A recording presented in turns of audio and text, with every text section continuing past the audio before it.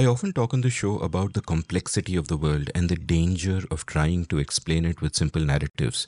Often, these simple narratives can be ideologically or politically motivated, but most of the time, they're just accidents of history. It just so happens that we remember some stuff, we don't remember other stuff, and often we have an incomplete picture of the world for that reason. For example, take India and China. I have done many episodes on the relations between these two countries, and a premise I took into all of them, which most of my guests reinforced, was that we lost a horrific war to them in 1962, and since then there has mostly been uneasy peace. But we ended on the losing side the last time we actually fought. Now, this is true, but this is not the whole truth. My guest today has in fact written a marvelous book of history around a battle between India and China in 1967 when China tried to enter India through Sikkim but were driven back by us. Yes, they lost that battle, and it might even explain why they didn't show any more aggression towards us for a long, long time. Now, I didn't know this, and there is no sinister hidden agenda from keeping this history from us. If anything, it should suit a nationalistic narrative. But it's just an accident of history that no one told this story, which is not just a story of China and India and Sikkim, but also a larger geopolitical story involving the USA and Pakistan. And it's also a great human story involving perhaps a greatest general of independent India, General Sagat Singh. We will never fill all the gaps in our history, but thank God there are people out there trying. Welcome to The Seen and the Unseen, our weekly podcast on economics, politics, and behavioral science.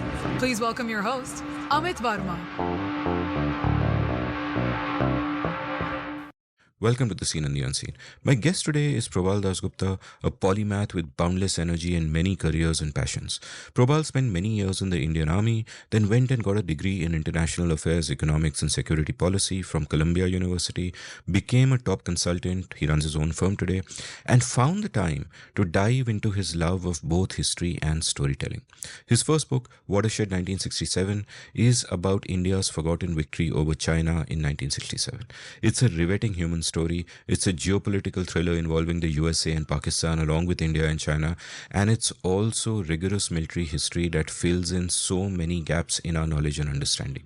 The details of what happened in 1967 will blow your mind. Probal and I get to it after the fourth hour of our conversation, and the reason we took so long to get there is Probal's life and insights are themselves so interesting. We spoke at length about the army, its ethos, its mechanics, how it functions, the task of studying history, of working in archives, of talking to people about the memories, and so on and so forth. I was struck by Probal's boundless curiosity, his boundless energy, but before this becomes a boundless introduction, let's take a quick commercial break and then head on over to our conversation.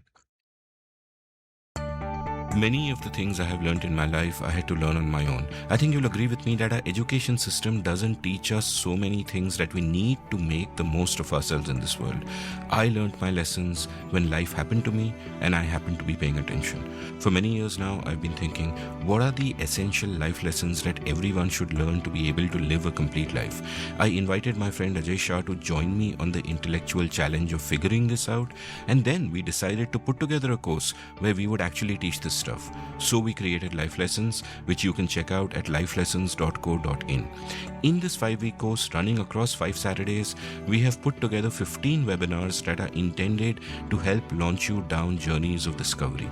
We will speak about learning how to learn, learning how to think, mindsets, mental models, clear writing, how to communicate better, quantitative intuition, probabilistic thinking, the history of thought, the foundations of economics, and even practical matters like how to think about personal finance and how to think about personal health. People who do the course also get to be part of a larger community that will have in-person meetups once a year. Basically, while we've always been sharing what we have learned in a piecemeal way in our show and our writings, here and there, diffused, this is an effort to synthesize our knowledge for you. So please head on over to check out Life Lessons at lifelessons.co.in. Never stop learning.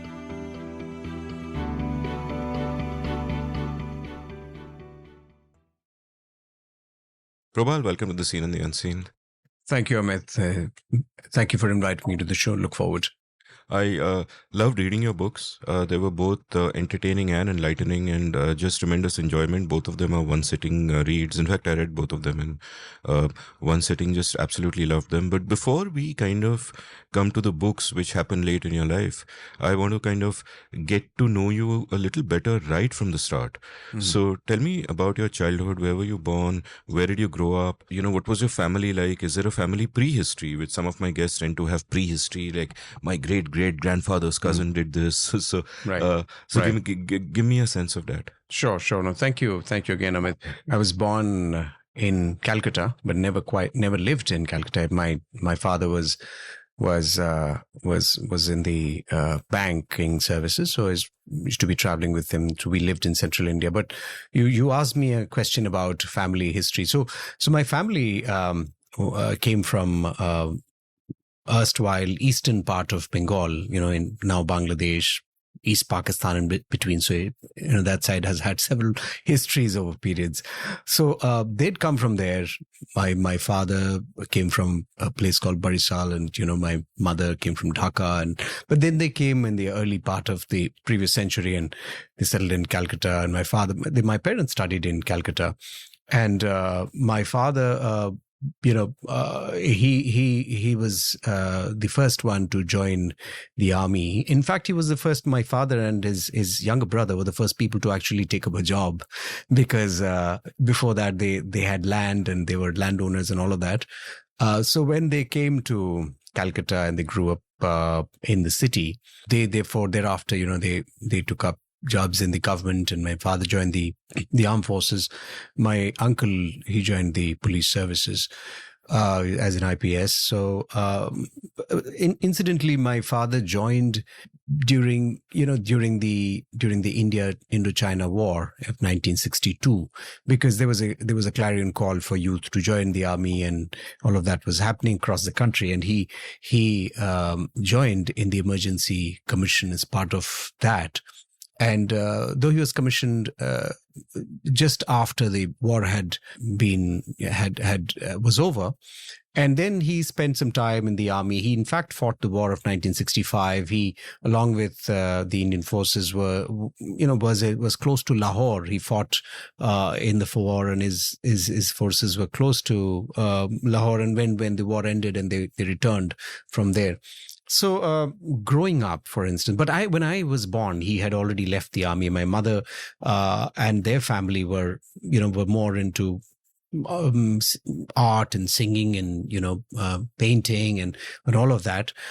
So two different kinds of families, but one of the common threads that I kind of grew up with or was attached to was reading and experience of various forms and embracing the different kinds of cultures that I would encounter, because my dad was in a transferable job in the bank. So every 2 years, 3 years, we would be packing our bags to go to another destination. So the good thing there was that, we were meeting different kinds of people, making new friends, and also embracing the differences early on.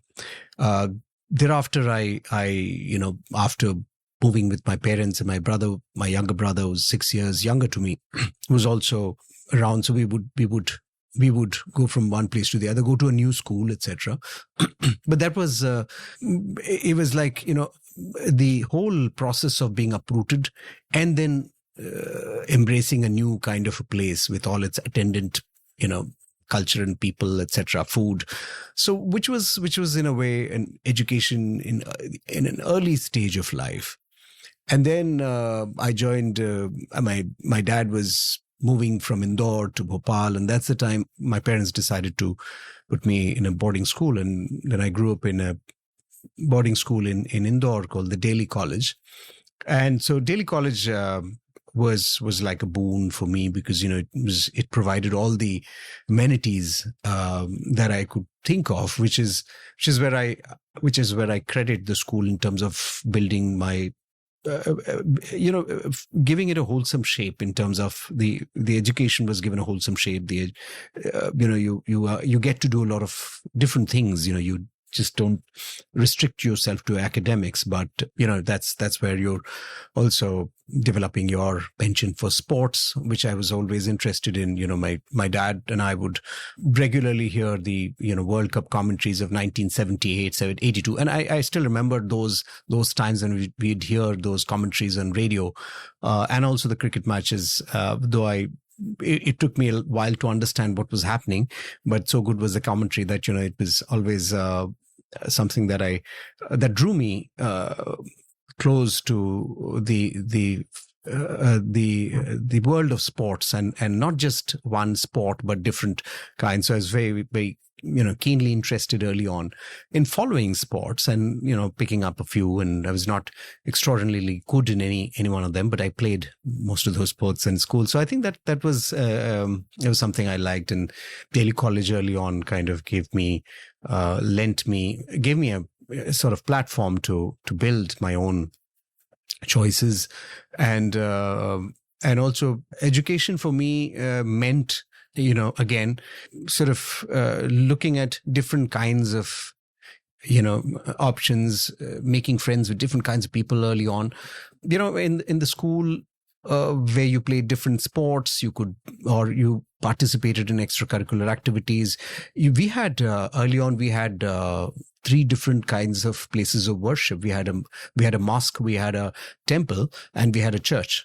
And sometimes you would go to the one that was nearest because that's how we but it was nice because you had different choices, again, like talking about choices, and different people who were there. It was a very secular upbringing. And that's one of the things that I feel in an education system we must provide. I mean, I think books and material related to academics will always arrive at some point of time in your life, and it's a choice that you make when you grow up, in terms of what stream of learning would you want to pursue. But that's an individual choice. The the higher aspect is what you learn as a human being. And I think that arrives early in life, which is where I do credit my school and my parents for giving me that opportunity to pick those nuances up early in life when I was traveling with them in my primary and middle school, and later on when I was in the boarding school. And so, yes, I spent a good deal of time there, and I, again, had the advantage of good teachers. I had a bunch of very good, teachers who kind of, not just the education in classroom, but even otherwise. I still remember one of my teachers early on, Mr. Ahmed Ansari, who taught us for 5 years. And the interesting part was that every time we would be promoted to the next class, he would be the class teacher in the next one, which is we took it for granted that the next in our 9th standard or the 10th standard thereafter would be Mr. Ansari would teach us. We kind of gotten used to him. At the same time, he was somebody who was quite largely responsible for the good and the bad things we developed in our lives in terms of who we were. So you develop a bond in the boarding school, not just with the students, but also with the teachers, because I remember, the math teacher would be around at 9:30 in the evening telling us where we should be developing our, or honing our skills in mathematics. And we would be cursing the fact that, this guy was around and he should be going home and he should leave us to our wares.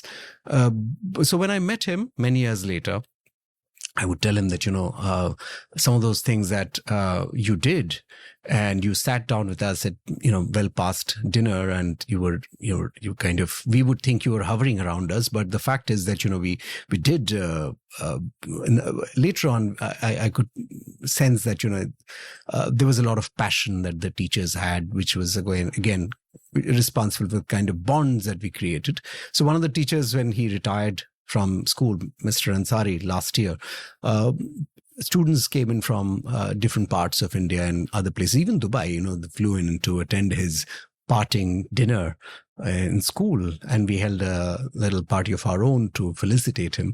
So I think that all of these things developed in school. Some of those things that for instance, I remember in primary school early on, those days, people would say that, when you go on stage, you must put your hands behind your backs, and that's the way you had to go and recite or participate in an elocution, or in a debate. You couldn't do anything else, but only one form of or one style was to be adopted, and no other style was permitted. And that was almost like a hearsay if you had any other kind of way of speaking. But here I was with Mr. Ansari, who told me that, you could, and I had this habit of using my arms and to sort of, amplify my expressions when I was speaking on stage. And he said, that's fine. You could do whatever you like, whatever suits you, however you think is a better way to express. You can go ahead and do that. I think that to me, it stuck in my head, and I made a mention of it when I went back to school. That this was one of the first lessons learned, that you could do your own thing, and yet you can be who you want to be, and you can get your message across. It's not just the one way that has been prescribed. I think learning by prescription was something that was done away with early in life, which also had a role to play in the evolution of our personalities. And I think I give credit to that lesson learned early on. So that was school life, and I've gone on for a bit about how things developed early on in my life and kind of shaped the way I thought. So and I think when I look at certain things that have happened later on in life, they're also kind of metaphorical representations of how you have developed in school, and how you have led your life in the early stages. Like I said, moving with parents, or meeting different friends, developing bonds in the hostel, and sort of having that sense of gratitude towards people who have taught you, or who have had a role to play in sort of in contributing towards your life in some way or the other. I think that's one of the lessons that I picked up. And I think later on, when I as I moved forward, and I've had several careers, and I've kind of tried to reinvent myself every time, I think I see it as, like I said, it's a metaphorical. I mean, if the early part of life was a metaphor for what, or was a precursor rather for what followed later, in terms of not doing the one thing throughout one's life, but wanting to do things differently each time, and wanting to reinvent oneself along the way. Wonderful. There's so much there that I want to double click on, and I'm going to, go right to the start and begin with your parents. Like, I am a couple of years younger than you. In fact, your math teacher would be very proud, because I have calculated that I am 1 year and 360 days younger than you. And when I think of my parents, I began to think of them as actual three-dimensional real people pretty late in life. What happens early on is your dad is your dad, your mom is your mom. They're in a particular role. You have your affections and your nostalgia and your resentments and all of that stuff related to that particular role that they're playing. The dad is a dad, the mom is a mom. And one of the things I regret, that while they were here, I did not spend enough time. I spent some time, but not enough time getting a sense of them as three-dimensional people, and especially understanding their interior worlds. Like, I've gotten glimpses of their interior worlds through the letters that I have found after they have passed on. But during that time, I never really related to them as people, and the fact that they have interior lives was lost on me. And looking back, I sometimes try to reconstruct some of that and wonder, what did they want? How did they respond to the lives that they were forced to live?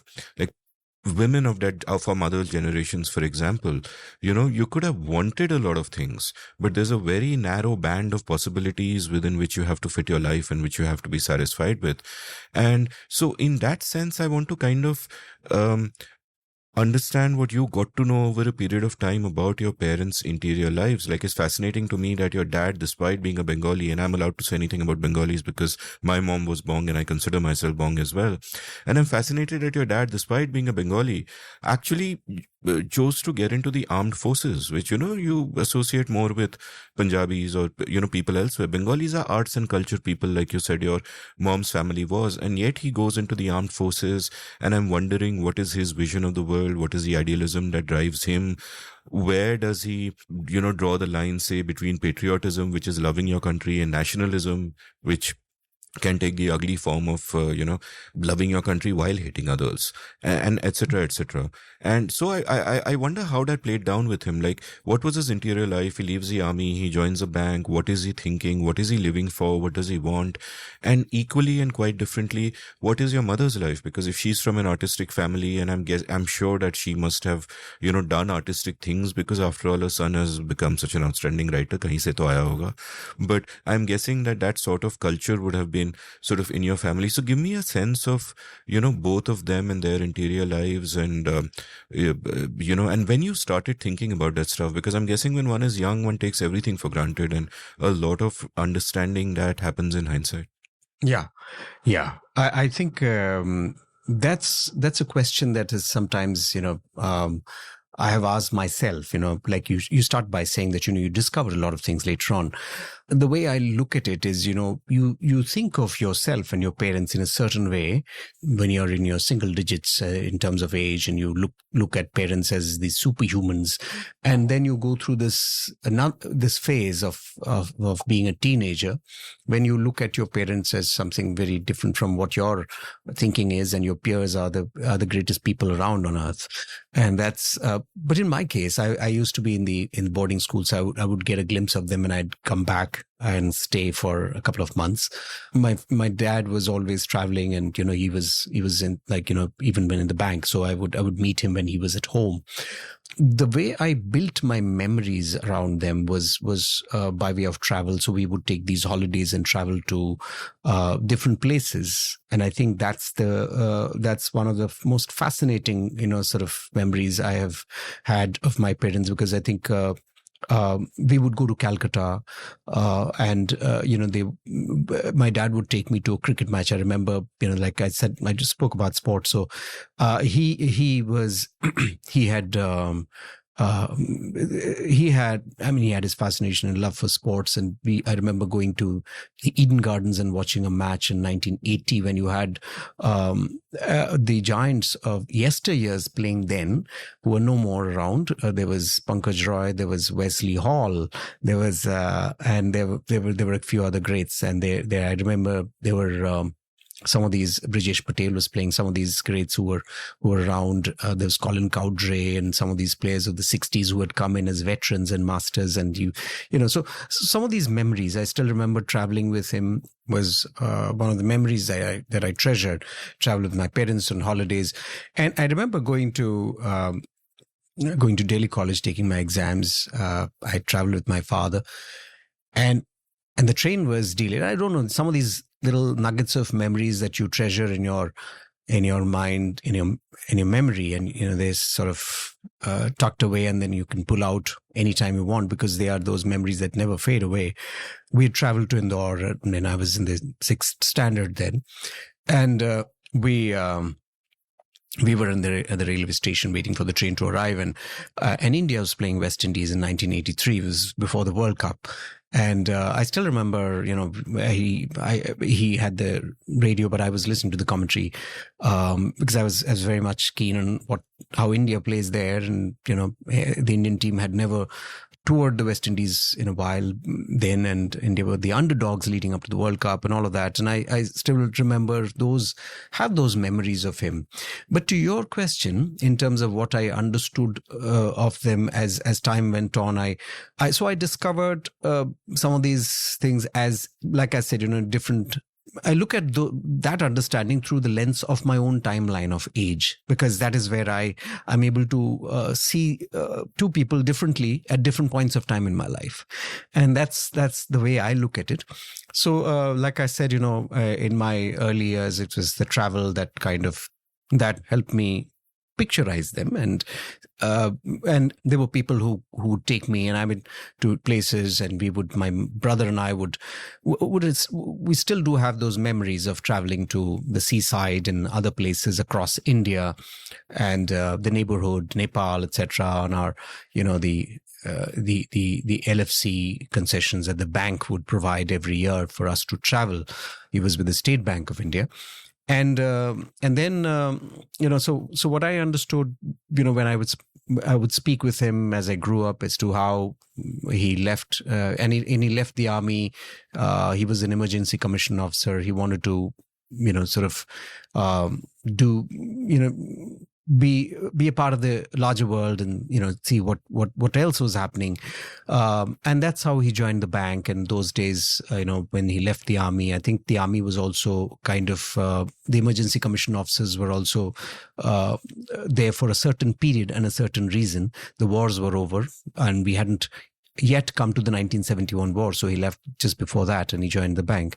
To your point about his outlook on patriotism and nationalism, so he had a very balanced outlook in terms of how he needs to see his country as part of the Committee of Nations, and that's the higher outlook in terms of where does he see India, and he saw India as a country that was a young independent nation, ought to have its place by way of the way it governs itself, by the way it defends itself. He was very clear about that. It needs to have a strong army, and it needs to have the right kind of governance, very inclusive, very embracing. And I think that's something that he placed above everything else.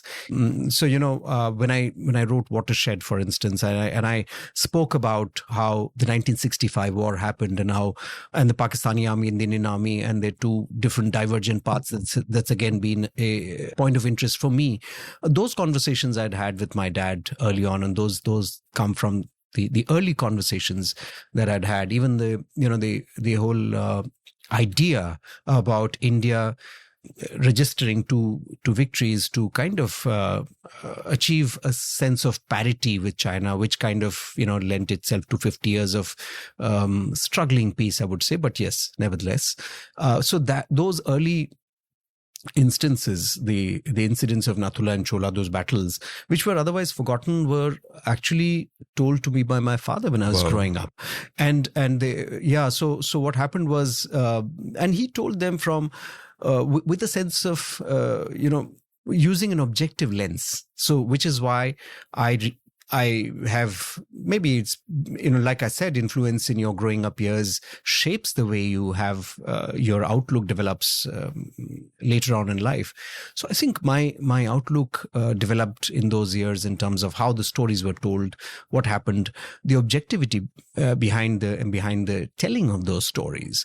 And so when I grew up, and I'll come to how the book happened, but essentially when I narrated the story of Nathula and Chola to people, and I realized that not many people knew about it.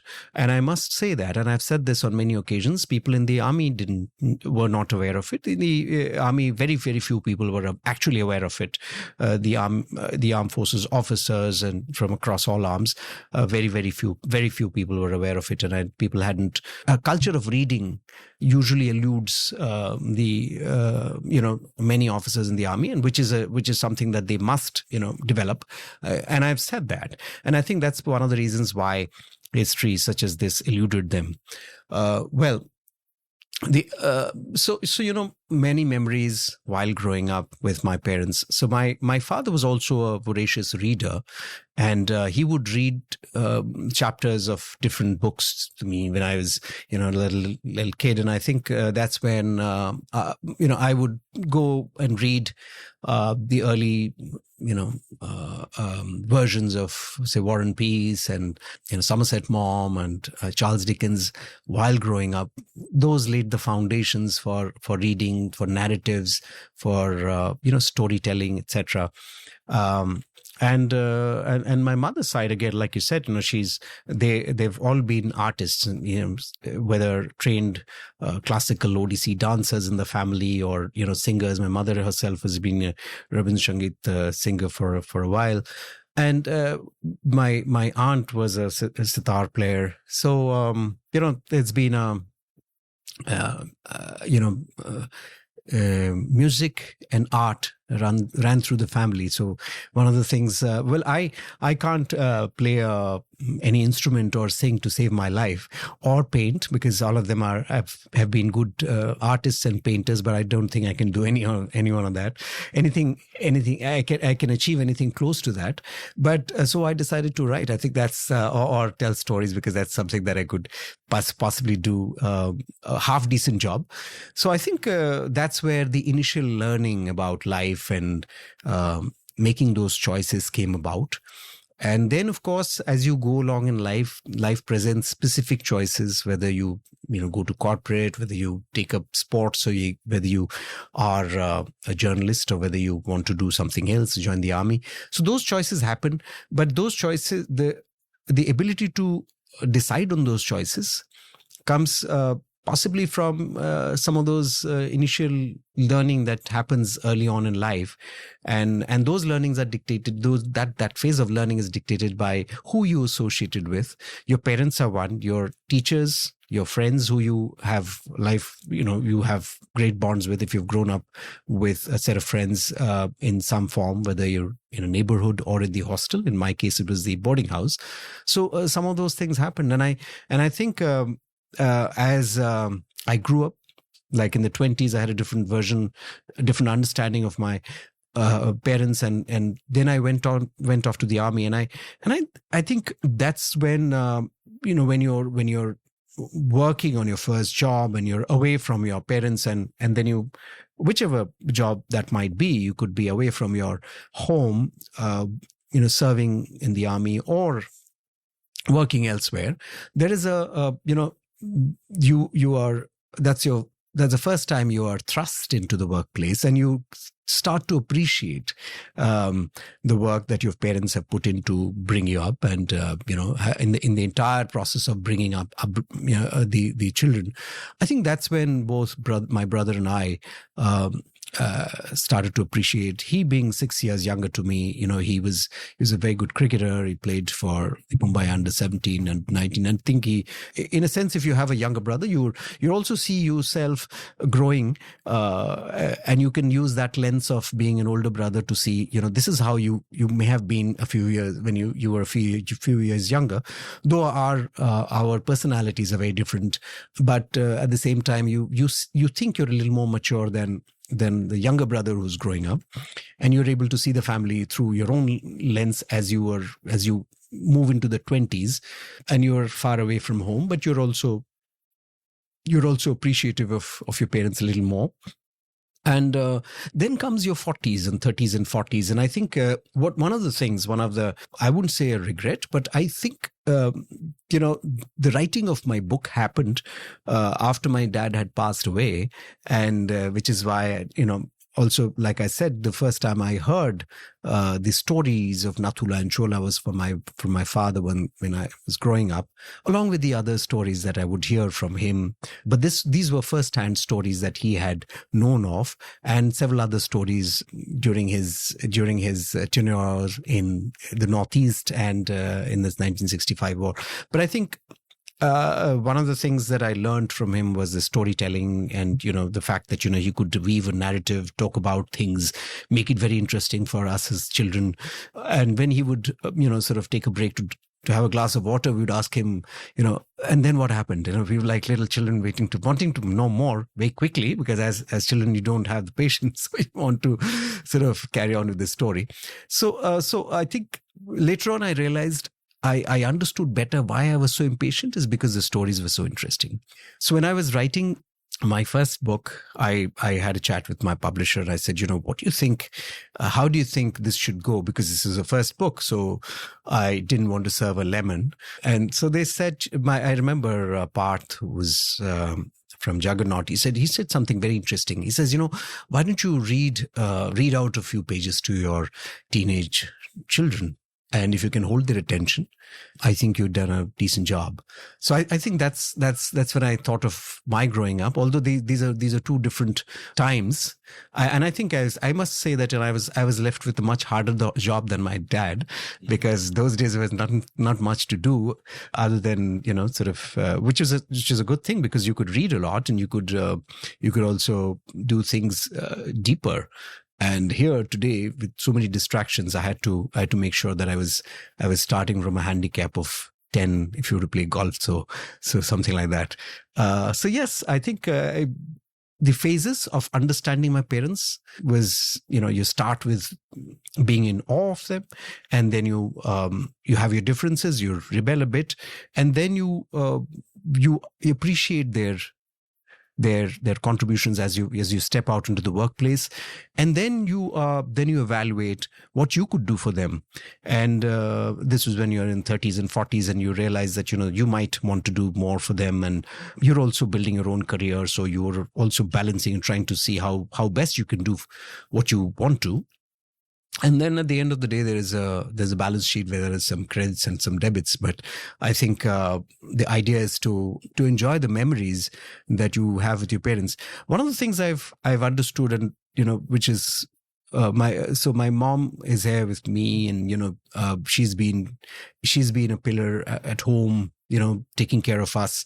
Like you said, women then had all the talent, but very little avenues. So, which is how I would look at her as well. But she was an uncomplaining pillar of strength, made sure that, we were taken care of at home, and, she had her own strengths, which is fantastic. And that's how I took a lot of, the learning from as well. And I think as time went on, one is also more appreciative. Like I said, more appreciative of what they've done. This is something that they introduced us to, and I think my dad prepared us in terms of, in some ways, one realizes after people are gone. So after he left us, one of the things that I told my brother that look, you live with a person throughout your life, and you live with your parents throughout your life. There are some part of your life that you live with them in physical form, and some part of the time that you live with them through the memories that they've created. And I think that's how I look at it, that, and that's why I started with the memories that, they had created early on in life. And I think that's how it's been. And after people leave you look at them through these various lenses that I spoke about an early stage, and sometimes you think, when you're growing up, you think you're hoodwinked by your parents, because and then you laugh it away later on, because you wanted something. And these days, of course, there's a lot of information that comes through, and your kids are very smart and do that. But those days, I remember, I remember we wanted to go to a movie, and I was little, and I think there was. And this is a story that I was told, not that I have any conscious memories of, but the movie tickets had been sold, and so we couldn't go for the movie. But I was very adamant that I wanted to go for that movie. I think it was Bobby. And so I was taken to the park, and I was let loose, saying that here is Bobby. And so I was just running around. So I think some of these memories are built around the early moments of joy, which can be a little silly, but you kind of treasure them as you, like I said, you look at them from different lenses across your lifetime, and you enjoy. You start to, as you grow older, you start to enjoy them, through a more matured lens, and you see them for what they are, and you look at your parents, and you kind of see, you see their wholesome contribution in your life. And I think that's something that I have treasured, having seen them through different stages, and my responses to them at different stages of my life. I love the phrase you used about how you built your memories, because that's kind of exactly what we do. And I was thinking aloud when you spoke about the centrality of travel in that if we were just to be all day with our parents every day doing the same damn thing, the monotony of the normalcy would mean that you kind of have less memories, because all of you are just in your comfort zone doing your thing. And it is when you travel, it is when you go out, that there is a chance to see people in unfamiliar environments and snap out of the normalization of them in whatever role they play, and you can see different aspects of them. That's really fascinating to me. Before I go to my next question, a quick anecdote for my listeners. You might well have heard it, but you mentioned Bobby. So the anecdote is that when the 1977 elections were announced, Babu Jagjeevan Ram was going to give this famous speech, and obviously Indira Gandhi, then still in government before the elections, did not want people to attend this giant rally that Jagjeevan Ram was holding, and he was of course known as Babu. So she decided that at that time when his rally is supposed to be there, Doordarshan will broadcast the film Bobby, and then that will distract everybody and nobody will go to the rally. As it happened, the rally was a grand success, and one of the newspapers the next day had the headline "Babu beats Bobby." So I just that's a funny one. I just love this story. Let's again go back to your childhood, but a separate section of it. Like, I want to know more now about your boarding school. Like, when I think of people of an earlier generation, like my dad was in the IAS, and when I think of him and his peers in the IAS at the time, you realize that they were all pretty idealistic people. He joined the IAS in the early 60s, so India is building, there is a vision of what we are going to do, and there's a certain idealism that people take with them. And that idealism vanished somewhere along the way. This was even a lament of his, but that idealism vanished somewhere along the way, and other stuff got in the way. And as you were talking about your teachers, your math teacher, or Mr. Ahmed Ansari, who moved, every class he would kind of move with you, and how passionate they were about what they did. And I'm just thinking that today, a lot of people may become teachers because they could do nothing else and may not be very idealistic about it. But it seems that you were lucky enough in that boarding school to have teachers who were not like that, who really loved it, who threw themselves into it. And even I remember that of some of my teachers, not all, back in the day. So I'm curious about how that shaped you as well, because, in the shaping of you, of course, your parents would have had a role to play in the different ways. I'm guessing that the fact that you were traveling all the time, or you were uprooted from city to city, would also have a role to play, because you are seeing different kinds of people everywhere. And you mentioned that even in the boarding school, you're getting exposed to different ideas, to different kinds of people. One day you're playing sports with the jocks, the next day you are doing debating or whatever you're doing with the geeks. And I'm guessing that all of this helps in your having a broader view of the world than many of your peers might have. So take me through the effect that all of this had on you, on shaping what, number one, your values are, number two, what your habits are, like the reading and stuff that you do, and number three, also what your desires are. Like, how are you developing as a person who wants things? What did you want? What was a story you told yourself about yourself? Yeah. Early on in boarding school, again, I had different phases when you're, those days when you'd go in to the boarding at a younger age, you had your seniors and you had this little friction with people. The one early lesson that I learned was to be able to handle issues that happen, that, you could be in disagreements. You could have a more violent disagreement with someone, or somebody would want to ask you to do certain things that you don't want to. How would you want to respond to him? Also, making sure that everything was civil at the same time. Some of these things, and when I wouldn't say you're thrown to the deep sea, but at the same time, the boarding school early on provided you with the tools to not just navigate different environments. Like you said, you play squash one moment, or playing a game of football, and then you're going off to do debates with the others, or you're in your academic circle. So there are pretty much you'd find a lot of people common in all these circles as well, because one of the things that happened in school was to get people to do several things, so you wouldn't have only you wouldn't have a separate set of people who were playing sports who were different from those people who were debating, who were different from the other people who were doing some of the other things, but they were pretty much, there was an overlap.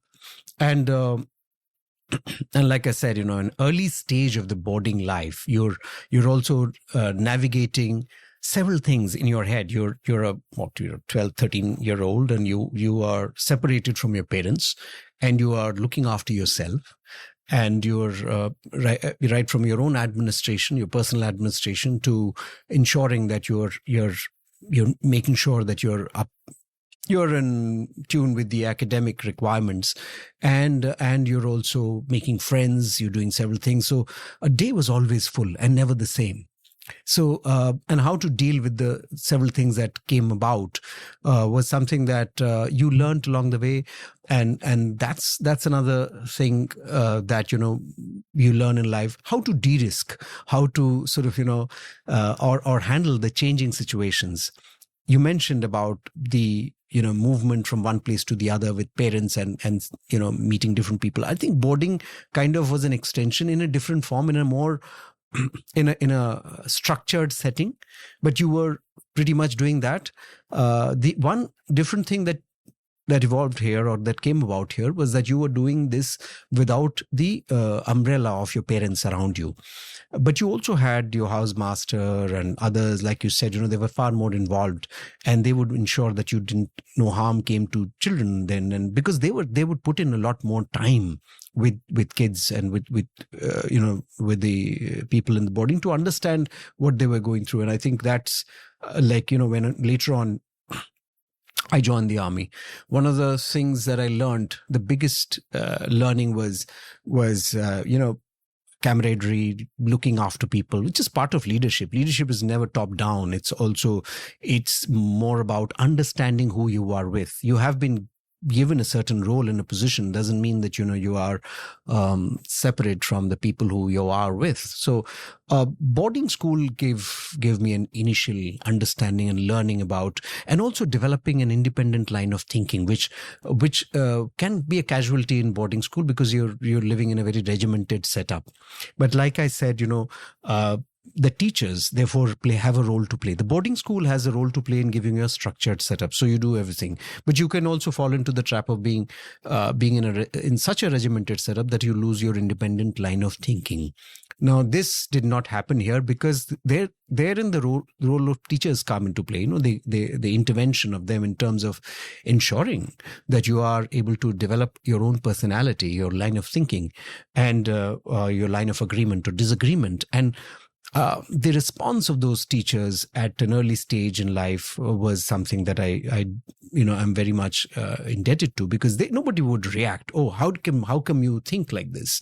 For instance, let's give you an example, digressing a little bit. But the other day, I was reading about Magnus Carlsen wearing jeans to the Rapid Chess Championship final, and I was having a chat with my daughter just yesterday, and she said, but why do they ban him? Why should they ban him? What's the point of having to wear something else when he wants to wear jeans? And it's not even a contact sport.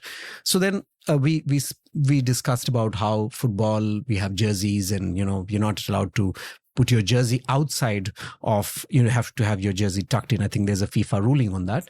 So we're talking about it. But for instance, being partly from that old school, my initial thought is, no, but that's like a rule, right? You got to respect the FIDE chess rules, that this is how your attire should be when you can't appear in a suit to play a game of golf in the Masters PGA. You don't do that. So therefore here it's the same. So we got discussing, and she had a point of view, which I think now when I go back to my school, and I know, we were growing up and we had a point of view which was different from the classical point of view. And I think teachers, some of them, not all of them, and again, that's where your understanding of how you deal with different kinds of people comes in.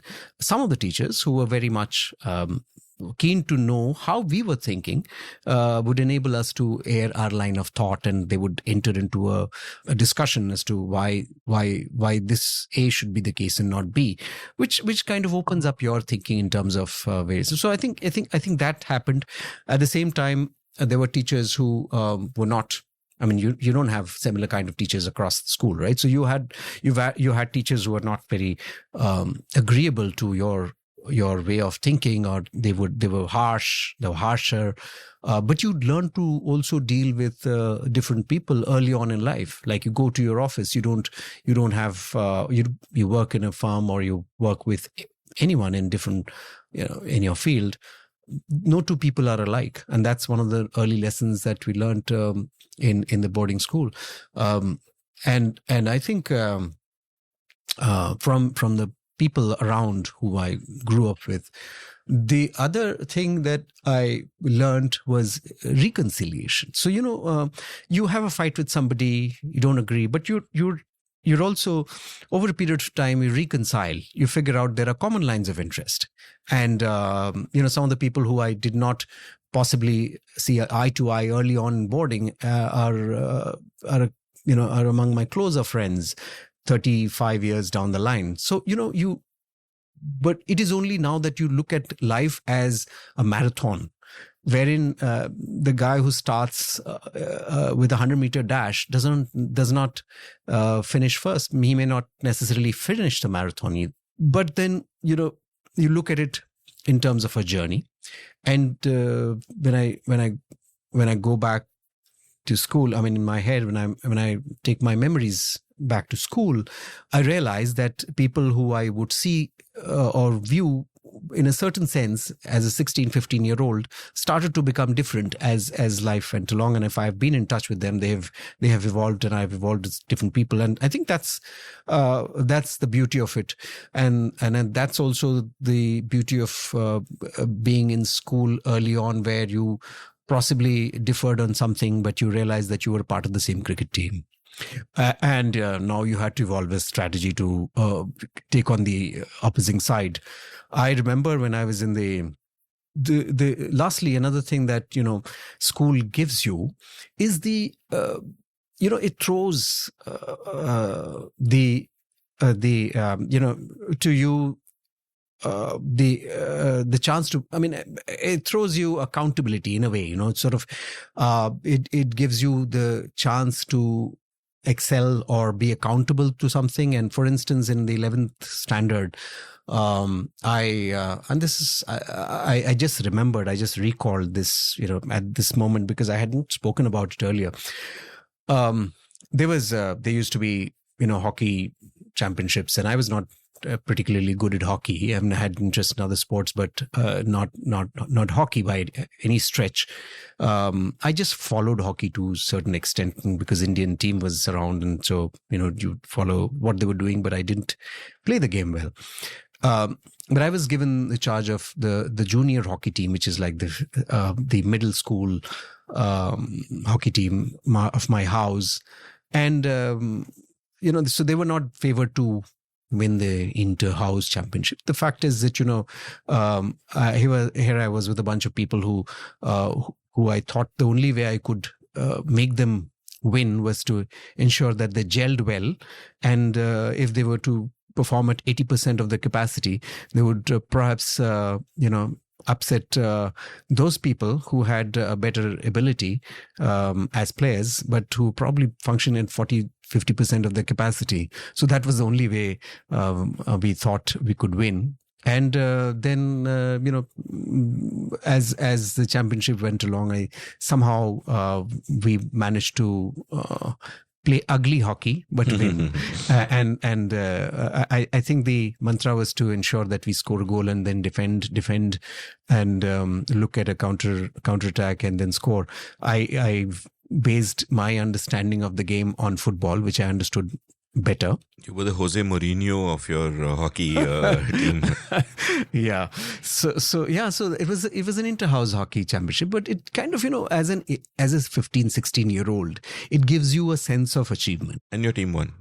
our team won the hockey championship, and I remembered the other thing that from school is the kind of exposure that it gives you, like this one, and throws at you the sense of accountability which you, and also it's the reward. For instance, reward, and some of the things that one does in school also results in the positions or the roles that the school gives you. And you had several competitions. You could, and there's a sense of competition, a healthy sense of competition. So some of those things are things that you develop early on in life, and you have in your 12th standard, you have in the boarding school you have a bunch of prefects who are selected. So I remember I used to be writing in the school magazine, and I was a part of the editing team, and I was an editor early on the 9th standard. Somebody who was a senior editor saw something in me that this guy could write, and he took me in the editing team, and I was part of that editing team. The guy who was my senior, he went on to, I was in touch with him, and he's no more now. But he was he was the CEO of SAP India. Long back, 10 years ago, he passed away. But he was a chief editor, and I remember he was 2 years senior to me. And then when I was the senior editor in the 12th standard, there was a young boy who was around, and I said, this guy can write. And that guy was, phenomenal. And he went on to, he's an author, he writes, he's been editor of one of the dailies down south, and he's done well in life. He's the editor of Deccan Chronicle, and so what I was trying to get at is, you are given that responsibility to identify. You're also thrust. A responsibility is thrust upon you, and there is an accountability that you give that you kind of set up for yourself, that this is what I need to do. And then there's a sense of achievement at the end of it. There is also a sense of disappointment when you don't do something that you set out to do. But then that's a good thing, because early on in life, and you fail, and you're able to pick up the pieces, and that's where you run with things. So that's something that the boarding house teaches you. Like early on in life, was given the responsibility of being a prefect. I was the head boy. So one of the things that happened was that I would be called to the principal's office, because there were people who were we're all children, right? So there was somebody who was bunking classes, somebody who's gone somewhere else. So it'd be asked the question as to why somebody's gone. You should be the one who should be, who should be telling people how. So I used to wonder as a 17-year-old, why should I be the one?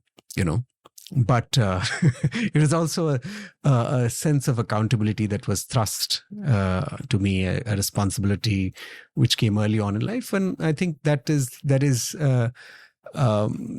helps in the maturing of senses, and also the ability to build bonds without isolating yourself from the rest of your people, your mates. And I think there's a sense of balance that school gives you, and a boarding school did that early on in life. And I think I must give due credit to that phase of my life, to my parents for having put me there. And my father would travel with me whenever I had to go back from school to my home. And so I think I remember there was an essay competition, some international essay competition which I had entered, and I had won that, and it was very much the school was very appreciative of that and all of that. So I think given that they would thrust responsibility upon you, accountability, and then there was a reward that came with it, was something that I learned early on in school. Also, things that didn't come off, so there are times that, things didn't come off, and you had people around who could tell you that this is just another day, and just don't overthink, or just let let things be or hang in there. Whatever it is, they could tell us, or we could tell each other early on. So, and in my book, Camouflage is my second book, where I talk about the some of those stories where people make a comeback. Some of these couple of people a couple of characters make a comeback after having suffered the worst of defeats or worst of losses. So I think it's about embracing the whole, which is what came on early in life. And later on, of course, you've had I've had my ups and downs, and I think I've embraced all of them. And we spoke about memories. These are also memories, the ups and the downs. Fascinating. Yeah, and Camouflaged actually has a bunch of stories about people coming back, like, Haripal Kaushik, losing in Rome in 1960 and then going on eventually to, after doing his time in the army, to win the Olympic gold and the Asian Games gold. And also Chanan Singh Dhillon, where I thought it was a particularly poignant story that, he wanted to be an officer in the 40s, and eventually it happens like a decade and a half later, which is, again, you just stick to it, it comes back. A couple of things that struck me about the boarding school story is that, number one, I think it feels like it can work both ways, but for you, and I guess for all your colleagues at that time, your classmates at the time, it would have been a tremendous blessing, because in a sense you are getting an accelerated learning of what life is all about.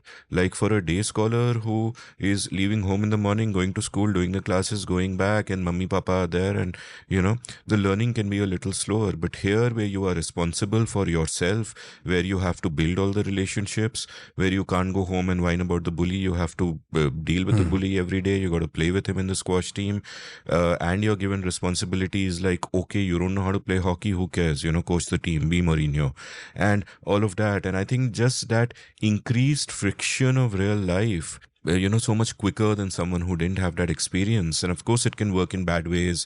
I've heard horror stories of boarding schools elsewhere, but clearly not here. And the other thing is, it's almost as if while going through boarding school, before you joined the army, you imbibed a lot of the army ethos, in a sense, the responsibility for your colleagues and, carrying everyone together, the bonhomie, the dealing with diverse people, etc., etc. It almost feels like all of this was already being internalized in you by the happenstance of the structure of the boarding school, long before you even go to the army.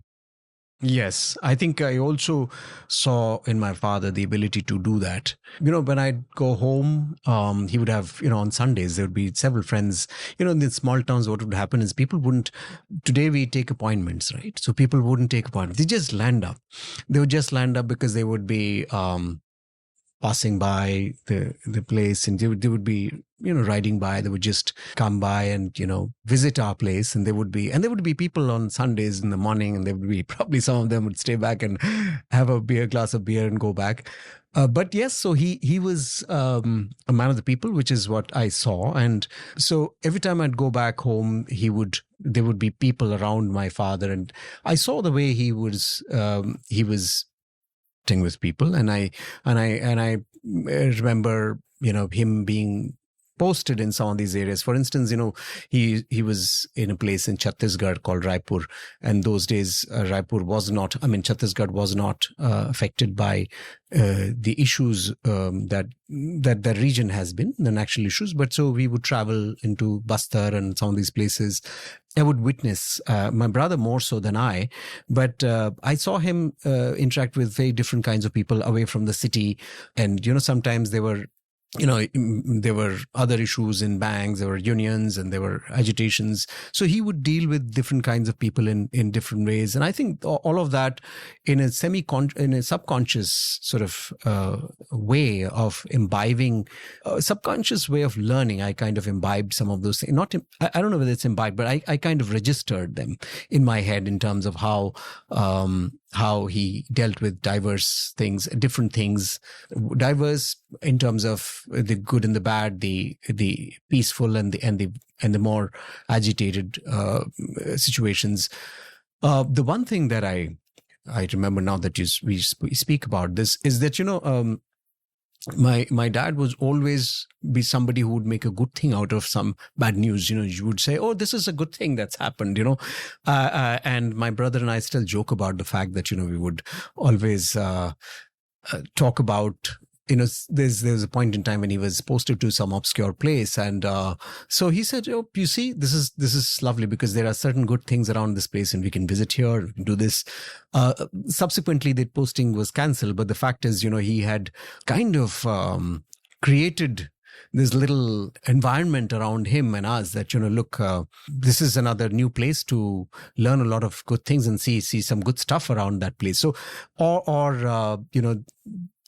sometimes it would, that's the other thing that my brother and I would talk about, that it would lead us to a point of irritation. But, because he would, like many of the past generation, he wouldn't tell us if he was going through some hard time. He wouldn't talk about it at all. And he would just, or a physical ailment. And it was only later then we were away from home and he would live in Bhopal, and we would discover that, he was having a knee issue or a back issue, while driving. And he would tell us that, it was just all right, just a bit of a niggle here or there. So I think embracing or looking at different issues and not really, falling apart is something that I saw, through the different, environments, whether it was in school and boarding or at home early on with my father as well. There's some of those things that stayed with me. In fact, his personality and my mother was a solid, stable person at home who would not sort of, who would ensure that, everything was hunky-dory and in shape. And you spoke about boarding in terms of, how, yes, there are instances where things don't go the way they should. And I think what has happened over the years is that we have gotten to a better system of treating children while growing up. I was talking about my experience, or through the lens of my experiences, which were good.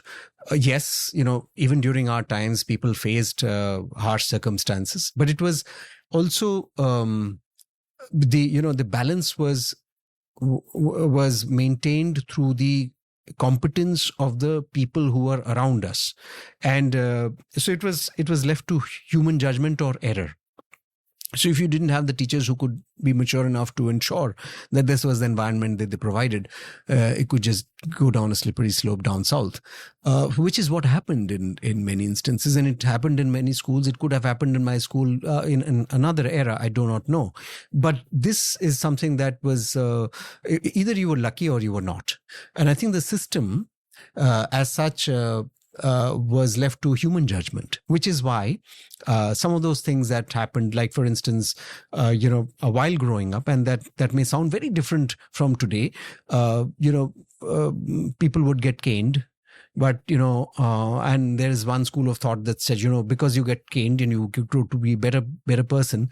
And there's the other school of thought that says, you shouldn't be caning children. And I think one of the things that I learned from my father, again, and in school as well, that, look, you can lead a life without violence, without perpetrating violence of this nature on children growing up.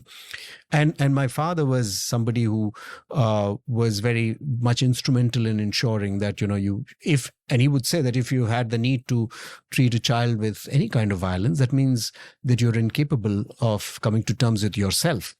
So I think that's one of the things that when our kids were growing up. And the other thing is the curiosity, which in school I spoke about various things, and I remember that never stop being curious. And I think there was no silly question. There were teachers who would say, "Oh, that's a silly question. Never ask such a question again," and everybody would cower in fear that maybe we should not. And there were teachers who would also cane you on your palms. There were those teachers, and we don't have specifically good memories, but I don't have good memories about them. And I am not of that school that believes that you need to use the rod to or cane discipline children when they grow up, because I don't have fond memories of those teachers. I have fond memories of teachers who've shaped their personalities in the way way that have empowered those kids to develop the way they have. I think those are things that have remained. And I think the other thing is curiosity. Like I said, I remember, again, a little incident, anecdote. I was my kids, the twins, they were little, and they were. I was telling them a story, one of those early stories about how we all heard the story of how the tiger ate everybody, and I think it was a monkey who said, well, you should have one animal a day. So that the jungle's kind of maintained, and the population doesn't disappear, and everybody doesn't get eaten up by the tiger. So I was narrating the story to my kids, and my father was there as well, just reading the newspaper. And while I was narrating the story, I said, and the monkey said that you got to have one a day. And then they did this. So I went on with the story. So as I was doing so, my son Sagat, he asked me. He raised his hand and he said, "Look, I have a question." So I have a question. Did the tiger not get dinner? So, but I kind of ignored his question, and I said, "No, look, this happened." I may not have heard his question. So my father stopped me. He says, "Look, he has a question. Answer his question first."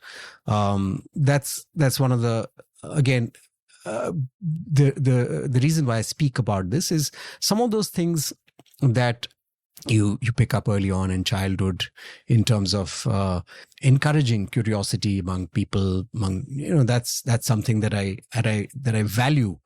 And this is a little incident, and I've narrated this incident a few times to my kids, which much to their irritation now. But I think this is an early lesson which I learned, because while growing up, you are also.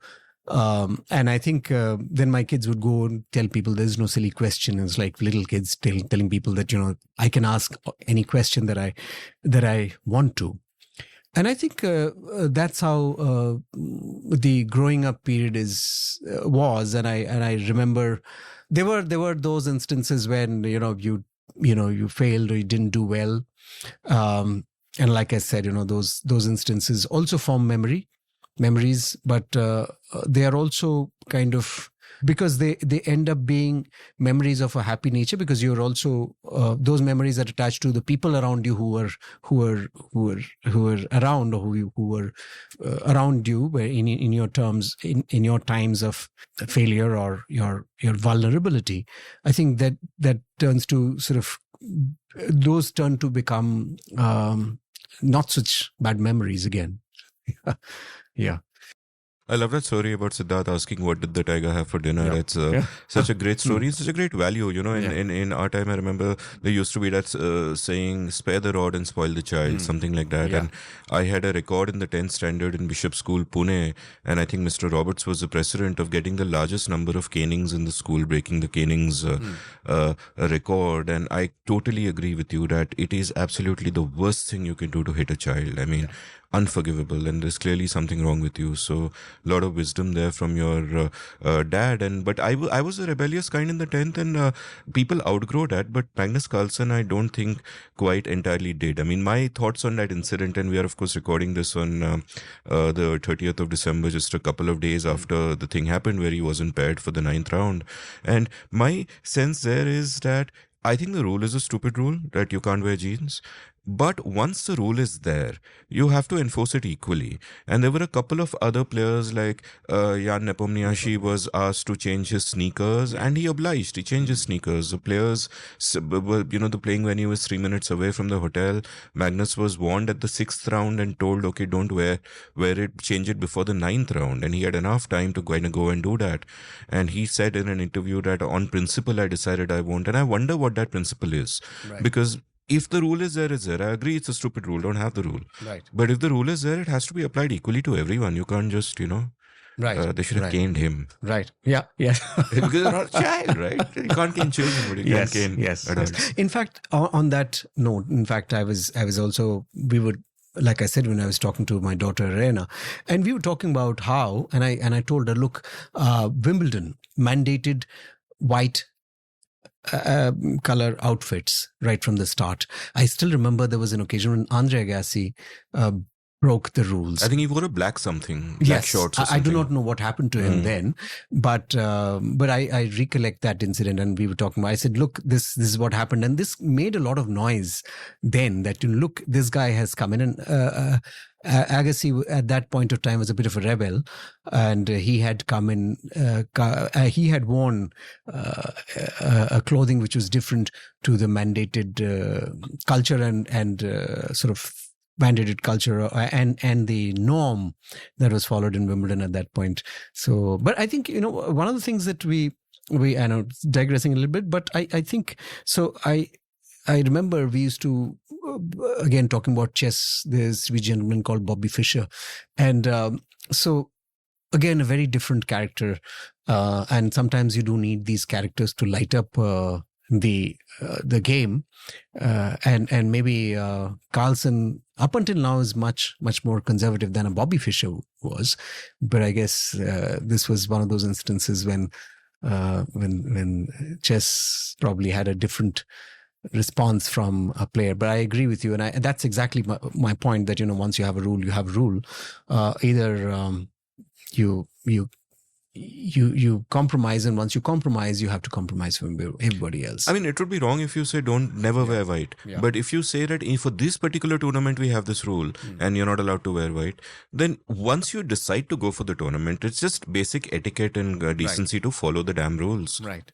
So I just, so let's take a quick break and, grab a bite. And on the other side of the break, there is still a lot to talk about. Yep. Thank you. Look forward.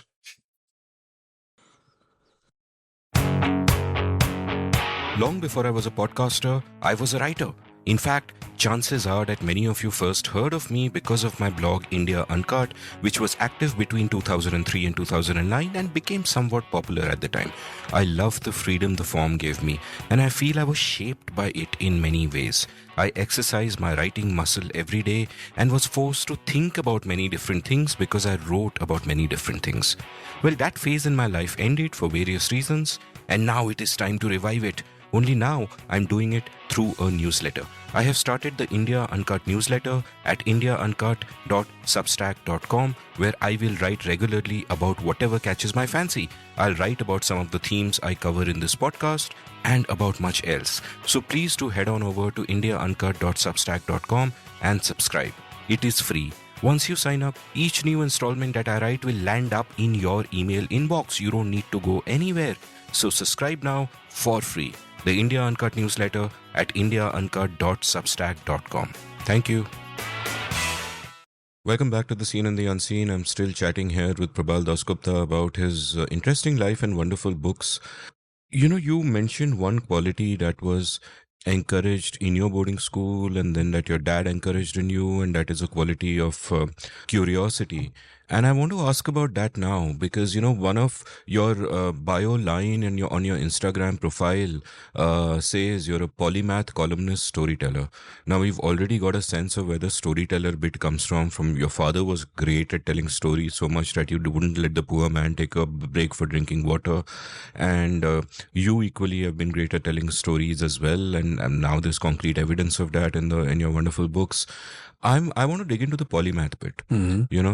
You must not just be a polymath, but a self-taught polymath. Mm-hmm. Right? And I guess when you are curious, it sets into motion a virtuous cycle where your curiosity breeds curiosity, and therefore you are always reading, finding out, asking questions, and you just become a polymath without it being an intention that I must know many things about many things, but you just do because that's just who you are.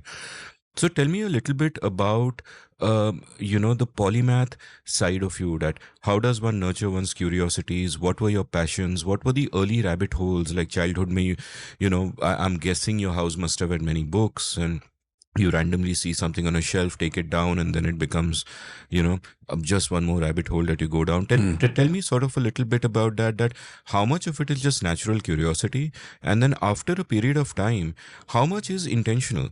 Because, earlier you were speaking about the importance of reading, and you were saying, I wish more officers read. But the truth is, this is not just about officers in the army. Most people don't read.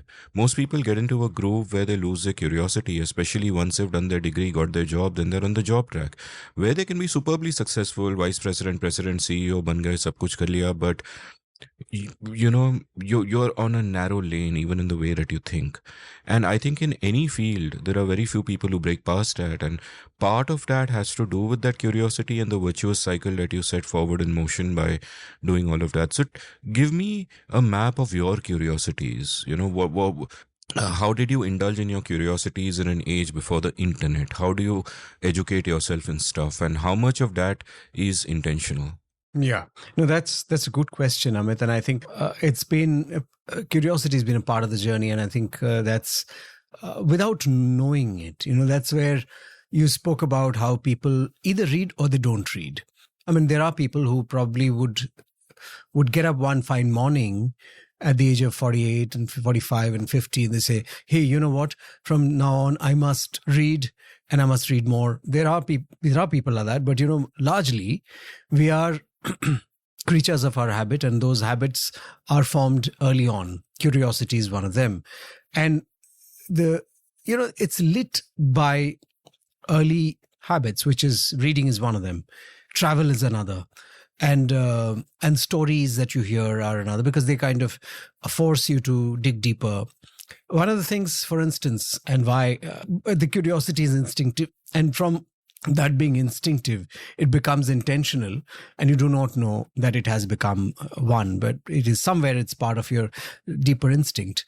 Just to give you an example, when we go to watch a movie, I remember one of the reasons why I like to watch movies set in different points of history, period dramas, is because at the end of the movie, there are the credits that go up, and I'm very curious to know what happened with X or Y or Z. And if they haven't told me, I would go back home and figure out and go into that rabbit hole and figure, not because I'm going to be writing about them.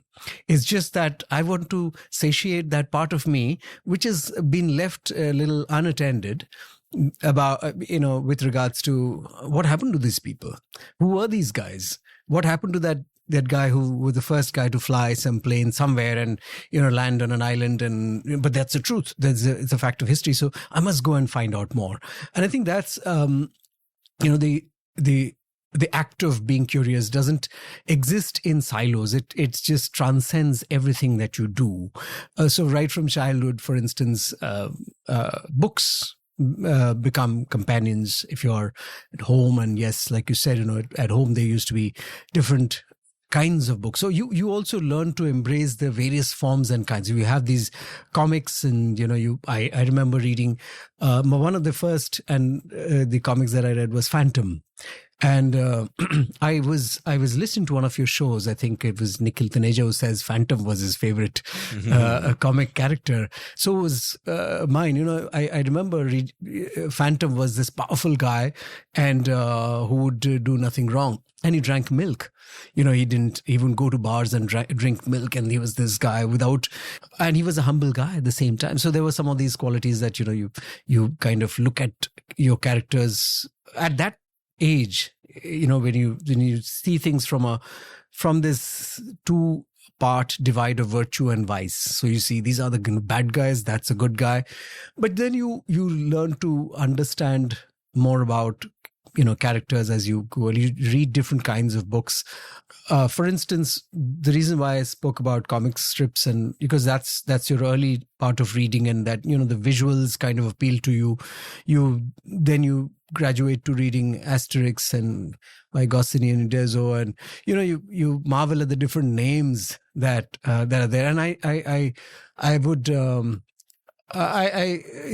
remember being given the first copy of it by my dad, and he was there are times when still I recollect him laughing out aloud about recalling postal districts, and he would say, oh, there's a letter is by postal districts. They letter at home, Vital statistics. Vital statistics and impedimenta. Great the names. fishmonger. Absolutely marvelous. So curiosity, I believe, must be fed on a diet of enjoyment, enjoying that journey of, otherwise just being curious without really wanting to know is drab. I do not know whether one can get far with forced curiosity. So, you want to understand who are these gods, and, initially I wouldn't understand why the biggest fear is the sky falling on their heads. and my dad would laugh at it, the sky falling on their heads, and I just wonder, that's all right. There has to be some fear, and then it's only later, not early on as a kid, but later you realize that there is this whole thing about the sky falling on somebody's head, and it's just funny. I mean, how, and I could see the fun part as one read along and one read more.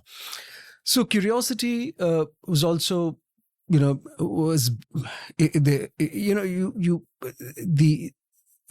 being curious was something that you found yourself to be, or you were curious as you grew up about characters, about people. I remember, I was talking about stories being narrated when we were kids, and my dad was talking about the story of Papillon. There was this character, Henri Charrier, and he was a prisoner who was, who would escape, and he was caught and put back in prison. There was no internet, but I wanted to find out, was it a real story? What happened there? So these various instances where the whole culture was to understand what happened beyond what you saw. And that is what bred curiosity early on. I'm just being served on a platter. A story was not enough. The idea was to figure out what happened thereafter. And I remember going to watch a movie called Killing Fields, which won 4 Oscars. And we went to this theater called Tiger in Calcutta, which is a very well-known theater then. And I wanted to know what happened to the Vietnamese guy. Who was this guy? And I was thrilled to know that this guy was an actual character, and this had happened to this journey. I think it was Sidney Schanberg or somebody who had gone from New York Times, and when you connect with characters and we try and dig deeper, you marvel at the possibility of unraveling truths that are not otherwise presented to you. And I think that's what that's what leads you to be more receptive towards other facts. And that's what, when I say that I'm deeply interested in history, largely in the last 150, 200 years. Of course, I love to read about the past beyond that as well. But the last 100 odd years has excited me in terms of how the modern world kind of came into being, and how I could connect with characters who I read in books, read about in the books, or saw in the movies, and I could connect with them in terms of my research. For instance, Sidney Schanberg was a character who figured in my research in about the 1971 war, because he covered the war from New York Times, and I also have a couple of anecdotes about him asking General J.F.R. Jacob that, look, now you have the Pakistanis as prisoners, and General J.F.R. Jacob was a Jew, and he said, well, you can now, and his family had run away from Germany and had after the Holocaust and during the war. And they had escaped and come to India and settled here. So Jacob tells him that, no, so he was told that now you can finish them off. Now, you have your chance types. And General Jacob tells him that that's not how we, do in the Indian Army. And Sidney Schanberg was just trying to lay out a beat to see whether this happens here. So, I mean, I could connect characters who I'd seen in my childhood, watched in films and read about in different forms, and they pop up in the research that I do on another project. So the rabbit hole never ends, and in the course of doing that, you discover that you are hack historian, or you can actually put together different notes and different data points and create a narrative. Also, it empowers you with the ability to believe in your ability to unearth things and travel comfortably in that path.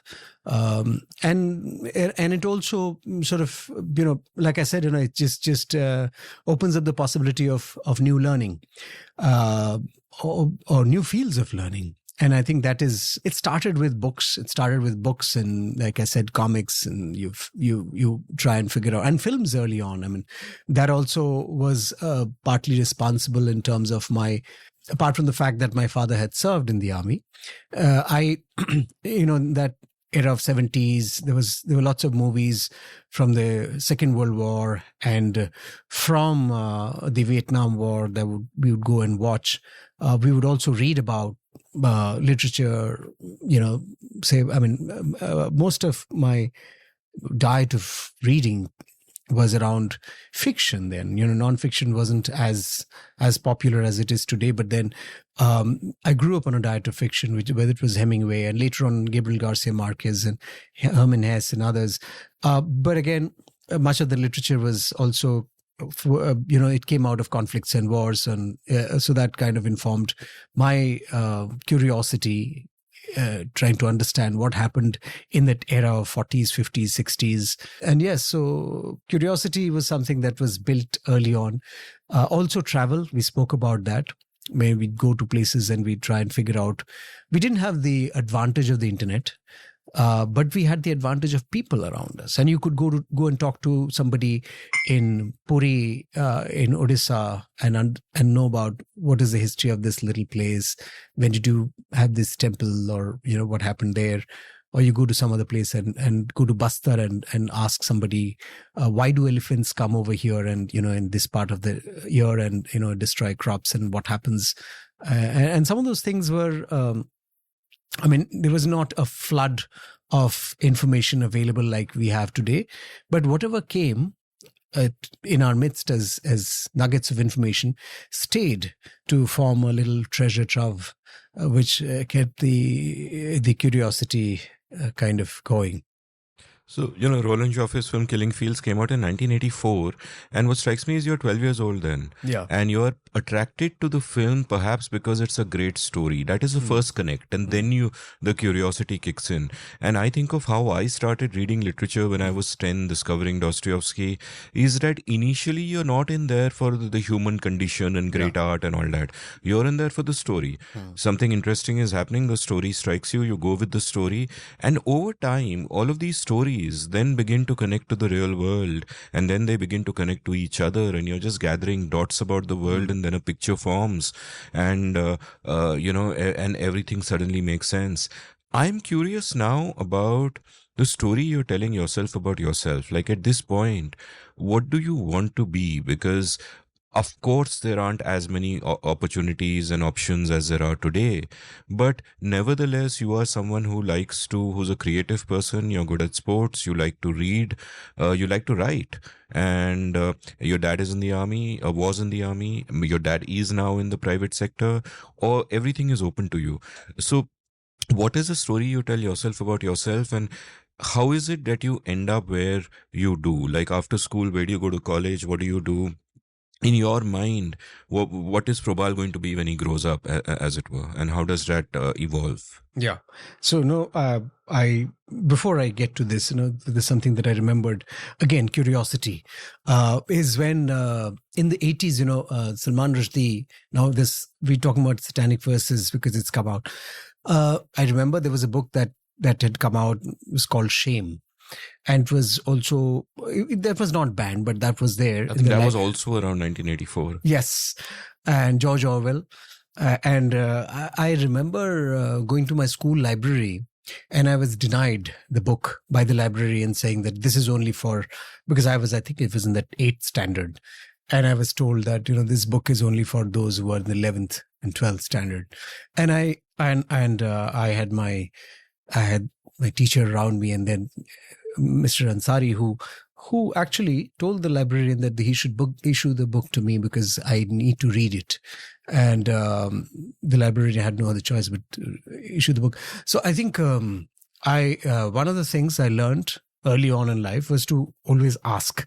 You can always be, somebody can say no or somebody will say yes, but until you ask, people won't know. I think that's one of the kickoff points of curiosity, that, take that first step, ask, or take that step to figure. And that's one of the things that happen. Curiosity sometimes, pushes you in directions which otherwise you wouldn't. I love Salman Rushdie's Midnight's Children. I love Shame. That's a book I had to read. I read as a teenager when it had come out. And it had come out a few years early, but I think I read it around the age of 19 and 20. And I had to read it to read it again to figure out some of these characters. But I loved, it was more the joy of reading rather than alluding to any specific issues or, look at them as metaphors that stood for something else. Sometimes at that age, you loved reading the book because it presented a story and it also told you. And I remember reading it after Khushwant Singh's Train to Pakistan. And then there was, what used to happen is that you would read a bunch of similar kind of books. And because you were so interested in, that event and the period, and you would read about Salim Sinai and Salman Rushdie's book, or about, the partition in Khushwant Singh's books. And I think that was a period when one would read.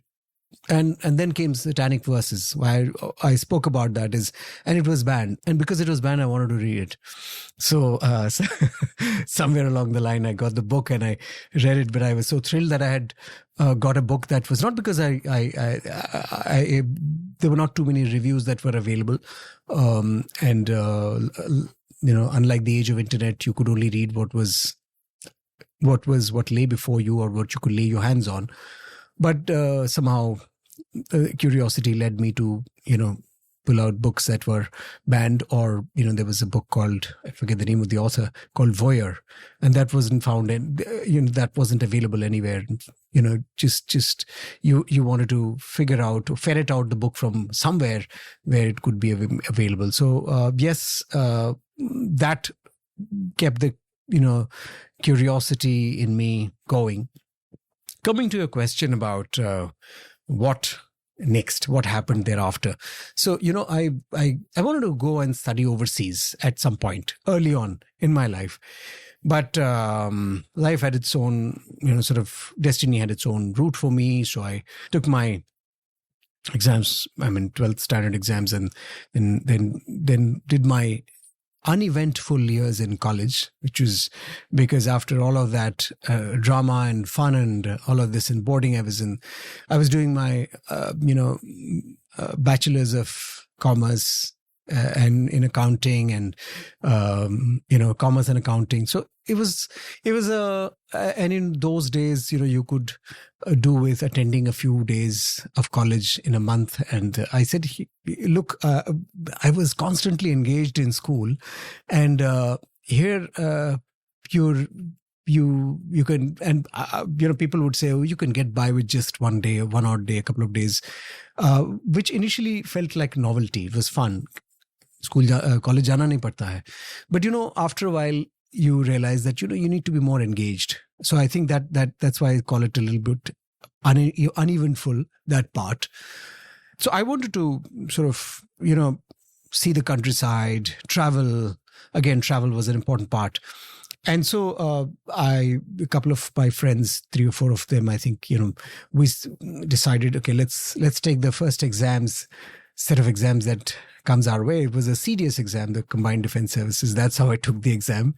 And I remember we took the written exam, and then we called for the Services Selection Board interview, which is a very tough one, which is exhaustive, lasts over 5 days, four or 5 days, and it tests you in every form and shape, and tests your mettle, your physical capabilities, as well as your mental faculties, your responsiveness, your ability to, in some way. And I think some of those tests have been proven to be the psychometric tests and several other things, and it's very, very closer to being foolproof in terms of assessments at a very early stage of life when you're just out of college. I was just barely out of college, and I think that happened in Bangalore. When you qualify from your written test and you go for your SSB, the Services Selection Board exams, there were 80 of them in that interview over 5 days, and 4 of us were finally selected. And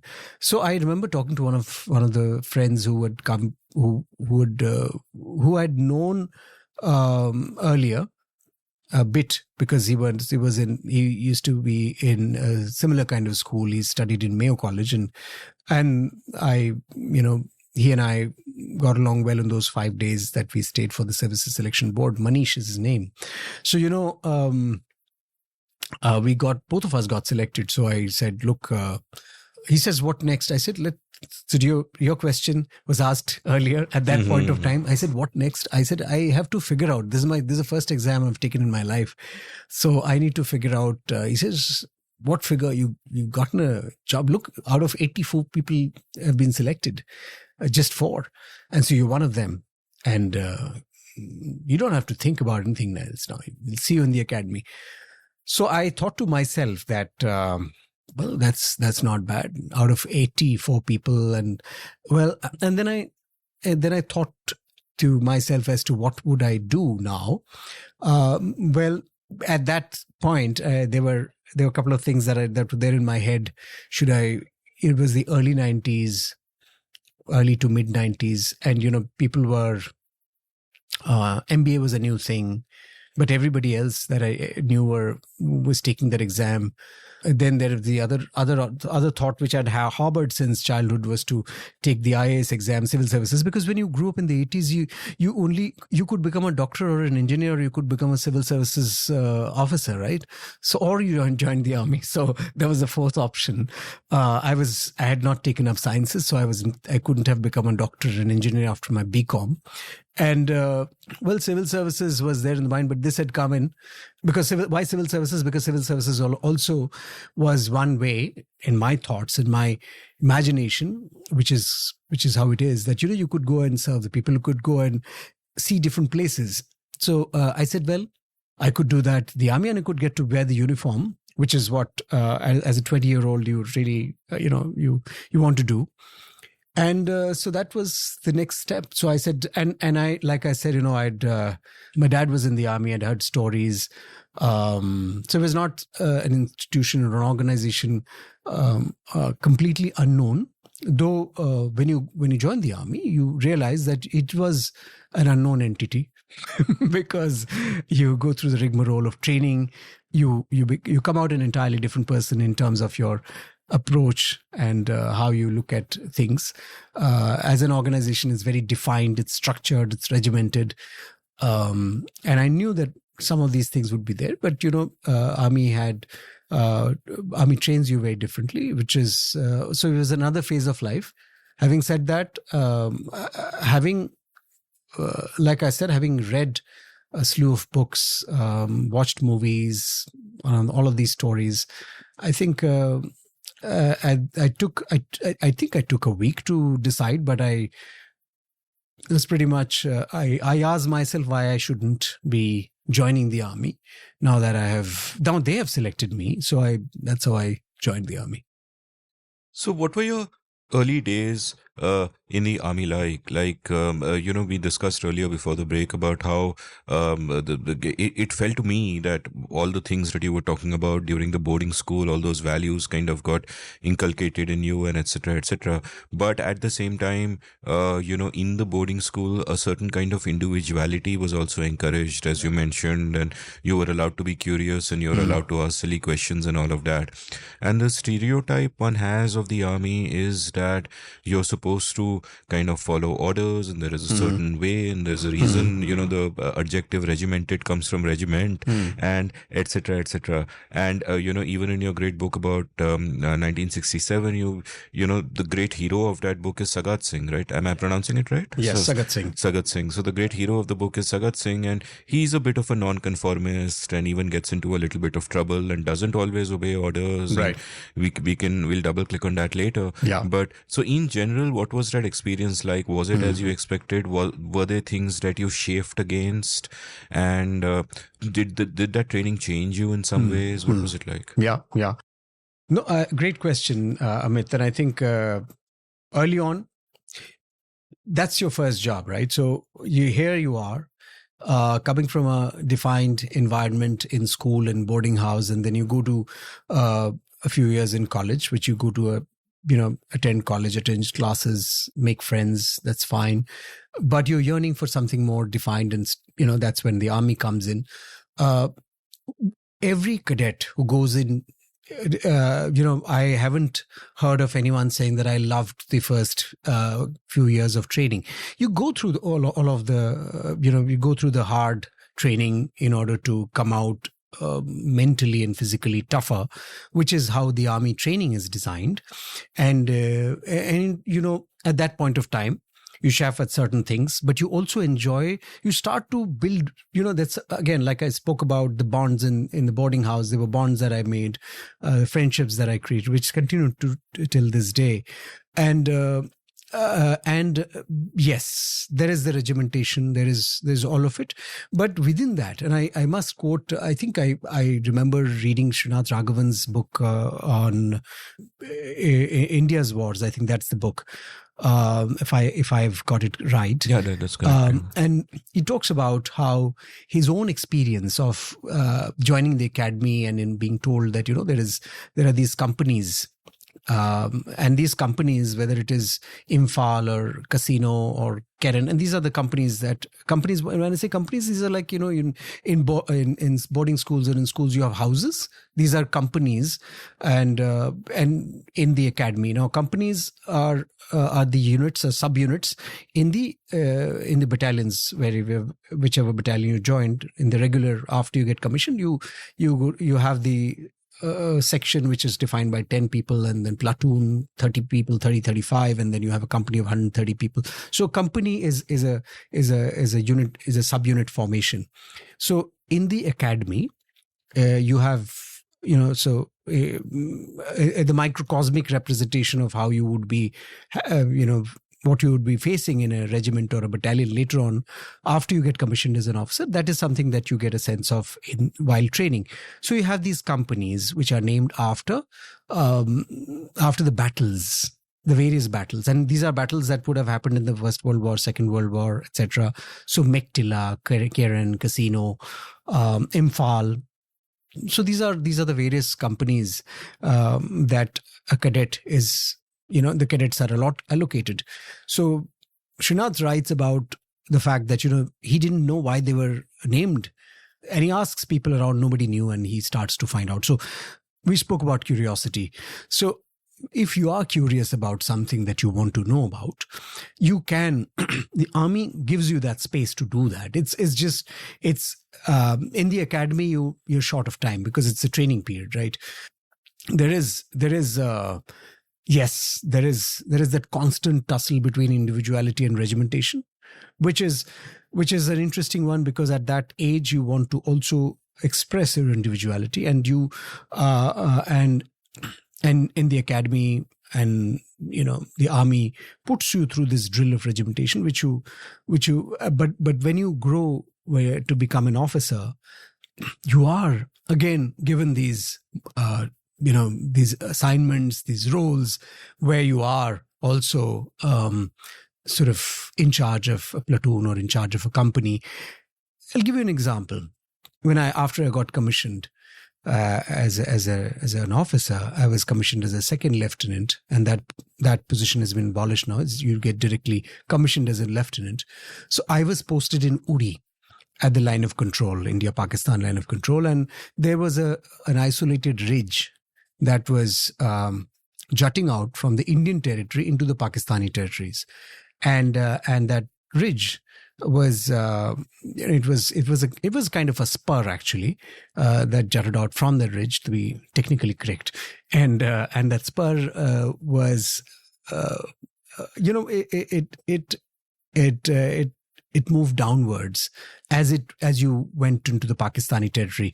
It was surrounded on all three sides by Pakistani posts, which were dominating. By dominating, I mean dominating by way of being at higher heights, and therefore, in military terms, if you're on a higher height, you can bring down greater fire onto your enemy because you're dominating by way of aerial sort of advantage, your view, and you can do that. And it's difficult to fight an enemy which is sitting atop a mountain or at a higher height than you. So I was given that location, and I was just 22. So you see, and I was given 30, and that post was like I said, it's a spur jutting out of India into Pakistan, though it was Indian territory. And every 6 months, there used to be 6 to 8 months, the officers used to be rotated. And I had this responsibility of ensuring that spur did not go into enemy hands. And it was a time when everybody had to be on their toes at all points of time in the day and night, because the vigil had to be complete. Not just me, but everyone. But I was the leader of 30 men at the age of 22, given the responsibility of defending an important territory of India.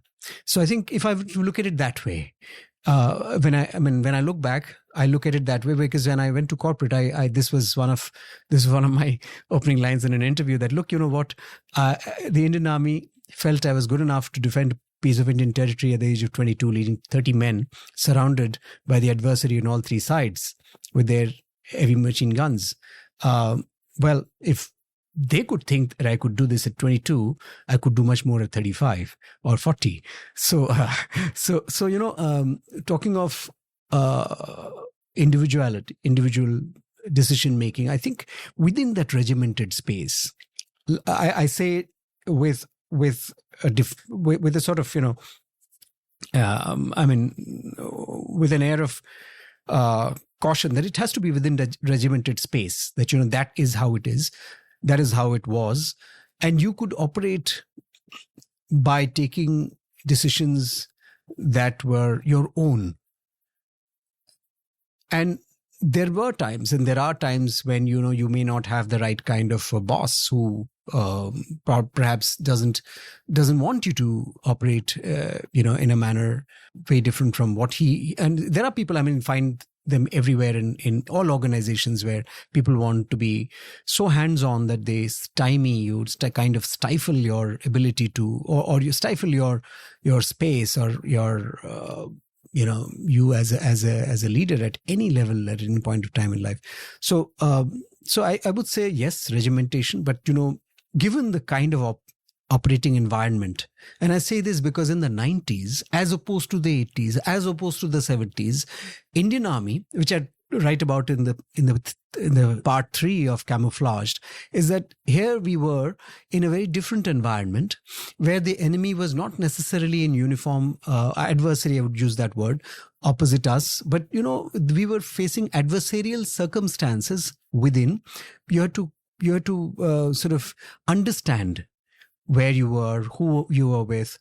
And I think curiosity and being an individual, retaining your individuality helped you to separate the grain from the chaff in terms of the situation that you were in.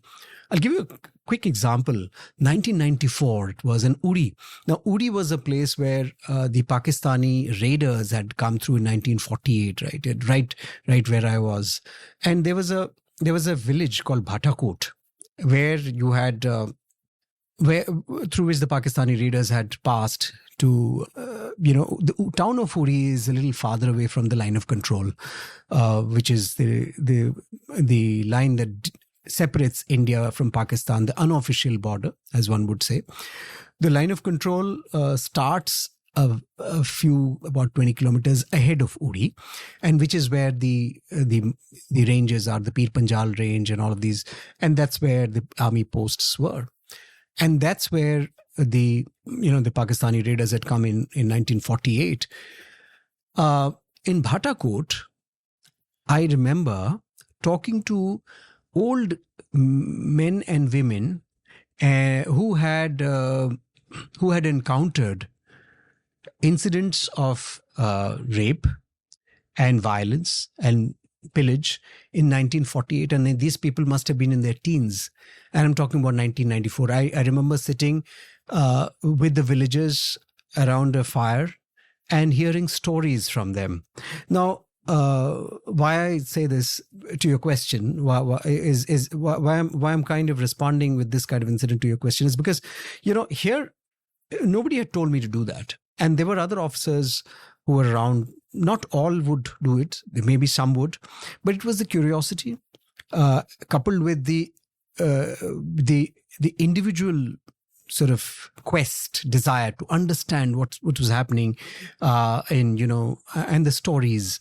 So nobody stopped you from listening to stories. Nobody stopped you from recording them in your head, and that kind of helped you understand the population better, helped us understand. And I, one of my stories, I talk about how a young officer has his ears to the ground as opposed to his boss, who probably thinks of only recording a kill.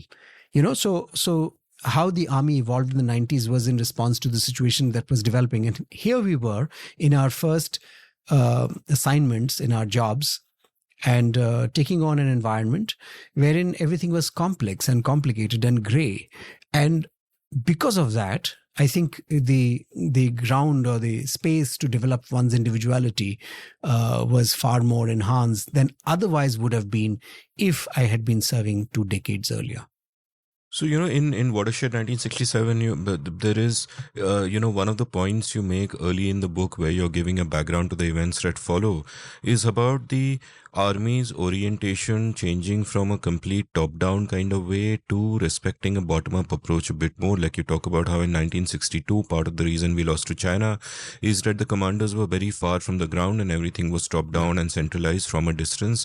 But they learned that lesson, and that kind of changed. And one of the interesting sort of tensions playing out through the events in 65 and especially in 67 is that there is that sense of that there is a centralized command, like they have to give you permission about anything major, like should you use artillery and etc., and they will pass commands.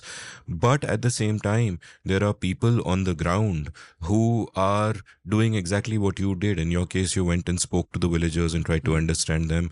Sagat Singh is also, he's going on long walks through all of the territory. He's kind of understanding everything. And also he's thinking at a higher strategic level as well, which, not so many people would do, I'm imagining. So, for example, when the army gives the order that withdraw from Nathula, he has the foresight to realize that A, it is of great strategic importance, and B, if the Chinese occupy Nathula, then it's not that they want to use it to invade now. They just want to occupy it, and that becomes very troublesome for us later. And, when we speak about the book, we'll chat about why that was, the foresight was so amazing right there. And he makes that call and he refuses to follow the order of actually withdrawing. Later on, there is a stage where when the attack is, underway, you point out what the chain of command is to get permission to use artillery. And at some point, he realizes that, screw it, I simply can't wait. We will lose if I wait. And he unilaterally, the local guy out there, decides that let's do it. And I'm guessing that here also there is a fundamental tension in a very complex environment between a chain of command that exists for a very good reason and at the same time the need to respect what's happening locally. Like at one point, there is this thought-provoking passage from you when, the Chinese at one point come over and they kind of there's no border there, of course. I mean, it's undefined, and therefore they cross over into what appears to be Indian territory, and then they kind of go back. And then you write, quote, the Chinese had retreated to their bunkers but left behind a few doubts in Bishan's mind. Bishan is the officer in question. What would have happened had the Chinese marched across? Should he have asked his men to fire? What would have happened if he had ordered his men to open fire? What if the Chinese had crossed over, all 75 of them, and not fired at all? Should he still have fired? What was that precise point at which a crossing became a crossing? What was the point at which China was no longer China but India, Indian soil? The unmarked parts of the watershed border were a source of constant confusion. Stop quote. And there's a deep philosophical question here which is at one level impossible to answer, but at another level it has to be answered. The decision to fire or not to fire is something that will happen locally on the ground. You cannot send a telex back to General Manekshaw or Prime Minister Indira Gandhi and wait for this thing. You have to take it at that moment when the boots are marching towards you. So how is it in the army to deal with these kind of trade-offs and these kind of tensions? Because there is a fantastic reason that there are conventions and you follow the chain of command and you can't see the bigger picture, they can, and you kind of got to do that. But at the same time, everything can go to hell if you ignore local knowledge. Yes. So, every detail is actually specified in the orders that the army lays down. And in say for instance, General Sagat Singh was commanding a division, and the division had several brigades, for instance, and the brigades had battalions. So the orders to open fire or to combat the enemy is something that is laid down to the last detail. The army is an organization that tells you how the button of a shirt needs to be, how it has to have a figure of 11, wherein the threads go in a manner that, those two, the openings form a figure of 11. So, everything, how the button has to be in a shirt to the number of rounds that are to be carried, to the ration that has to be there for a soldier at any post. So everything is worked out to the last detail. What was going through Major Bishan Singh's mind then was what he would do, because having said that, having kind of put together all of these instructions, you still, it's like it's like when you approach a game of cricket or a penalty kick, it all comes down to that moment, right? So he would open fire, but at what time, at what point are the Chinese approaching to really take to have a confrontation, or do they want to have a chat, or what is it that they're trying to do on the ground at that point of time? It is essential that the commander at that point, and here it was Major Bishan Singh, takes a call based on his understanding, his instinctive understanding of when, the timing, and more often than not, commanders, and this is what I have seen, if you go back to 1962, the war, 65, 71, all along, because the army has kept itself, the training, the methodology has so defined, and it's been so well trained in terms of getting its younger junior leaders, sort of acclimatized to combat conditions. They are able to keep their cool. That's something that we've seen in various instances. Of course, there are exceptions, but at that point of time, the question in his mind was more about the timing as to whether he should, and what constitutes the right time. And yes, you are right. At that time, he is the leader on ground, is the company commander or the platoon commander who has to decide.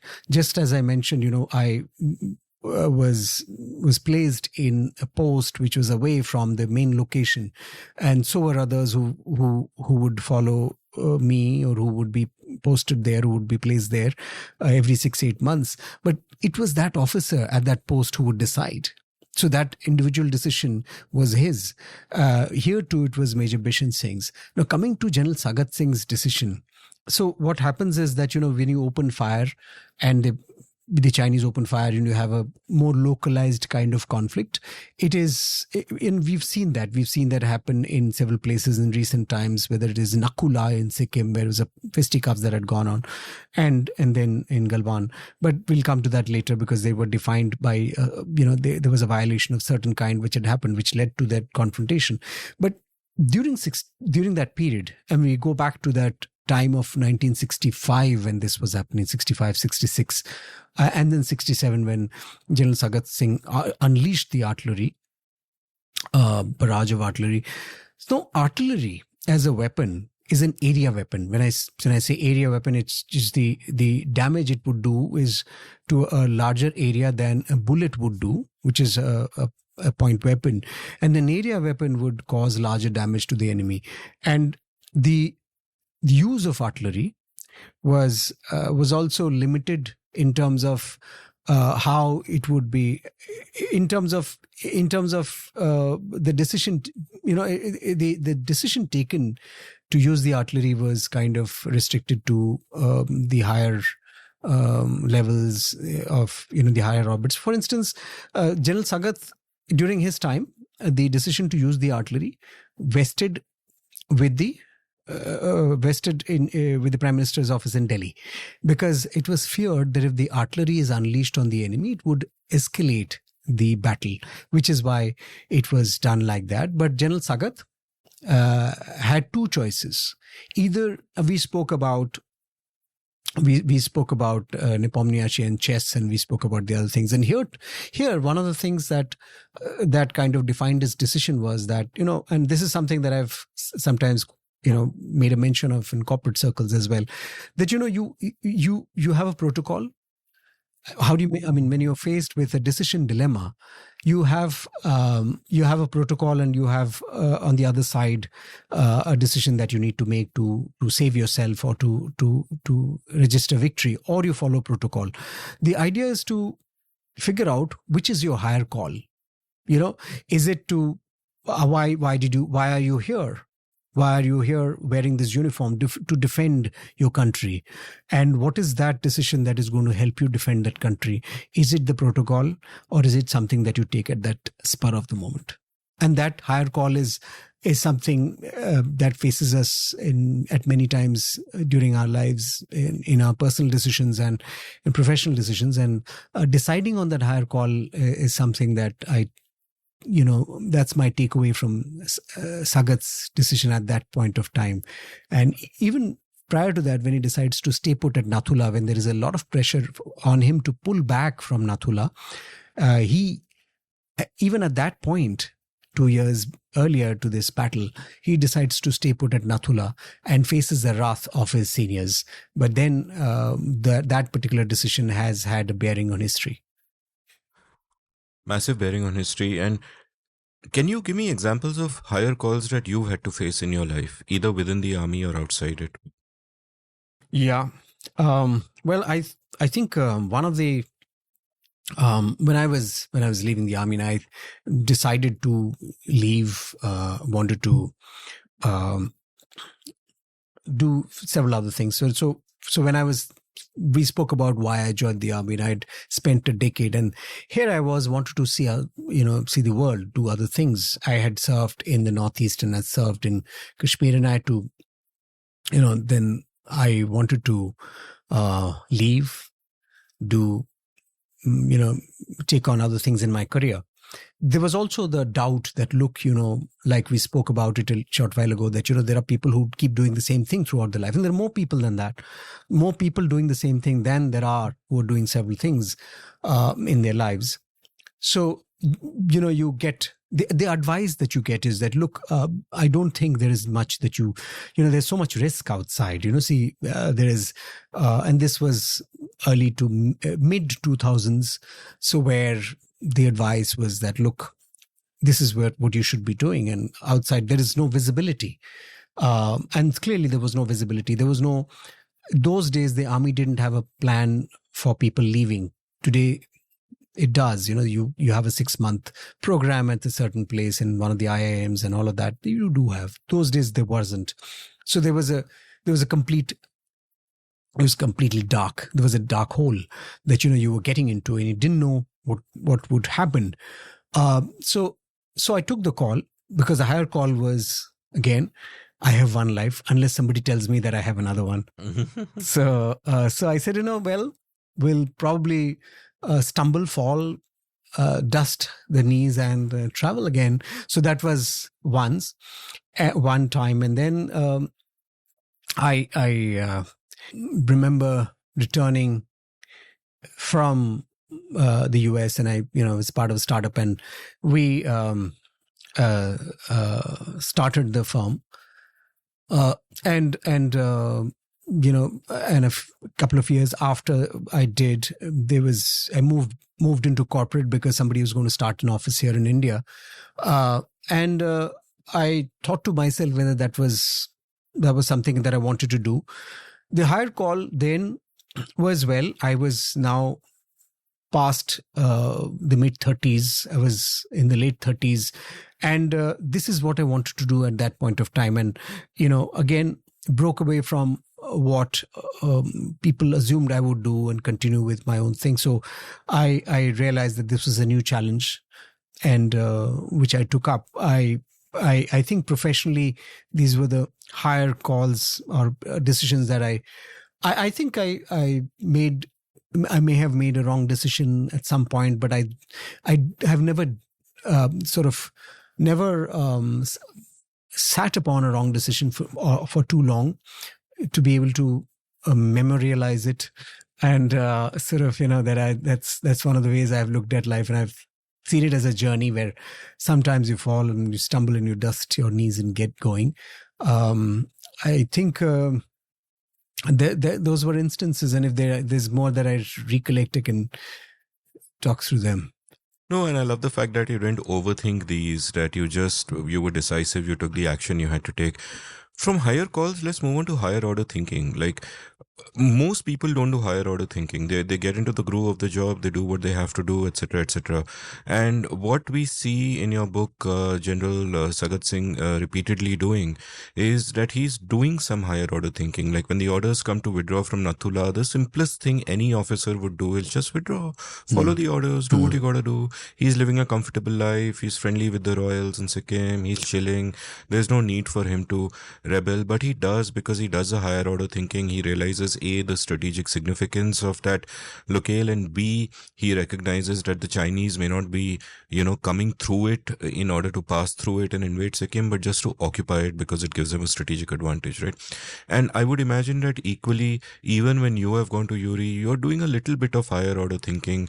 At that time, you have 30 men under you. Even if you're 22, you're kind of trying to see the bigger picture because you are curious. Now, my question here is that most of the time, higher order thinking is great because it gives you a competitive advantage on those around you. You can see deeper, you can see further. But some of the times, it creates dilemmas or dharam sankats. For example, if you are in the army, part of being in the army means that you are now an agent of the state. You're working for the state. Everything you see is from the prism of the Indian state and from the prism of the interests of the Indian state. And interests may not often coincide with values, but in foreign policy, always interests will take precedence. So how does one then deal with that? And this is a larger question. You can begin with your personal sense of it, but it's a larger question in general, because I'm sure it's a dilemma all thinking people face. For example, you're there in Sikkim. Sikkim at that time is an independent, it's a protectorate. Your job is only to protect it. And at the same time, India behaves with an arrogance that, Indira once talks about defending India's borders, not Sikkim's borders. And you would have the interests of the Indian state at heart if you're in the army at that time over there. But at the same time, their desire for independence is not entirely unnatural. You get it. Yeah. There's nothing illegitimate about it. Similarly, when it comes to Kashmir, the question could be asked that there are arbitrary lines on maps that are accidents of history. But why should a Kashmiri's desire to be independent from India be treated any differently from, say, an Indian's desire to be independent from the British? Right? And I'm not arguing one way or the other, but I think that there is a dilemma. And then when you are the part of an army, you will be called upon to do things that you're not entirely comfortable with at an individual level. Like, I'm sure there are Israeli soldiers today in Gaza who who care about Israel and who care about the project, and rightly so. But at the same time, they feel deep discomfort, and again, rightly so, at some of what they have to do. So how does one negotiate these? Because you're not just an unthinking automaton doing a job. You are a thinking man of the world, and you have your own principles and your own values and your own feelings. Right. Yeah. So Amit, what has happened over the years is, we go back to, since you mentioned Kashmir, and this is something that is more immediate and we'd all kind of connect with. Sikkim was in the past, and Sikkim had its own dynamics. There are, two lines of thinking here. One is when the state thinks in terms of its geostrategic interests. And it's also, Sikkim was a protectorate, but it was also a state that suddenly had China instead of Tibet opposite it. So it was precipitated, the whole Sikkim, the battles and the crisis and all the issues that happened were precipitated by the changing contours around the border then. Maybe in 1950, if the Chinese hadn't come to Tibet, by the same token, I would think that, Tibetans have felt shortchanged, that, Chinese have come and, unilaterally plonked themselves and captured it. And one thing led to the other. And Sikkim, which till then was a peaceful dominion and a protectorate, suddenly became a hotspot, and India wanted to assert itself. And that led to a lot of other things that happened, leading to the battles in 1967. And also, there was, again, there's that document which I talk about, which talks about how there were Chinese interests in Sikkim, and which were colluding with Pakistani interests in Kashmir. So the state's outlook is dictated by its geostrategic interests, and the fact that, no leader in India. I'm talking about, let me start from, top down, that no political leader in India would want to look silly in terms of waiting and watching the adversary from across the border coming and occupying territory. No political leader would survive a political career after that. So India's geostrategic interests dictate the decisions that the Indian state takes, and the army is an instrument of the state in that sense. So the army, when it's given a task, the army's task is basically to protect the borders of a country, right? And which it was positioned in Sikkim. Sikkim, it was not doing internal security. It was at the borders, which is slightly different from Kashmir. Quite different, yeah. Mm-hmm. Now, coming to Kashmir, why I kind of compared the two was because, it was little different, quite different, like you said, and here it was different. And up until 1980s, the role of the army was to defend the line of control and have troops there, which is how the army was positioned. Everything changed after 1989, in the early 90s. And I remember, that's one of the things that I can, I still recall, that we were perhaps one of the first contingents of young officers in the early mid-90s who had, who were thrown into the cauldron of quickly developing insurgency. And that was also a function of the geopolitical, tensions that had prevailed in Afghanistan, because, if you remember 1989, that had changed. And because of that, a lot of armed militia was available to be pushed into Kashmir. And the kind of militants who came in were not from the valley, were basically people from outside of the valley, and would come in and who were trying to foment this entire thing. And there was a movement in the valley. JKLF was a political entity, and then it became a militant entity, and then so all of those things were happening. Now, the army as an organization is not designed to run a state. It's not designed to run a state. And if anybody's saying that, the army was supposed to do this, I don't think the army was designed to run a state. And the army is trained to protect its borders. That's its primary role. That's its, secondary role. And here it was a different state of affairs where the state administration had collapsed, the political administration had collapsed, and it was incumbent on the army to take on and run the administration, which it was not trained, designed, or educated to do so. So I think it was training itself as it went. It was learning as it happened. So that's how the organization. And yes, this is so. It's been like what 40 years, 35 years ever since the army has been in the state, running much of the administration grounds up. There was the talukas, the panchayats and other places in the villages and smaller places in Kashmir that I remember, which had the offices were empty. It was the army that was running, and which had not been trained to do so. And suddenly holding little darbars of the villagers, people were complaining about land, people are complaining about various things.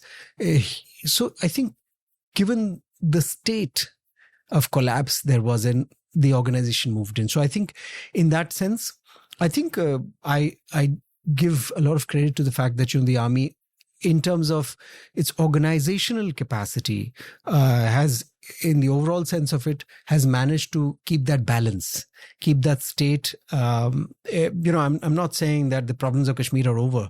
I'm not even saying, on the other side, Kashmir is no Gaza, or Kashmir is no, there's no.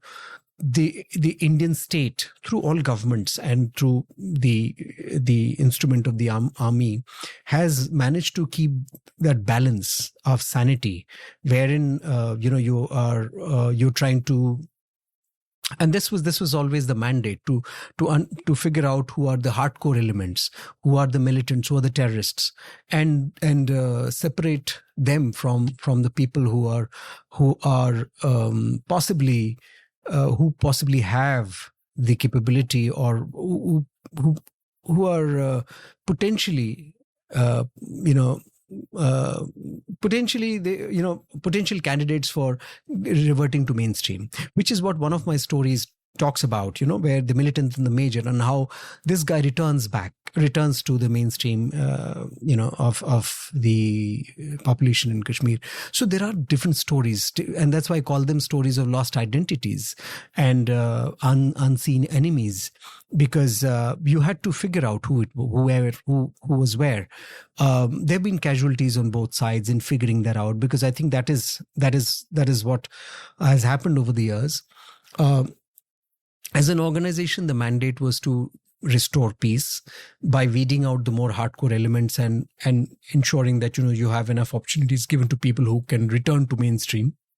And by and large, I think those things have, the army has managed to ensure that the state of Kashmir, despite the odd, despite the cases, the odd case of assault in a fray, or some, misdemeanor, and, there are cases of rape that have happened. I mean, in 30 years, when you give an organization the chance to run a state which is not designed to, there are those things that have happened. Having said that, I think the dilemma that a young leader faces, that a young captain or a young army officer faces, has been paramount in Kashmir over the last so many years, which is why that story. And the story was a representation of that dilemma, of that conundrum, that here I am, should I kill him, should I not? And that is where he changes his mind. And we talk a bit about how do you tackle that? How do you take a call? And the character, the major in that story, takes a call of ensuring that he doesn't die. And I got this story firsthand from the officer who's a friend, and I was sitting with him in somewhere in the Northeast where he stays. And when he told me this story, and we came to this point and we stopped.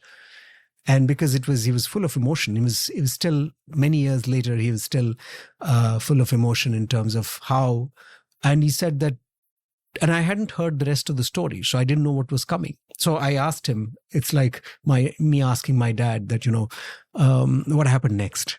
So here I was trying to figure out what happened thereafter. He says, this is what happened. And these emotions of that era, of that time, whether of the conundrum, the dilemmas, or the kind of situations one faced, was very different from what the army was designed, had been trained doing so. So I think that is what defined the 90s. And there is one story where there is a soldier who returns with a mental trauma. So there have been many cases of mental trauma. I mean, we can talk about that. That is another separate subject. But I think that's another area which largely goes unaddressed. And given these kinds of environments that one serves in, and the conundrums and the dilemmas one faces, the kind that we discussed, those also erupt. I use that word. In Watershed, you write about 1965, where Pakistan in August of that year launched Operation Gibraltar and sent over 7 guerrilla teams, which were interestingly and tellingly named after invaders of the past: Ghaznavi, Babur, Salahuddin, Nusrat Tariq, Qasim Khalid, etc. And there you point out that the reason it failed was these people thought the 7 guerrilla teams will march into Pakistan and the locals will rise up with them, but the locals treated them as outsiders completely, and it never worked, and they were never part of it. And that is the reason it failed. And I think that this is, in some senses, a critical difference between 65 and 89, that the Indian army lost the locals, the Indian state lost the locals. Like, there is, I've been reading a lot of counter-insurgency literature, and there's a great quote by T.E. Lawrence where he says, a war upon rebellion was messy and slow, like eating soup with a knife. Eating soup with a knife, indicates the difficulty of it. In fact, there's another great book by John Nagel called Learning to Eat Soup with a Knife. And one of Mao's generals once came up with the formula that counter-insurgency warfare is 20% military action and 80% political. Now, like you correctly said, the Indian army is trained to be 100% military. Politics is not their job. So it is really unfair to expect them to take care of that part of it. And so they were faced with a situation where the circumstances demand 20% military action and 80% political, but they aren't trained to do the 80%. And therefore, everything kind of begins to fall apart. Like, there's a great book called Counter-Insurgency Warfare Theory and Practice by David Galula. It's a classic of the field. Where he talks about the step-by-step process of fighting a successful counterinsurgency. And the third of the 5 is this: establish contact with the people, earn their trust or control their movements, and cut off their ties to the insurgents. Now, what happened in Kashmir over the decades, much as one might call, incidents of violence to just be like outliers or an aberration. But what happened, and has been documented by many people, the most memorable book I read on this subject is David Devadas's book, A Generation of Rage in Kashmir. What happened was that the security forces, not just the army, the army was apparently the best of the lot, but the security forces, number one, their incentives got screwed up because they would incentivize kills and captures and reward people according to that, and therefore you would have innocent villagers taken off into the fields and shot as terrorists. Number two, power corrupts, absolute power corrupts, absolutely. The state used its power for extortion. You want to start a business, you want to get a passport, you want to get whatever, it will just extortion happening by the legalized mafia, as it were. And there were more opportunities for corruption, and also in that conflict economy, you had tons of rent seeking. And the way Devdas sort of puts it is that by the aughties, following the Musharraf Vajpayee talks and so on, by the middle of that decade, you actually had a generation of young people in Kashmir who were hopeful. They had become, in Devdas's words, quote, deeply cynical, even contemptuous of their elders who had taken up arms. They saw militancy as futile, etc., etc. It was an aspirational generation. This is exactly the outcome you would want. But his contention is that the security forces, what they did, like the pellet firings and all of that, alienated one more entire generation, and everything kind of went to hell. Now, I don't mean to say that this is the Indian Army's fault. As you pointed out, they were not trained to fight counter-insurgencies. They were trained to defend borders, but the world changed.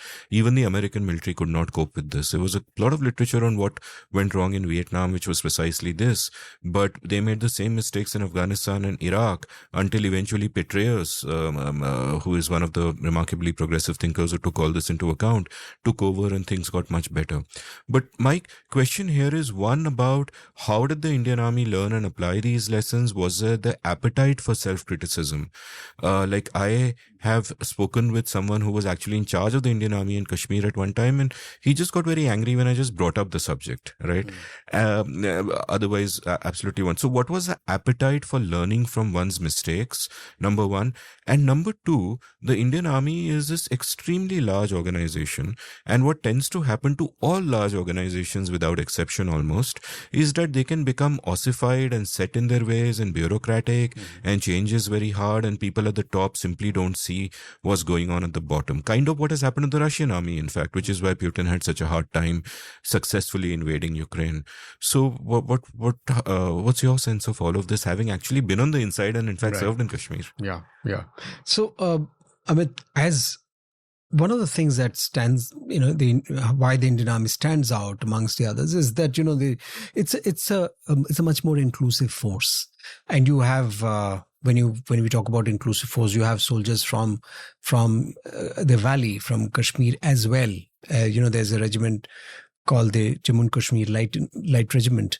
That's an infantry regiment which has soldiers from the valley, and you have soldiers from different parts of India, soldiers of different religious denomination, regional caste denominations, etc. So it's a very inclusive army, which is very unlike, and it's not politically involved. So it's quite apolitical in that sense. And in the last so many years, when we talk about yes, the Indian Army was not designed to really participate in rebuilding a state which had collapsed, etc. But it, like I said, it taught itself along the way. There was, for instance, there has been large-scale participation at the ground level of young officers and soldiers in the development and all of that. That has happened in different. I'll walk you through one story in Northeast, which has actually resolved a past insurgency, because it also involved working on local area development and talking about development of the village, of creating entrepreneurs, etc. And so all of those things happened. You mentioned, when you spoke about the various courts, you mentioned about one theory that, you can control insurgency when you cut off the supply. So, one of the essential challenges that Kashmir always faced was the constant supply of weapons, arms, militants, and financial support from across the border. So the Indian Army has been working not only against the hardcore elements, but also in terms of resolving issues within local territories, working for local area development. And like I said, units have been working, battalions have been working in their areas, and they don't, these infantry units, so many infantry units that have been there since 1990s, they have, they've gelled well. Most of them have gelled well with the local population, because they would serve for about 2 to 3 years there, and they would want to know what is happening.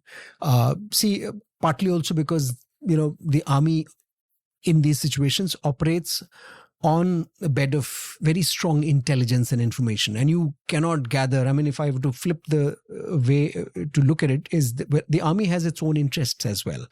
It has to develop good sense lines of intel and information, and can't do unless and until you are in good terms with the local population and understand what's going on very well. So I think that was one of the one sort of line of thinking. The other thing is that the army could only hope to resolve things on ground if they played a role in the local area development, which it did. The challenge, like I said, it always faced has faced from the constant supply of and the constant interference from across the border, and that has been a challenge. I also agree that there have been many instances when the pellet firing happened, in some of these instances which kind of which may have dampened the process of working towards peace, but the intent of the army has always been to work towards peace, even at the ground level. The army may be, it's a 5 million strong army, but at the same time, when it operates on ground, it operates with the temperament and culture and leadership of the local unit that is there. So, and because it's a top-down army, but let me put it this way: it's trained bottoms up. So you are trained to be a leader on the ground. You trained to be a soldier. You trained to conduct yourself. All of those so all of those things happen ground. So you cannot one day arrive and say that what we do is we'll run roughshod and we will do this, which is inimical to the ethos and culture of the army, which you've been taught as an officer right from the academy. So some of those things have remained within. So when you go to the valley and operate, if somebody comes and says something which is inimical, you militate against it. And that's why that story where this guy says, no, this is not what I'm supposed to do. When General Sagat Singh says, this is not what I'm supposed to do, because there's this ethical person sitting inside which decides what is right and what is wrong. And so that typically happens. That is always there. And I think that has, like I said, at the ground level, at the young officer level, everyone is largely ethical in terms of their execution and their work. And they are led by, the unit commander or the colonel and the others, the brigade commander above him. So the temperament, the culture, the way of execution is very localized. It is not, there is no diktat flowing from the top that this is how the army must behave. It is ingrained in the local behavior and conduct on ground. Now, I mean, I briefly mentioned about Northeast. In Tripura, where I was posted, I remember going there and, Tripura was in the midst of a raging insurgency. And at that time, and what we decided was in fact, the armed forces in that area, that they were going to work with the locals and a lot of these, local projects, and we work with the civil administration. What helped was that in Tripura, the civil administration had not collapsed completely. It was, it may have been abandoned in some of these high voltage insurgency ridden places, but most of the other places it was there. So the army and the civil administration worked very closely in re-establishing some of these things, modes of functions. Just to give you an example, we realized that, there are these abandoned vehicles and, which could be given to entrepreneurs who could ferry people from the villages to the city.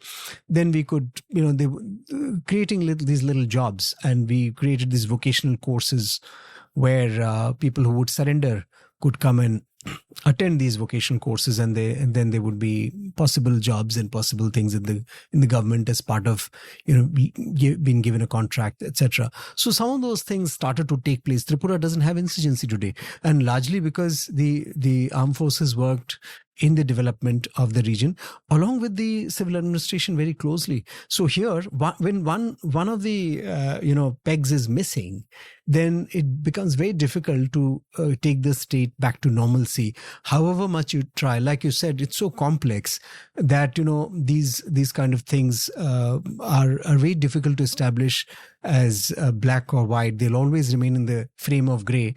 What separates the Indian Army from many other armies of the world is the fact that the core of discipline emerges from a very early start and age, and at the lowest. When I say lowest, the smallest level in order of hierarchy. So I think that is why it retains that core of ethics there are instances when things go wrong. And when I say things go wrong, I mean, I'm not blaming any particular unit of force, but then in Kashmir, there is also the police, the Indian Army, the CRPF, the BSF, the various other, the Rashtriya Rifles, which is part of the Indian Army. But it's a complex grouping of different kinds of forces who have different backgrounds and training, and to now have all of them function under one umbrella. There have been instances when things go astray. But yes, like I said, largely the intent and the effort has been in the right direction. It's just, and it's also largely, sullied by the politics of the state. That's something that has always, come in the path of resolving any kind of or restoring normalcy, which has always played a dirty hand. Very, very true. Fair words. I'll ask one final broad question about the army before we get back to your journey and then come to your books, which is about how much the nature of warfare has changed in modern times. Like, I've done a couple of episodes in Ukraine with Ajay Shah, who's kind of takes deep interest in it, and warfare there is nuts. Like, one, the use of drones, which means that traditional conventional knowledge that you could have taken for granted in the past, that for example, if you have bunkers which are well inside your territory, it still doesn't mean you're safe. Drones are going to come and they're going to target you and they're going to shoot you down, and etc., etc. At one point, when it came to logistics, Ukraine in the early days of the war was having trouble with coordination. So some guys there built an Uber for artillery, right? And this ingenious way of not worrying about central command, or because there's no visibility from the top on what's going on, but you build an Uber for artillery and you use that to deliver ammo where it is most needed, etc., etc. War is modernizing very fast. There is even the contention that some make that in the indeterminate future it may not involve people at all. It can just be completely automated. Be that as it may, leaving the seemingly science fictionic future aside, there is still the question of how quickly organizations can adapt, because technology is changing super fast, and yet large organizations can take much longer to actually change. The people at the top will be the old fogies who are perhaps most resistant to change, have a stake in the current system. There might even be, quote unquote, that bogeyman, the military industrial complex at play, and there are interests there that you keep buying the same old conventional weapons which you're never going to use. And so how does that work? How is the Indian Army positioned? Like, I'd done an episode of Everything is Everything with Ajay on the Army. We'll link that from the show notes, where we also spoke about, the analyst Perun's excellent videos on the subject, where he points out that, look, the Army has 1.2 million people, border and paramilitary 1.6 million total.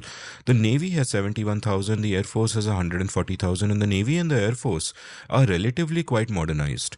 And even culturally, they are relatively quite much more nimble and fast acting and all that. But the army, not because of something inherently wrong with it or something culturally wrong with it, but just by virtue of its size, it just takes a long time to change. The bigger you are, the slower you move. So what is your sense? Because this is an enormous challenge in these modern times, that insofar as armies and armed forces are relevant, it's very difficult to keep up with what's happening. And how does that work in the context of the Indian Army? Yeah, you're right. The war zone has changed, and it's changing at a faster pace, at a more rapid pace than earlier.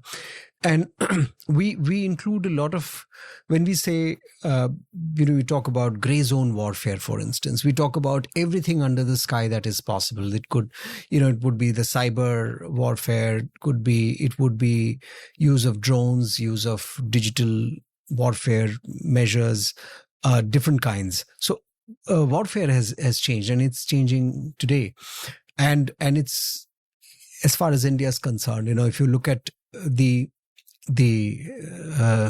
area that India faces in terms of addressing its security, it is the northern borders, the western borders. We talk about the two-front war, and now we also talk about the 2.5 front war, because we also take into consideration the insurgency, which is called the half front, because there is always something that the enemy or the adversary of India pushes through somewhere. And you take that into account as a 2.5 front war. The other thing that India doesn't talk about much, which is where I think a large part of the focus could be going forward, is the maritime space. Because if you look at it from the Gulf of Aden, Persian Gulf of Aden, to the Malacca Straits, the entire Indian Ocean region is an area that India dominates in terms of its proximity to this region.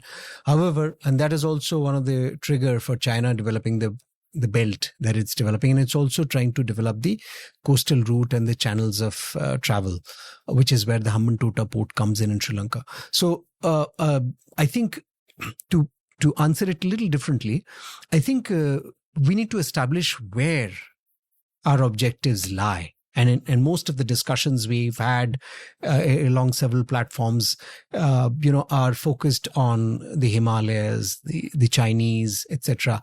I tend to differ, and I think we need to look at external balancing. We need to look at maritime.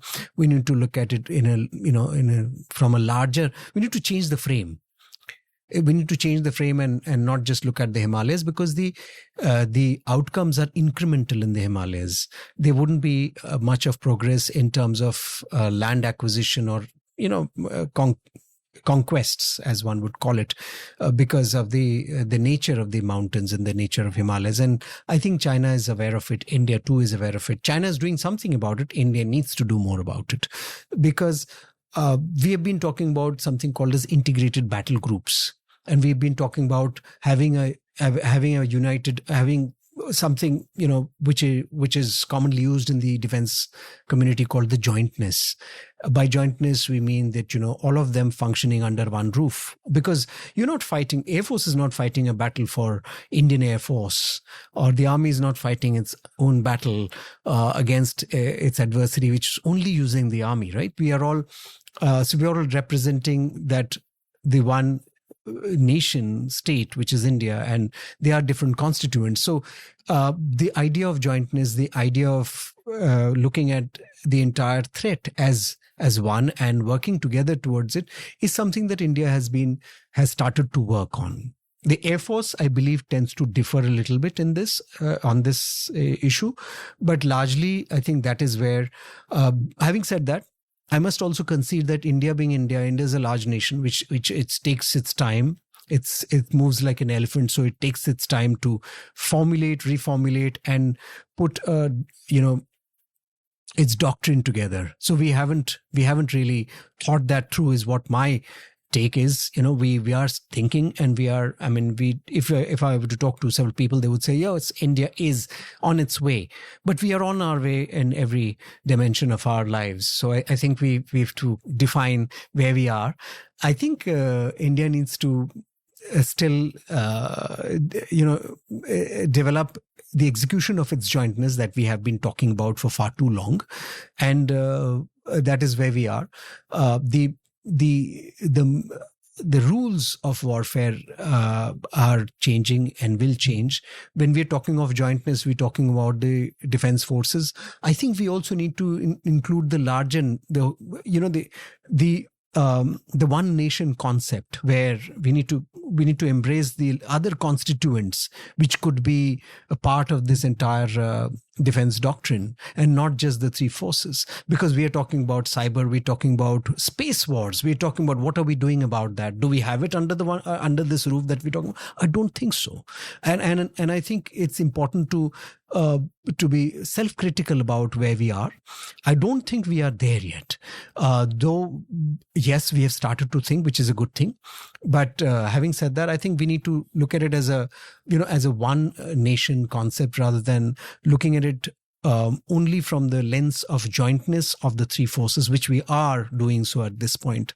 Like I said, we have a long-standing army with great traditions and culture and fighting abilities, but with the way the warfare is changing, we need to embrace the other constituents of the state as well. And people, I mean, everybody has to sing from the same hymn sheet, so to say. Yeah. So not just Army, Navy, Air Force, but also cyber and also narrative warfare. And this reminds me of the loudspeakers of Nathula, and we'll come to that. You know, even anyone who can make a good thumbnail, it can also be useful to the Indian Army. Here's a question. The economist Biju Rao wrote this great paper recently about whether economics can be more reflexive, where he made an argument that economics, sociology, and anthropology were once upon a time all basically the same thing, in the sense that they were the study of human society and human behavior. But 100 years ago, they went into separate silos, and now they don't even talk to each other. So economics will be all quantitative, sociology will be qualitative, and so on. They don't talk to each other at all, and that is a great loss.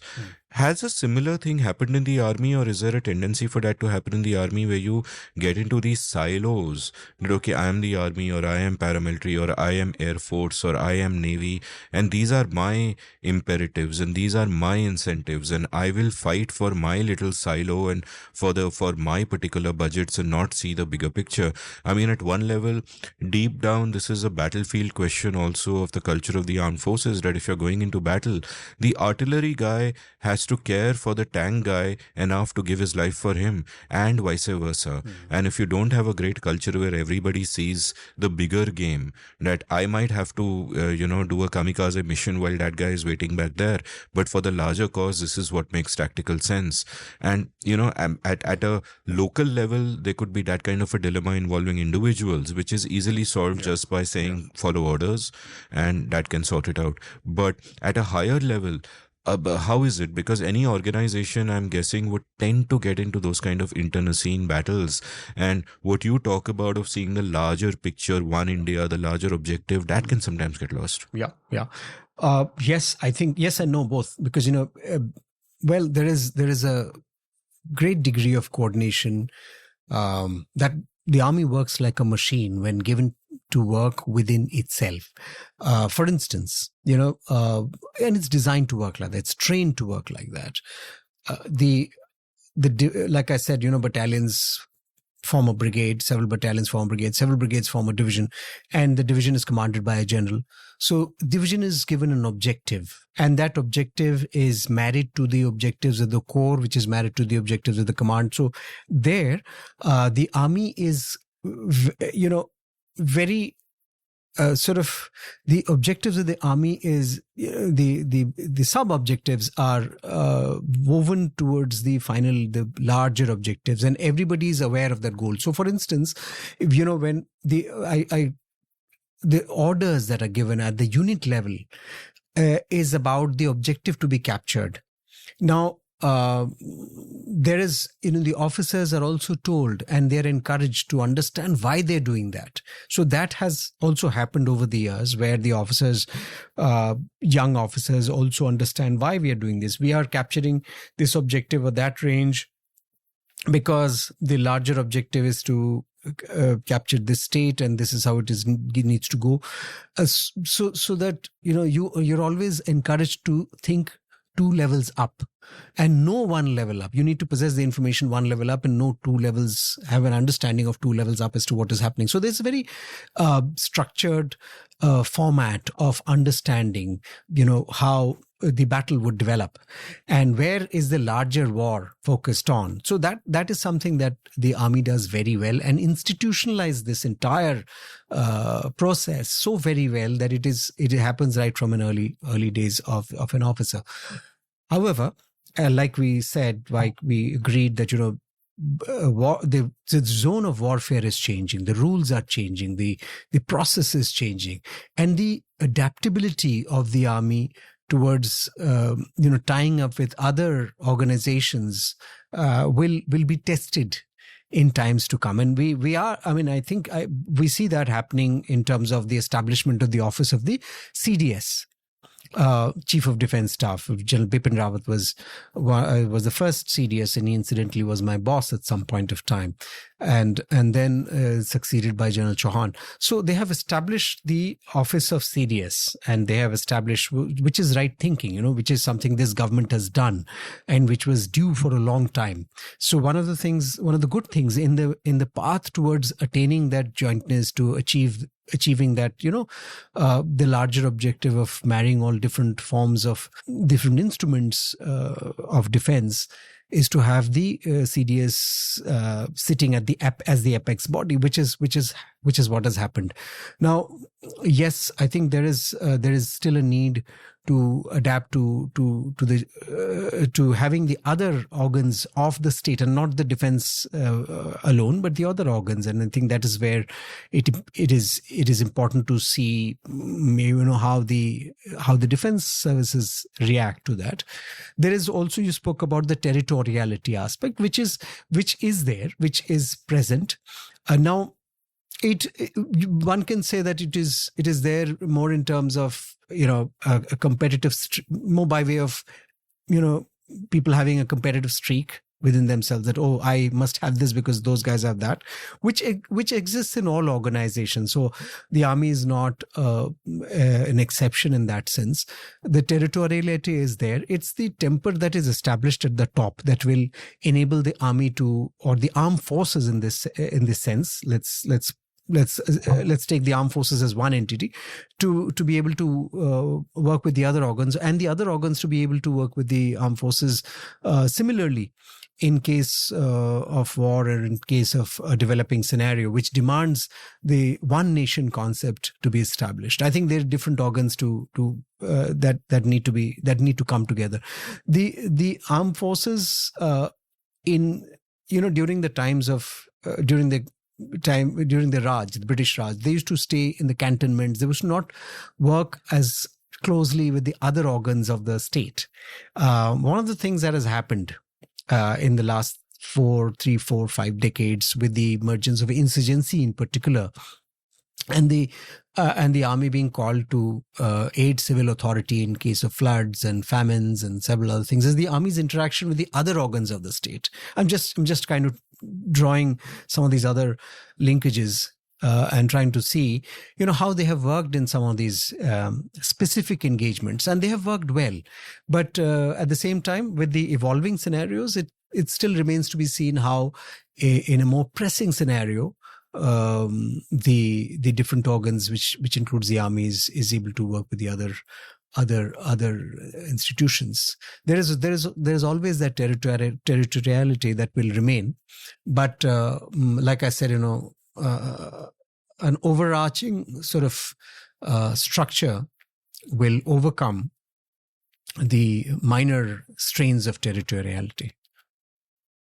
Let's move on now to sort of your personal journey. You've already mentioned one of your higher calls was, the big questions you had to contend with was leaving the army and getting back into the civil world, as it were. And by civil, I mean in terms of civil society, not in terms of politeness. I'm sure all you army people are perfectly civil at all times. Yeah. In fact, from what I've experienced, you're always civil, and the rest of our civil society people are not always civil. So tell me about how that happened. Like, how does it really work in the army? Is it that a certain person, give a layman's perspective to my listeners, that how does that structure work? You join the army as an officer, in your case, second lieutenant, but today they'd be joining as a lieutenant. Yeah. What happens then? Are there a fixed number of years? Is it up to you whether you choose to stay on or not? And in your particular case, what were the choices that you were faced with? Was it tempting to remain? Would you ever have been a general of India? How does that? Don't laugh. It's a perfectly legitimate thing to want, bro. So I'm sure you daydreamed about it. Yeah. So yeah. So, well, to the first part of your question, when you join the army and the first few years, you with your unit, which is your battalion, and depends on, you could be in the infantry. You make your choice when in the academy, you join the infantry, or you join the tank battalions called the armored regiment, or you join the artillery, you join, you make your choice, and then then you, after you've made your choice, it depends on whether you're lucky to get your regiment or your battalion, and that's where you start and you join your battalion wherever the battalion is. And in my case, it was in Uri, like I mentioned. So we joined the battalion and served for a few years. Served both in the valley and in the northeast, and served for a brief while in Bhutan as part of the training team, which was training the local Bhutanese army. And we were also doing certain exercises there. So, and then spent some time in a training center in Lucknow. So, there had, I had spent about a decade in the army. And I think to me at that point, it was also important. Like I said, I was intending to step out and do other things. I was keen to do that. And I had, and I was also, there was an injury that had happened, and this injury had happened, which there was a back injury that had happened during the course of one of the, during my patrols. And I think that sowed the seed of planning of my plans to leave, because when I went to the doctors in the army, they said, you need to undergo a surgery. I checked with the doctors outside when I came to Bombay that time and on leave, and I was told that I was younger, much younger than what I am. So I was, in my late 20s. So then I was told that, don't need to undergo a surgery. I had a disc prolapse, L4, L5, S1, and they said, you can actually be all right after doing physiotherapy and yoga and several other things. So I went back and I said, I don't want to undergo a surgery. And I was also, at that time I was keen to leave, and I wanted to, like I said, I had one life. I wanted to do several other things. And it's like this, that you're at 20, 21, you want to do something, and at 29, you'd want to do something else. So it's perfectly that point where I wanted to do something else in life. So I refused to do this surgery, and I said, no, I'm not going to let you drive a knife through my back. And so they said, we will have to downgrade your medical category, which meant that I would be posted in certain areas which would enable me to be comfortable. Now, that meant that I could, then ask for release from the army, and then I put up my resignation papers. And I had put up my resignation papers once earlier, which was the army didn't accept my resignation. I resigned again, and Why did you resign the first time? I was suffering from this, so it was in that period, so the resignation wasn't accepted. So then I put up my papers again, and this time they were. And because by then I had gone through this entire rigmarole of medical inspections, and the doctors had suggested that I undergo a surgery, which I had refused. So then I put on my papers. I arrived in Mumbai jobless, and after a decade of service in the army. And that is how my journey began in the Civvy Street, as you said. And so that's how it happened, and started my journey here. And the higher call, when you take a higher call, you see, when you take a call at that point of time. So when you arrive on the other side of that call, you realize that the call wasn't too great. No, because you suddenly you have to go through that the testing time where you the higher powers test you and your indefatigable strength, whether you have it or not, whether you are resilient to that, whether you do have that kind of strength to overcome, a mental strength to overcome those little period of inconvenience. So I was out, and like I said, and I started my first assignment in corporate for a short while. And I also, because one of my batchmates was actually undertaking his master's in Johns Hopkins. And I said, he's gone on to become an author, and he went on to study under Stephen Cohen. So who is this? Anit Mukherjee. So he's written a fine book called The Absent Dialogue, wherein the political, military, and the bureaucrat arms of India don't talk to each other. Wow. He teaches in London. But yeah, so I asked him that, what are you going to do? And he says, this is what I'm going to do. I said, look, I was in the army for 9 years, and he was a tanker. I was in the Gurkhas. So it's Gurkhas, again, that period I learned a lot. Again, we could talk about that a bit. So I took my GRE. I remember taking my first test, and I did poorly in math, and I remembered my math teacher. But I realized that I needed to sort of hunker down, pull up my socks, so to say, and kind of put in all the hours. And finally, I managed to when the time of the test appeared, and I was all right. So I managed to get my admission. Also, I looked for scholarships, and I remember going for an interview at the Tata Foundation, where I was interviewed by Mr. Julio Ribeiro. Wow. Yes, and I finally got the Tata Fellowship, Jane Tata Fellowship, and he was on the board, and he asked me about several things, and I remember I had this little video which I had shot in insurgency area in Tripura, and which I showed I said, I have got a video.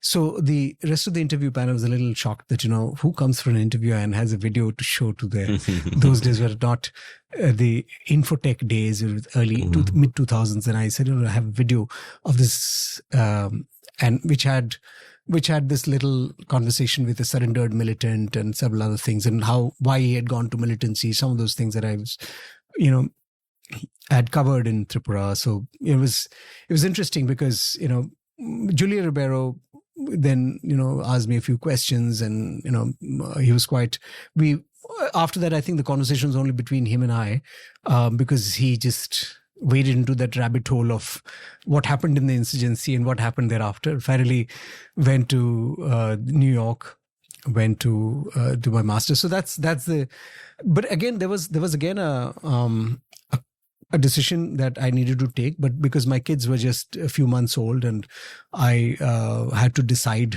to either go or defer my decision. So I had got admissions in London as well as in New York. So I wrote to both the institutions, and both were very kind to defer my admission by a year, and that helped.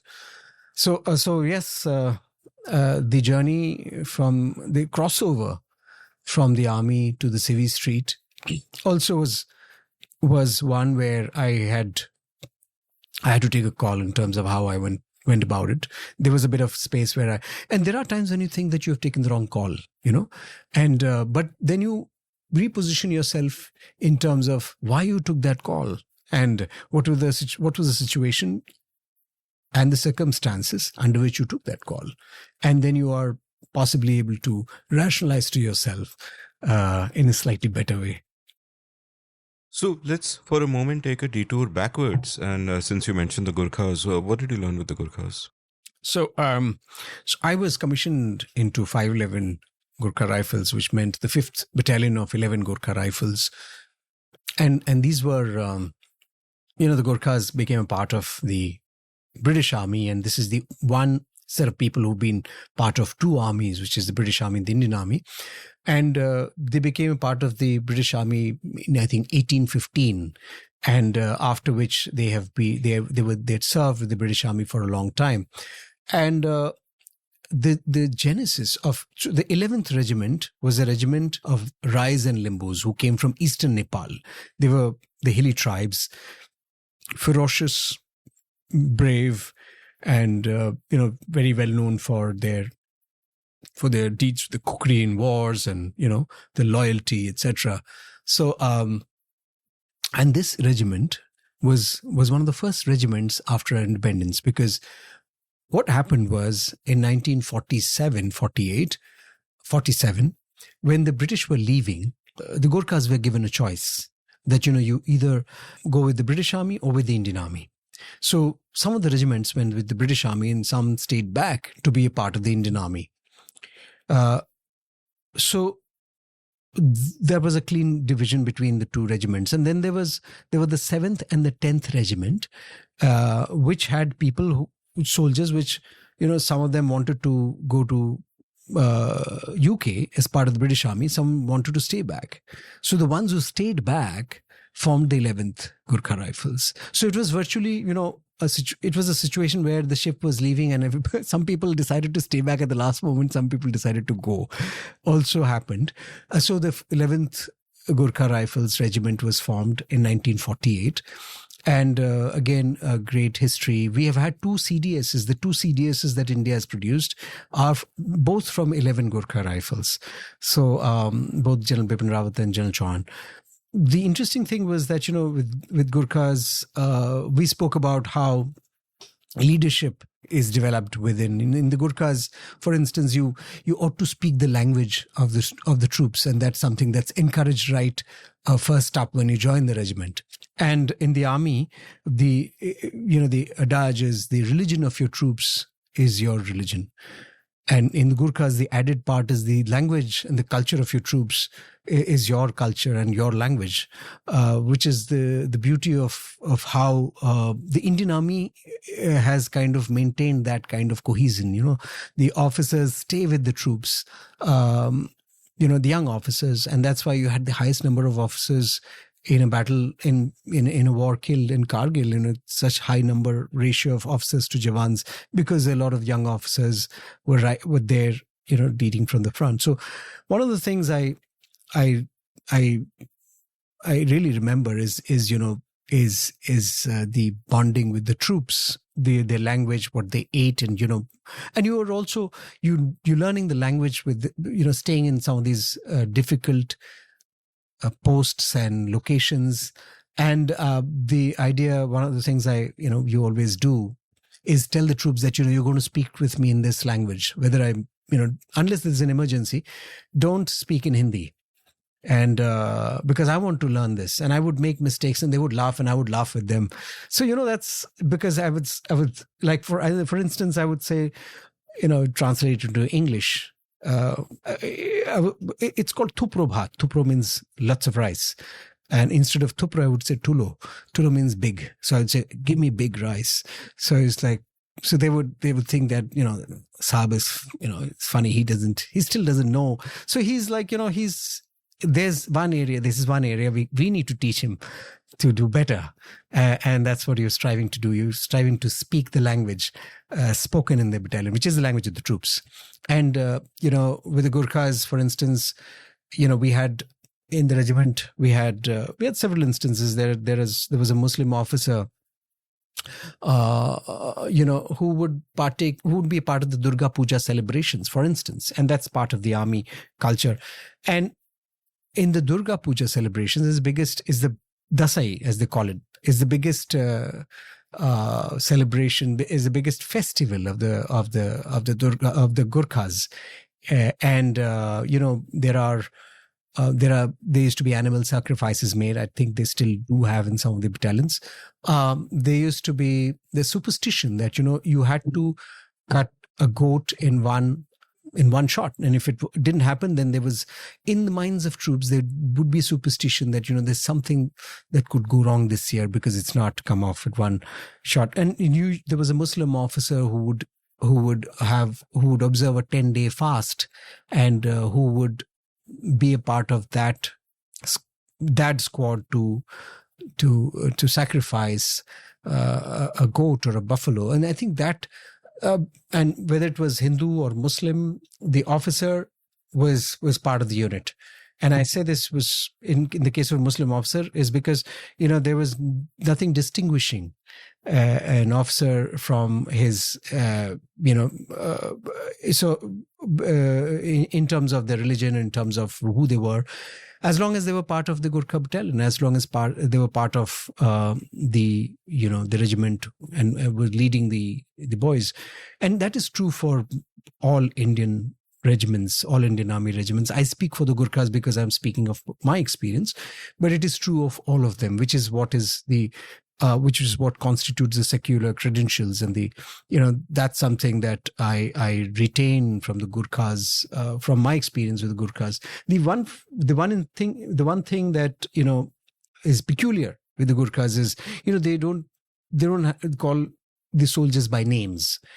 They are called by numbers.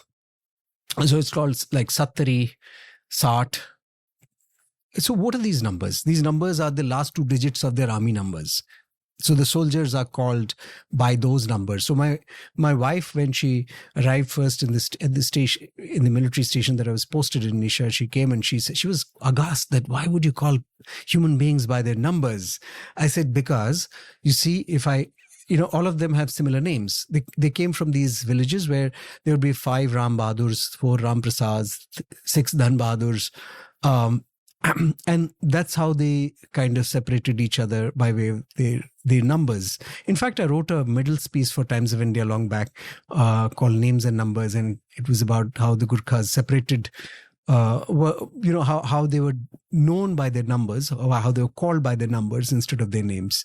And in the army, I think in the other regiments, I mean, the officers find it quite amusing that the Gurkhas, you don't call the soldiers by names but by their numbers. And I love the reason for it, because if you hear the story that they call each other by their numbers without any context, you might think it's dehumanizing. But actually, it is the opposite. It is actually, respecting the individual, right, rather than, just say Ram Bahadur and then have to say something else to kind of figure out what's going on. Since you mentioned about, talking to your troops in your language, there is an amusing story I love about General Kariyappa from the time of independence, which I will relate for you and my listeners, which is that when India became independent, General Kariyappa decided that he will speak to his people in Hindustani, in their language. And what he wanted to say was that today you are free, I am free, the nation is free. So he asked someone to translate free for him, and he ended up telling them, "Is waqt aap muft, hum muft, mulk muft hai."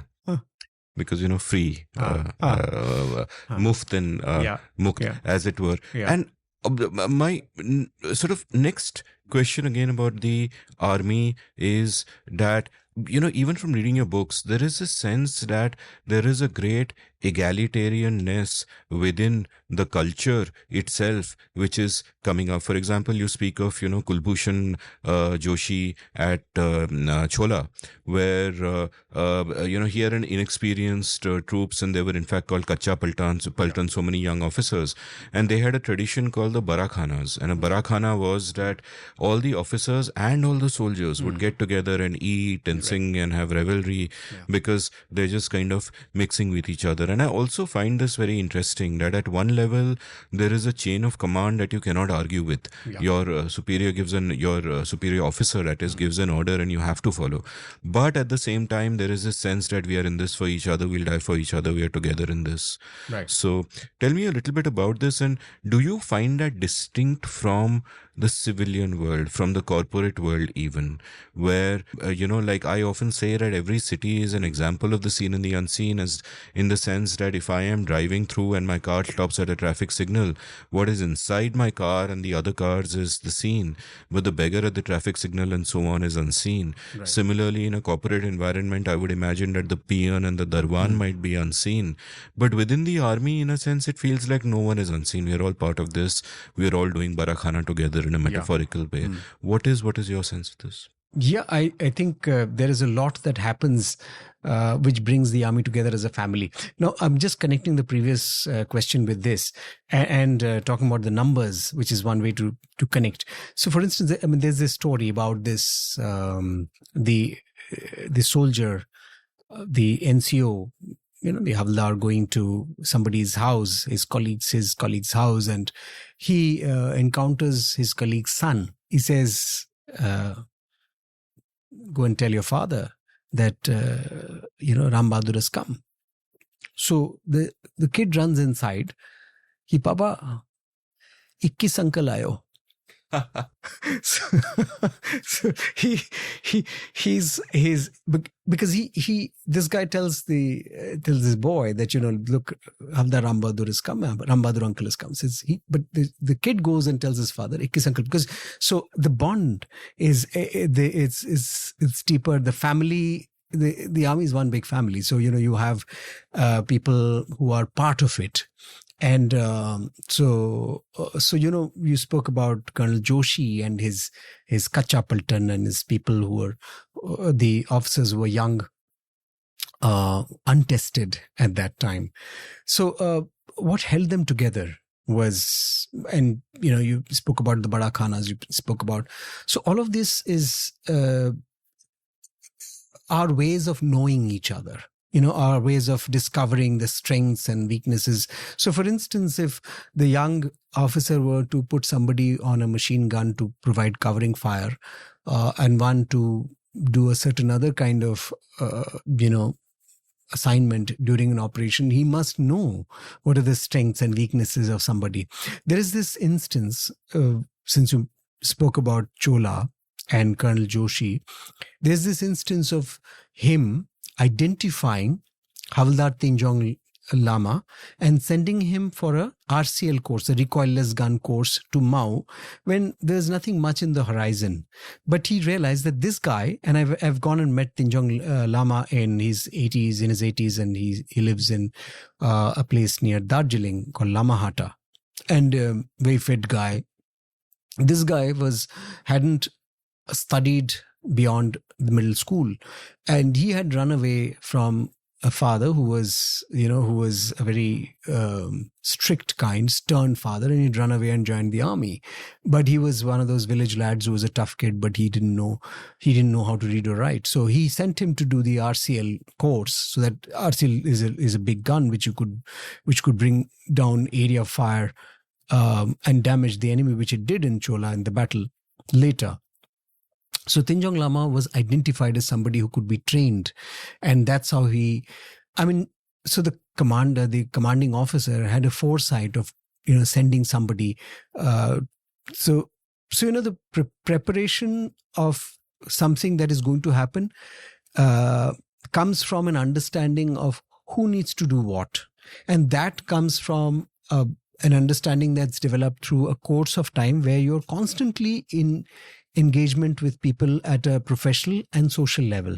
The Bada Khanas are occasions where you discover people that because you're outside of uniform, you're in the regiment and outside of uniform, and yet shorn of the formal nature of exchanges which otherwise would prevail in the uniform, on a drill square, or in an operational environment. So over a glass of beer or over food, you bond, you talk about it. The soldiers express this is what is happening, and there's this closeness that develops. So I think it's an ongoing process where you are, and it happens with infantry battalions because and these battalions, they move together. You are at one place together, then you go to another place. It's like a football team which has I would put it this way. It's like I'm just an Arsenal fan, but I must say that Arsenal has an academy, and I'm also a Barca fan because it has an academy. And these people have come from the academy, joined the team here too. They are together, and they are therefore their understanding of each other, it's like an orchestra. So I think that's how they bond, and they're able to. And when you talk about these untested officers in Colonel Joshi's unit in 1967, he also knows that they have this unflagging determination and a lot of interest and enthusiasm, and a bunch of troops who are ready to take on the adversary. So I think that there is a quiet confidence in Colonel Joshi, though there is lack of experience, but there is no lack of enthusiasm. And maybe to take the metaphor further, civil society needs more Barakhanas. I will now ask you a quiz question since you mentioned you're a Barca fan. In 1999, Barcelona played a pre-season friendly against Hertha Berlin. In the second half, X was substituted off for Y in the midfield. Name X and Y. 1999, Hertha Berlin, two midfielders, one substituted for the other. Was it Van Basten? Ruud Gullit?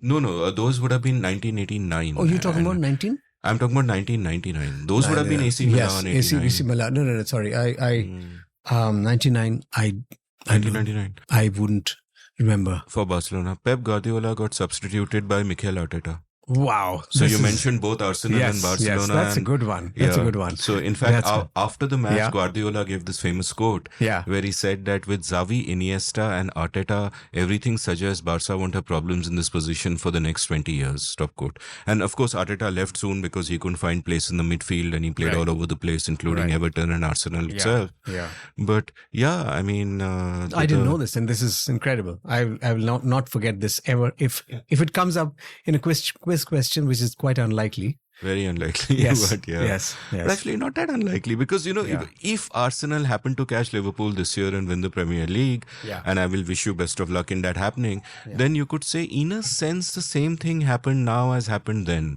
Arteta replaced Pep. Yeah. So, there you go. Isn't that nice? So now let's go back to your education, as it were. What did you choose to do an MA in? Was it driven by interests or what you felt, you should be doing? Were there other considerations? Yeah. And why do you say you almost regretted it? No, I don't regret doing the masters.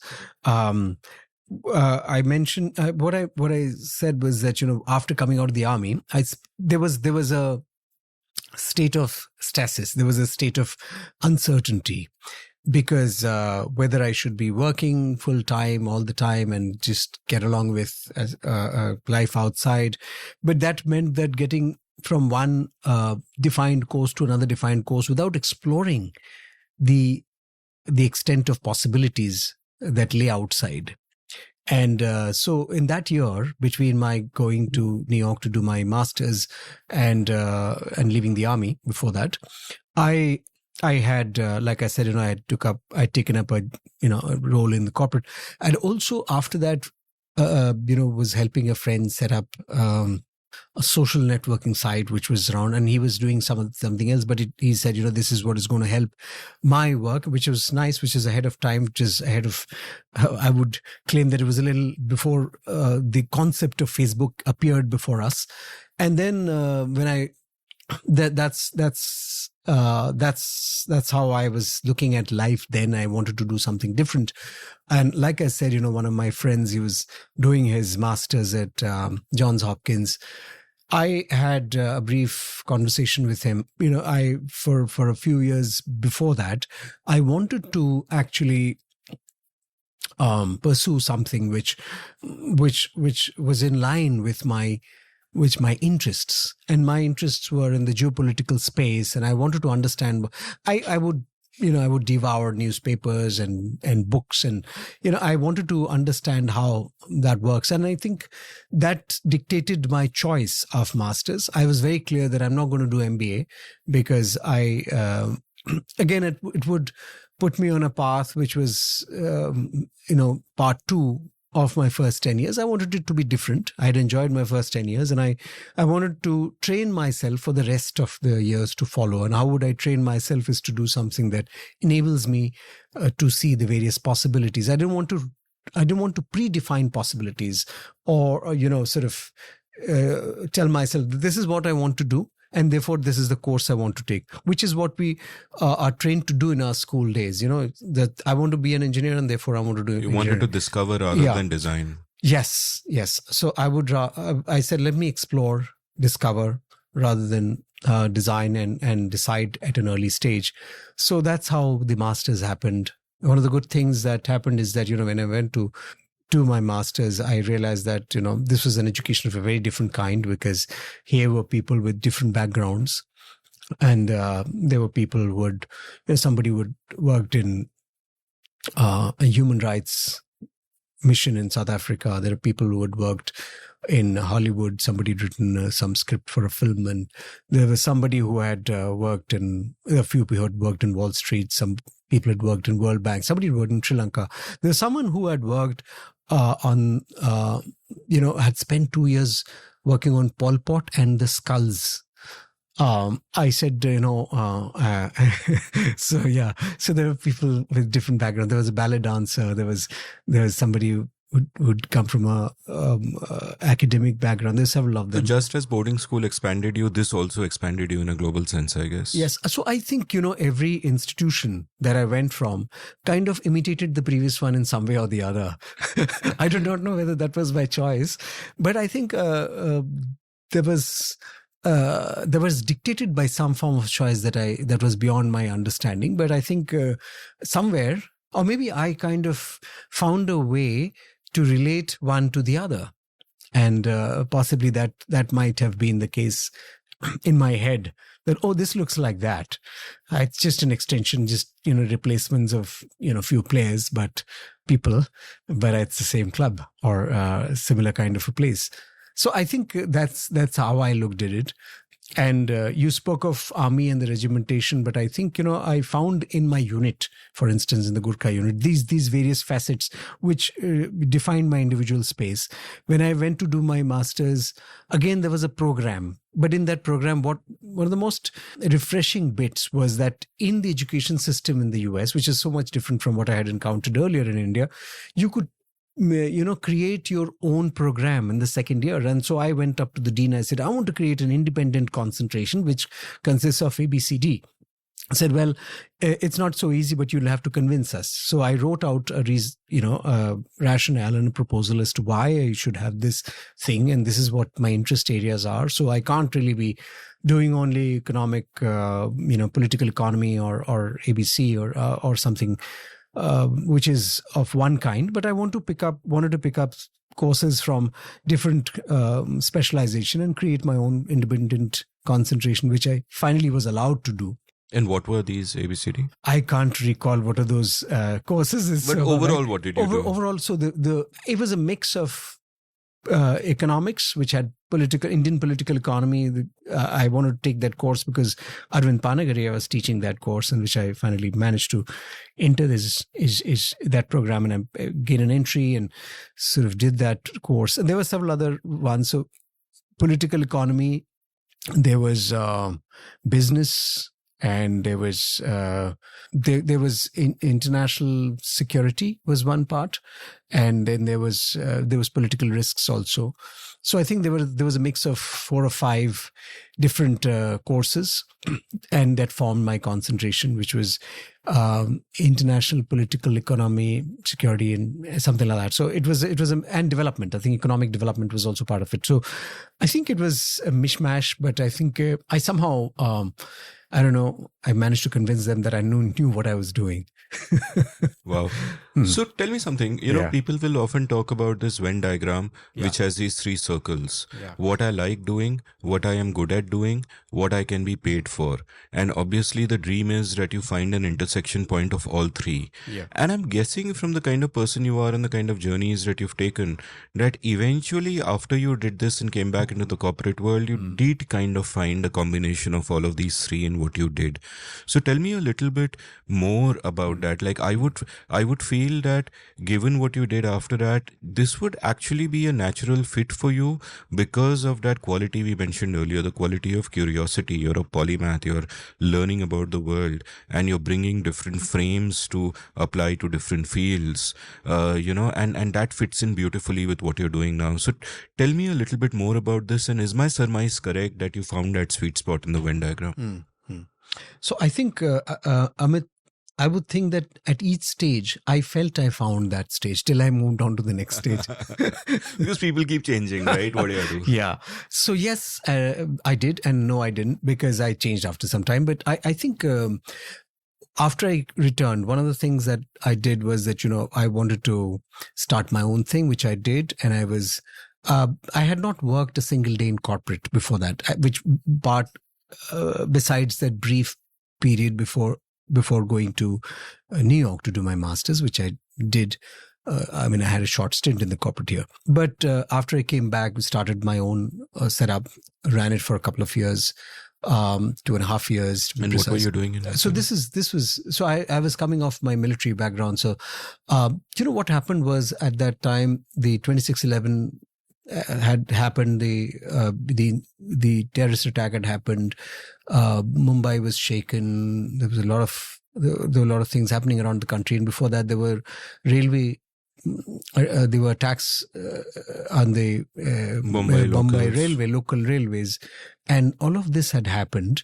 And so I spoke with a few people, and they said there's a need to advise corporates on how they should de-risk their physical environment, etc. So that is where I said there was a good opportunity as a business cause and something where I could help assist.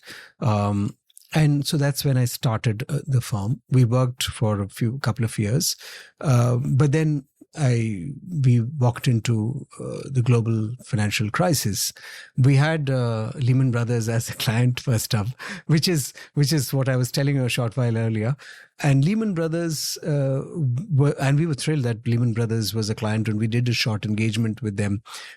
We hadn't received any advance because Lehman Brothers was Lehman Brothers. Oh shit! So you never got paid. We got yeah. Hear me out. So we did get paid, but there was a bit of money that didn't get paid at the end because Lehman Brothers collapsed, and but at the when I was leaving, when this thing happened, and after that, there was a firm that was setting up office in Mumbai, and me and my partner thought, we should do something different because the firm, there was, after 2.5 years, we realized that there was not much that was being done by the firm, and we needed to get on. I mean, it's like one of those times that you realize that, I don't think this will roll further. And I decided to take up that opportunity wherein a London-based firm was setting up its office in Mumbai. And the MD asked me if I'd like to help them set up the office, given that I had an entrepreneurial background and I generally had the ideas to do this. So, and that was a very different firm that was working in the corporate, pre-investment risks and forensics and investigations and several other areas.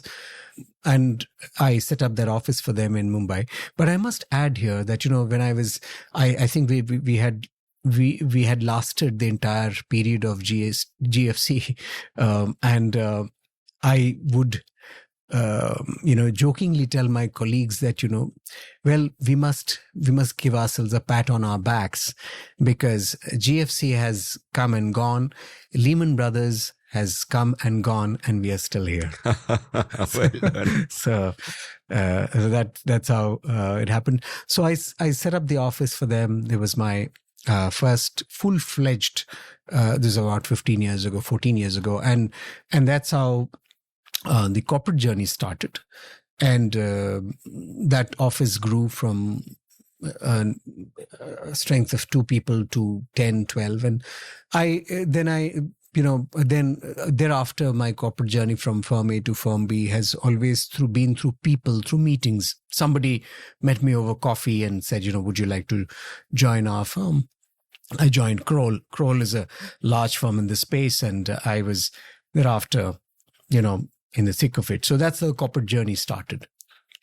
Wonderful story. Let's take a quick commercial break now, and on the other side of the break, we'll, follow the journey onto your books and talk about the books as well.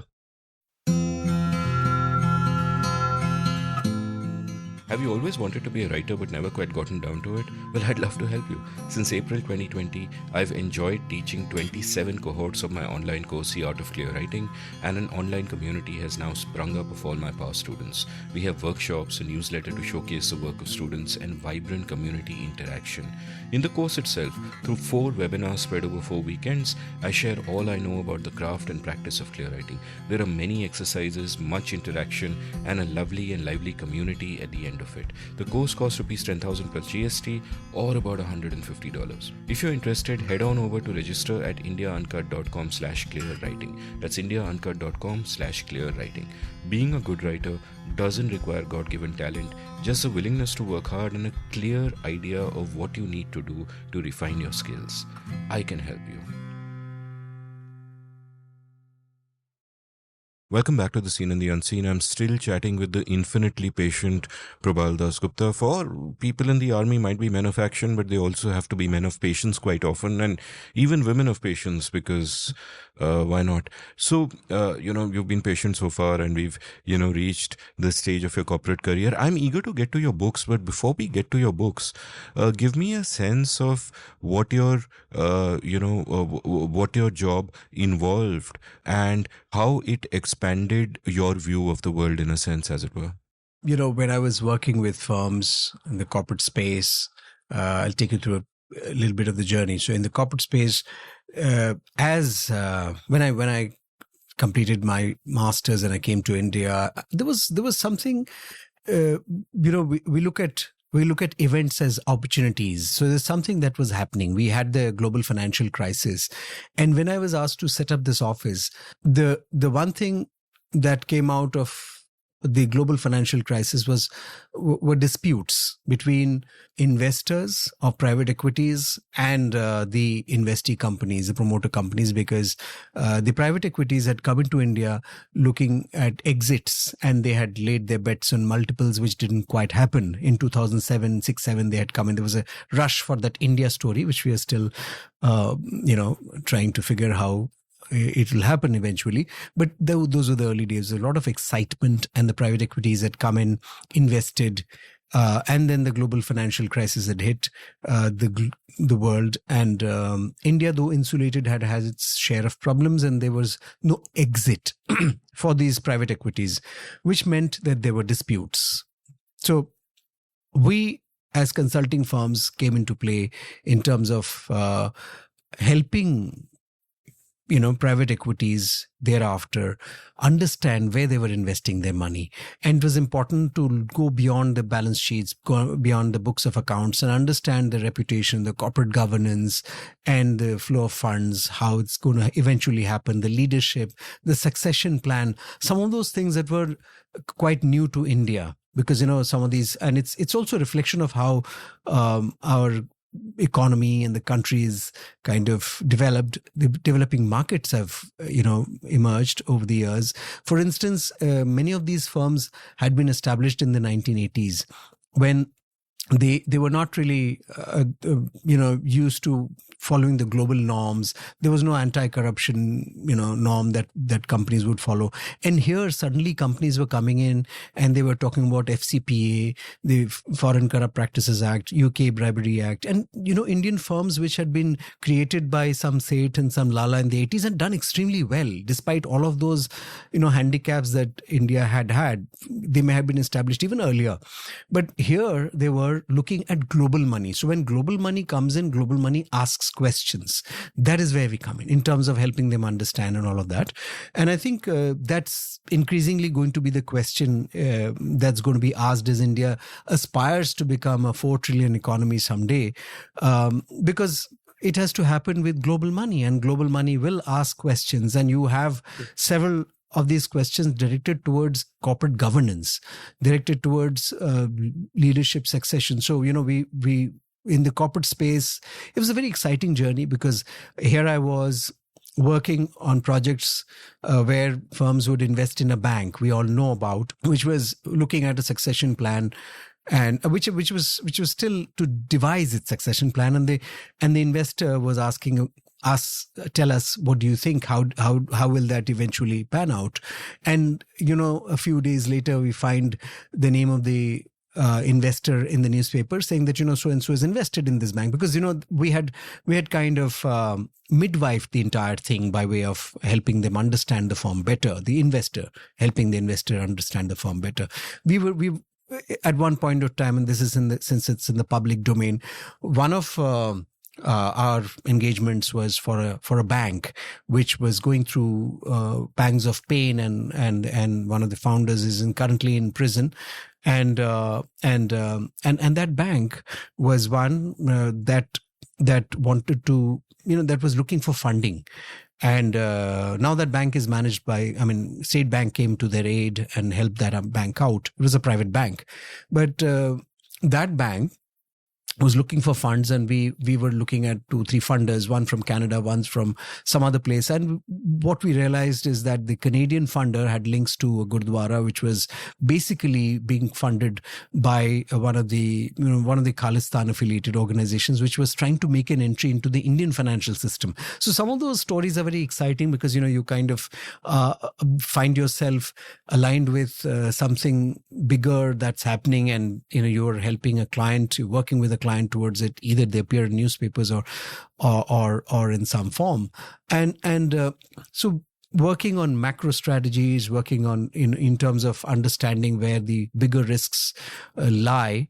An Indian firm going into Africa was suddenly facing the prospect of a regime change there. So we were advising them on the policy business, the risks at the interstices of policy and business. So some of these aspects kind of were exciting.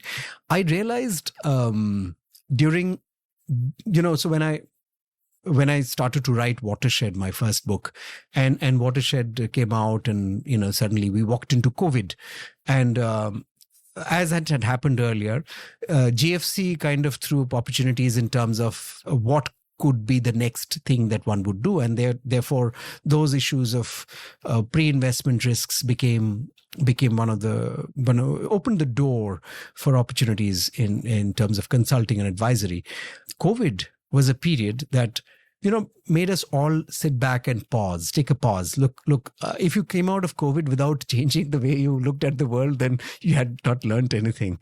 So during COVID, another similar firm had approached me, and I joined them.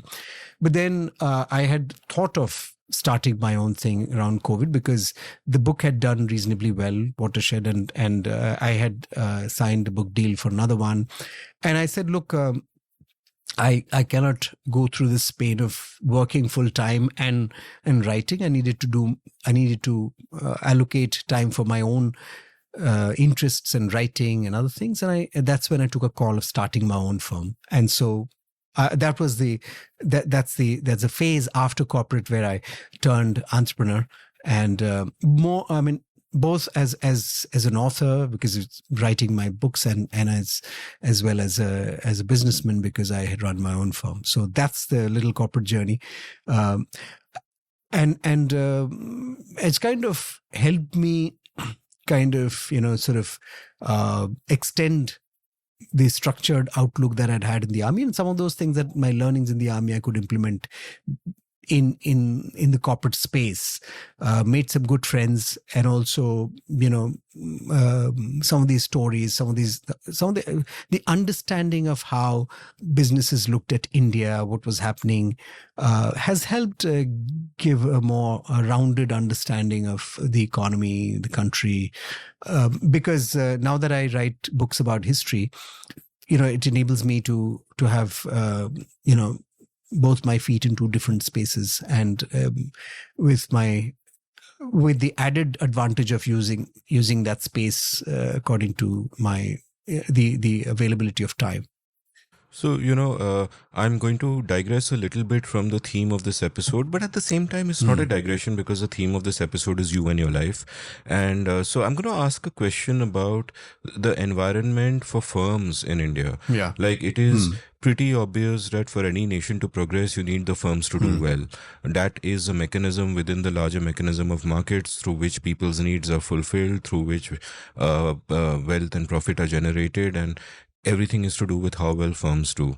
Now, there is one problem that is a political economy problem that is hard to solve, that a lot of small to medium-sized firms get stuck in their size because of our bad labor laws and bad regulations and so on and so forth. That's something neither you nor I can do anything about. But I'm interested in what are your observations on the way firms have evolved over the last 30, 40 years, especially smaller family-sized firms which are transitioning. My co-host of my YouTube show, Ajay, is a bit of an expert on firms. We have a bunch of episodes on firms, and one of them is really interesting to me. It's called From Imperial to Adaptive Firms, where he points out that what's happening in the 1980s is that a lot of firms are by necessity very local, in the sense your branch manager will look at the local environment around him and he will make the decision, and there's no time to really do a back and forth with the center, and most good firms are functioning that way. And what then tends to happen in the 90s and the aughties is that they centralize much more, that best practices come in and they'll do their Six Sigma stuff, and they'll centralize much more, and everything is much more efficient, but you lose some of that local nimbleness. And the central point he is making is that now we need to move the other way, where you keep the virtues of being central and being coordinated and everything, using the economies of scale, but at the same time you need to be far more adaptive. His example being that Japan, I think, has 30 flavors of Kit Kat and etc. But we have just one flavor. That there's not enough customization which can happen at a much deeper level, and that is a next phase. Equally, we've done episodes on family firms and the difficulties they find in transition, where a naive mistake some family firms make is that, oh, we are unprofessional, our second generation won't know what to do, let's hire IIT IEM guy, he will take care of everything. And often it is a recipe for disaster, because that professional manager has no skin in the game and may not really understand the nuances of the business. So what is your sense from your vantage point of what's happening in the evolution of firms in India, and how difficult is it to adapt? What are the kind of different forces at play? Yeah. So I find different opinions that come about in this space, and they're all informed by their own experiences people have had, either being senior executives in that firm or in the conglomerate. For instance, I'll give you a recent example where I was talking to a senior executive who was of a large conglomerate, one of the top 3 conglomerates in India. And he said that, look, a similar firm in the space, and I can't take names for the obvious reasons, he said another firm in the similar space, which has a next line in terms of their, the sons and daughters, in that firm, they have kept the children away, because the founder, the owner, realized that the children are possibly not designed to run the firm in the manner that he has envisioned. So there are smaller bits that have been created, and those children run the foundation, somebody runs something else.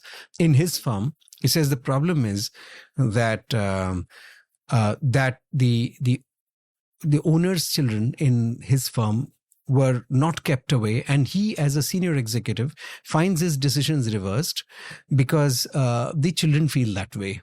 So this is one example where a professional is hired, but if a professional is hired, then the professional must have his say.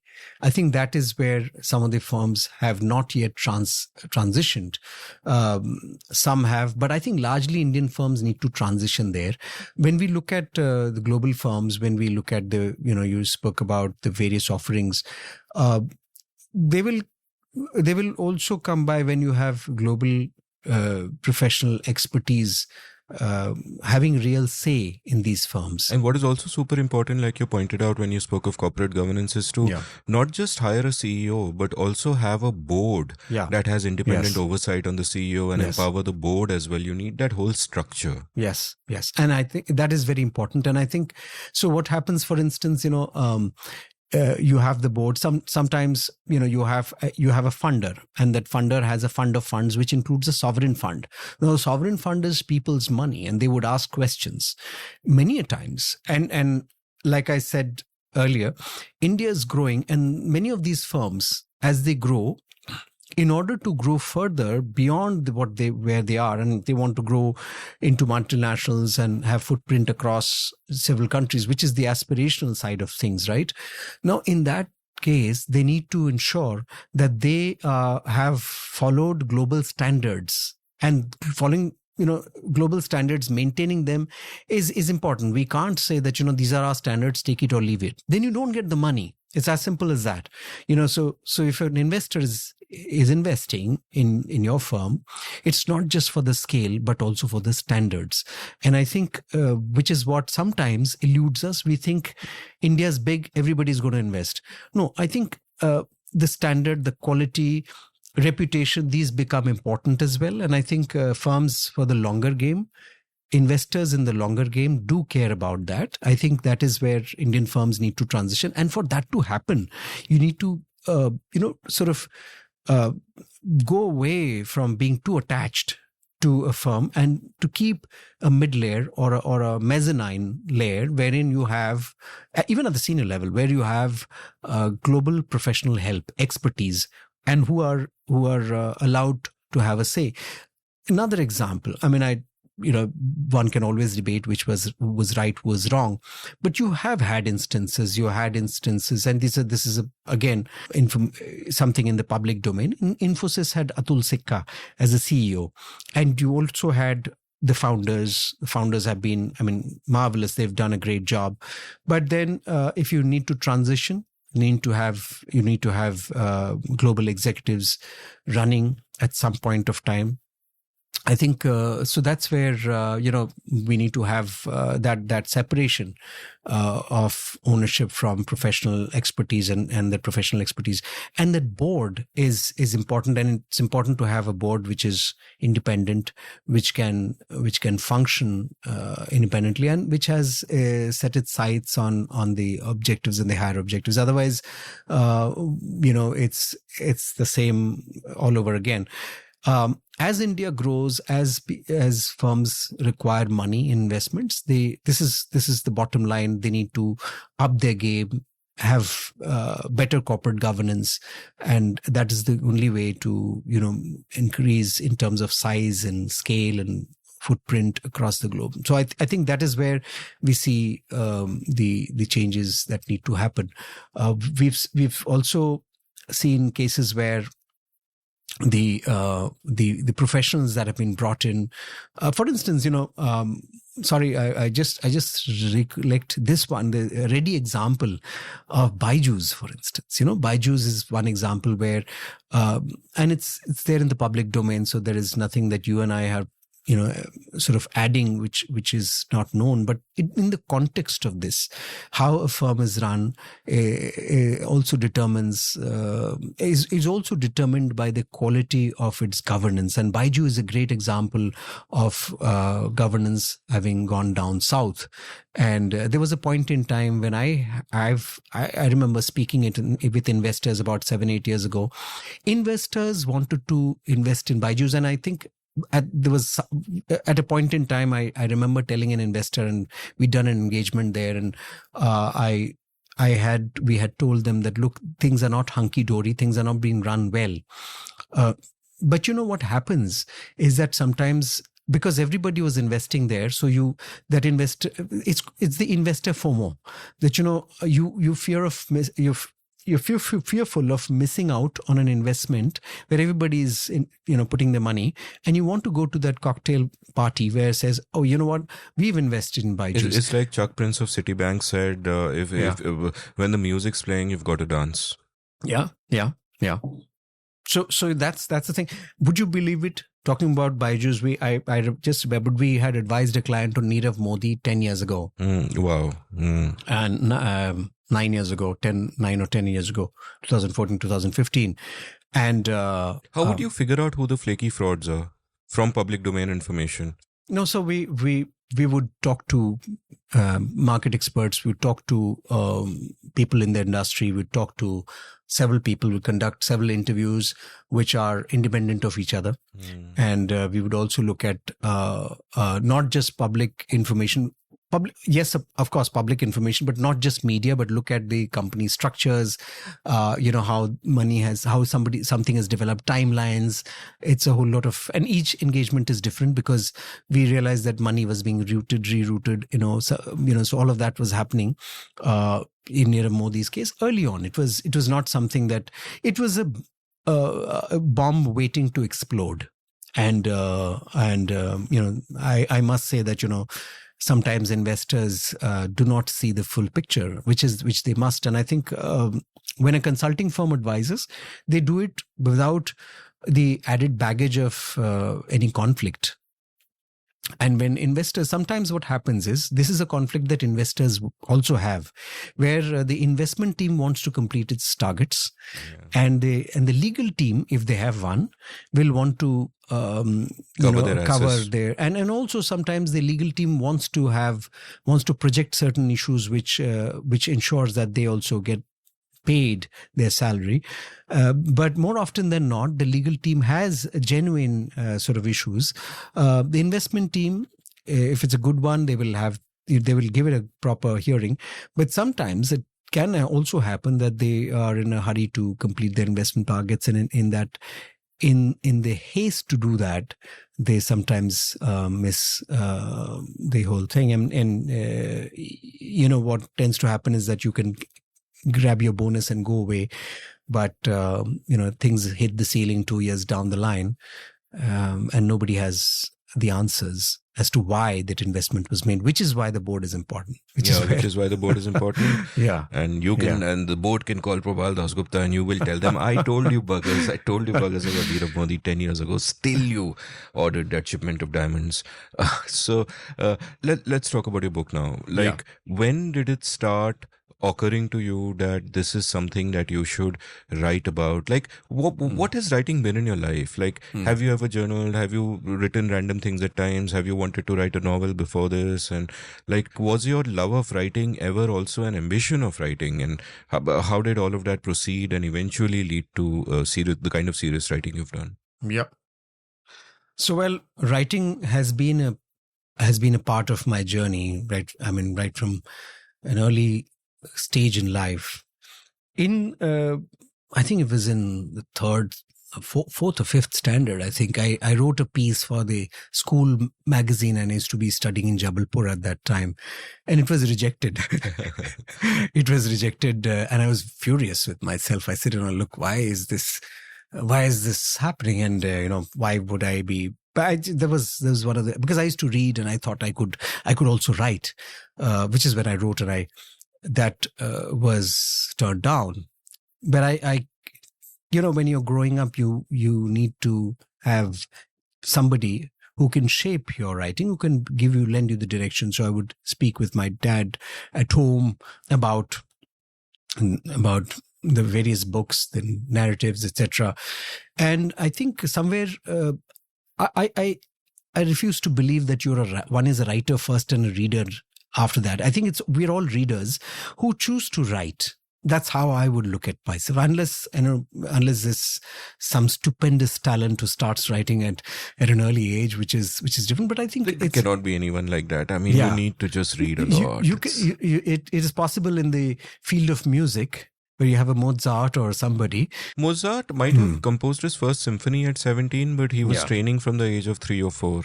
And, it's like saying a guy will go out in a test match and make 100, but has never played in the nets. Right. Yes. And it's the other way around as well. You play in the nets forever in your life, which happens with many of us writers, And you think that, I think I can knock a few balls in the nets, but I don't think I'm good enough to go out on the turf and play on the 22 yards. But, I think a few things shaped the early writing. I was, like I said, grew up on fiction and all of these classics, authors, and reading kind of books was part of the journey. And I think somewhere expressing what I felt about how I was reading and what was happening around me formed the basis of writing. And school, again, Delhi College was instrumental, because it had a magazine, and I was part of the editorial board early on. That little encouragement was healthy. The class teacher would make us write essays and push us to think, which was different from rote learning, which is how it should be. And I don't think the education system per se provided us with that form.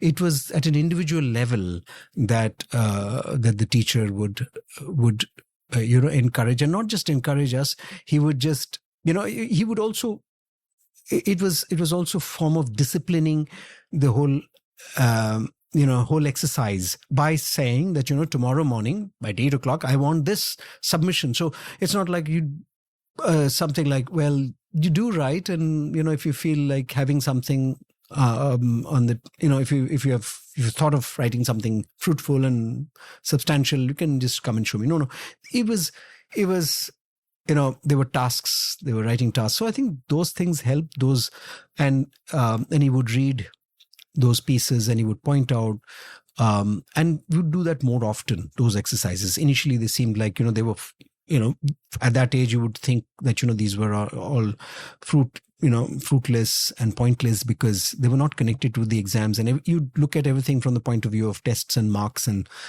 But this was something that helped the cause of writing, the little exercises in writing. I think that helped early on in life. And like I said, reading was the genesis, the little, the pool from which one could draw out thoughts to write. I wrote in school, and I wrote, like I said, wrote essays. There were competitions, feel good when you did well in a few of them. So, after that, when I was in the army, and I remember going for my training at the IMA and Indian Military Academy to sort of let everybody know what that stands for, in Dehradun. And I remember stopping over in Delhi the evening before, and there was this manager in the little tiny hotel where I was staying, and he said, I was having this conversation with him late in the night, and we were talking about books, and I realized this guy reads a lot. So I said, that's good. So I told him that I was joining the army. So he was a Sikh gentleman. He says, "Padna mat chhodna." So I still remember his words, because when I was in the army, and people had this little jibe that, Probal, would you go to the Himalayas with tons of books in his bag? And so that's still a little joke that goes around amongst our friends that, look, he always had lots of books, because here I was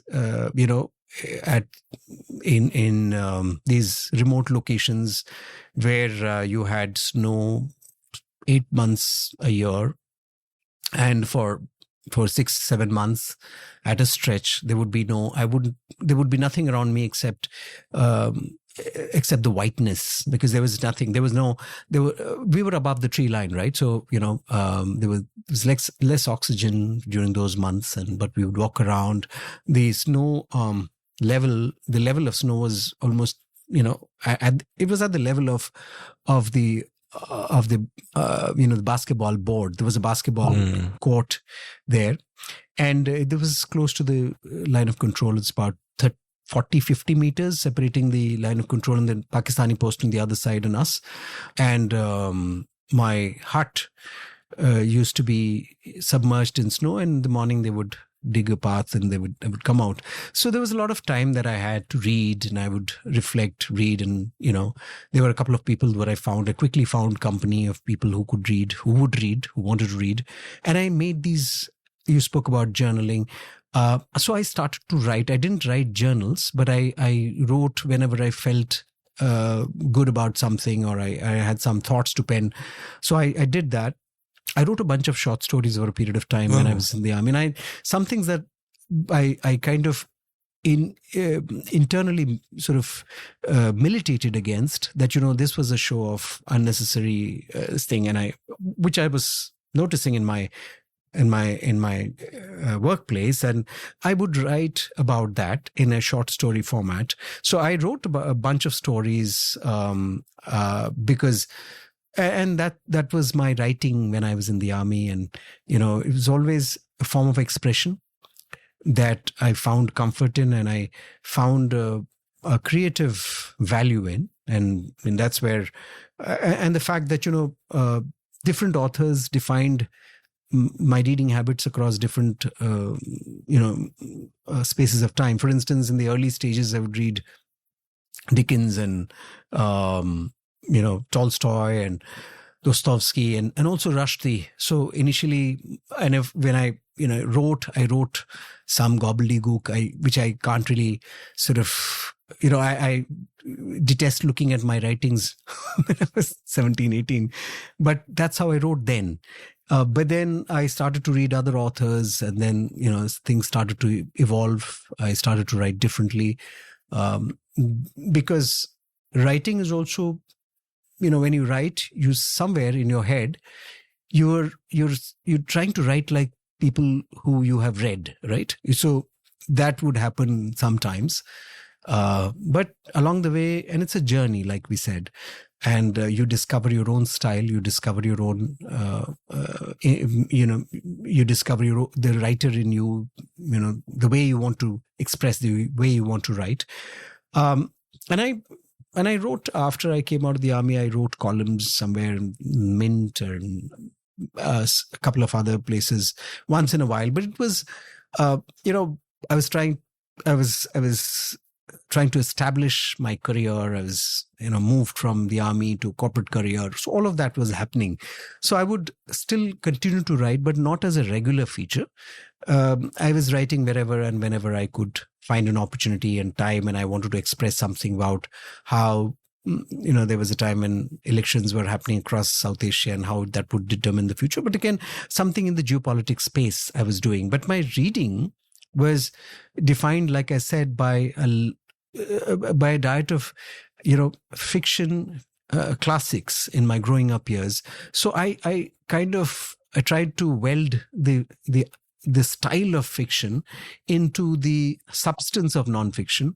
And that's where I found, suddenly, in the last few years, when I started to read narrative nonfiction, I found that to be the middle path, where I was reading books that would combine the style of fiction with the substance of nonfiction, and that's how gradually, when I was writing the books, Watershed and Camouflage, I took to that style. But before that, I had written my own. A book which still occupies the shelves. I haven't really brought it out of that. It's a novel. It's a work of fiction, and it's a novel. And Watershed came about more as an accident of conversation, and then kind of sort of evolved out of that little conversation I was having with this friend in Hyderabad in 2017, at the time when India and China were having a standoff at Doklam. So I'll come back to that conversation, but first, tell me about the novel. Like, why did you abandon it? What do you think about it now that it's done? Are you going to go back to it sometime? My wife has been chasing me, and has been after me, has been telling me that I should go and revisit that. And there are a couple of friends who have asked me that, why don't you work on that? I don't know. Perhaps in sometime in the future I might. But I think one thing that I remember why the one thing that I wanted to share in terms of why that novel is let's put it this way: you write because you have something to say, right? Something to express. And that novel came out of my experiences in Manhattan, and before that in the insurgency affected state of Tripura and the Northeast. And the novel is based on, it's a story based in the Northeast where it's racked by insurgency. And I remember in Manhattan, in the classrooms, people would talk. It was an international relations and, international affairs course, right? So you had students talk about conflict areas and how, they would theorize about a lot of issues, which I felt was okay in theory, stood its ground, but in practical terms, I'd seen things quite differently in some of these conflict zones. So I decided to create a narrative where a bunch of students from Manhattan go to Tripura, and then there is elections going on. They want to study as a part of the summer project, and and certain things happen. But largely it was also an insight into what was happening in the insurgency there, more from, understanding the human interactions, the dynamics, and all of it. So that is, it came out of my observations of the immediate environment, which was, the insurgency in Tripura and the Northeast, and thereafter in Manhattan, the discussions around. So I wanted to kind of marry these two, and that's how the novel sort of came up. And to your point about whether I would revisit, I think I would probably make changes to what I wrote 12 years ago, 10 years ago, if I were to do it again. And I think it's an entire manuscript that's there. And I quite enjoyed writing, and think I wrote in snatches of time while traveling during my corporate gigs, and during my projects. I would write at the end of the day when I was traveling to some other city, when I was my hotel rooms are in the airports, and so I think that is how it evolved and stayed that way. Yeah. Marvelous. I can't wait to read it, and one day, and buy it on a Kindle and actually read it after it is published. That is something I'm looking forward to. Tell me about the conversation in Hyderabad. What happened? Because the material of the book, in a sense, you've known the broad outline all your life, because these were stories your dad used to tell you. Right. And it's almost so beautiful that you hear these stories in childhood, and then you're an adult in your 40s and you realize that, shit, nobody knows this stuff. Why don't I write a book? Yeah. So tell me about that. Right. So here I was, Amit, in Hyderabad. I'd gone on some work, and I had stayed over the weekend, and to specifically discuss this manuscript, which I had taken to my friend for him to read and give me a feedback, and then I would go to publisher. I hadn't known of any publisher. I hadn't known of any agent who would take my book forward. I hadn't approached anyone. So I said, this is the first cut. Why don't you take it? So he liked it. He said, this is good. So let's, so I stayed overnight, and we went to a cafe, and where we ordered breakfast, and we kind of, we spoke over coffee about the book, about the manuscript. It's called Love Story Bazaar. And there's no love story there. It's a place which has got lots of different kind of friction, conflicts, etc. And it's a real place the place had the name of that place. Sorry to digress, but the name of the place had come about in 1980s after a film was screened, and that film was the Kumar Gaurav film of Love Story, which had brought two villages together, and which had happened and two warring villages, because they'd all come to watch that movie at some common place, and they created a little market, a bazaar, where they traded things and became Love Story Bazaar. It's actually called Love Story Bazaar. Yeah. Oh. But it later on became a place occupied by militants and insurgents. So it became a very different kind of place. So it's about that place and how it evolved and what happened and the dynamics and so that's a separate story. But as I was narrating the story, and we discussed this, so my friend Sriram, so he says, let's take a break, and maybe we can discuss after food. I said, yes, let's order some food. So we ordered food, and so he says, this India-China thing in Dokla, this is going to continue for a long time. And we're going to again have this situation of 1962 where India was pushed back. I said, then I told him, no, but the last time, India had registered 2 victories, after which it's been all quiet for the last half a century. And I started to, sort of narrate. He stopped me right there. He said, wait. And his jaw dropped. He says, did you say that India had registered victories the last time the two countries fought battles or went to war? I said, yes, India did.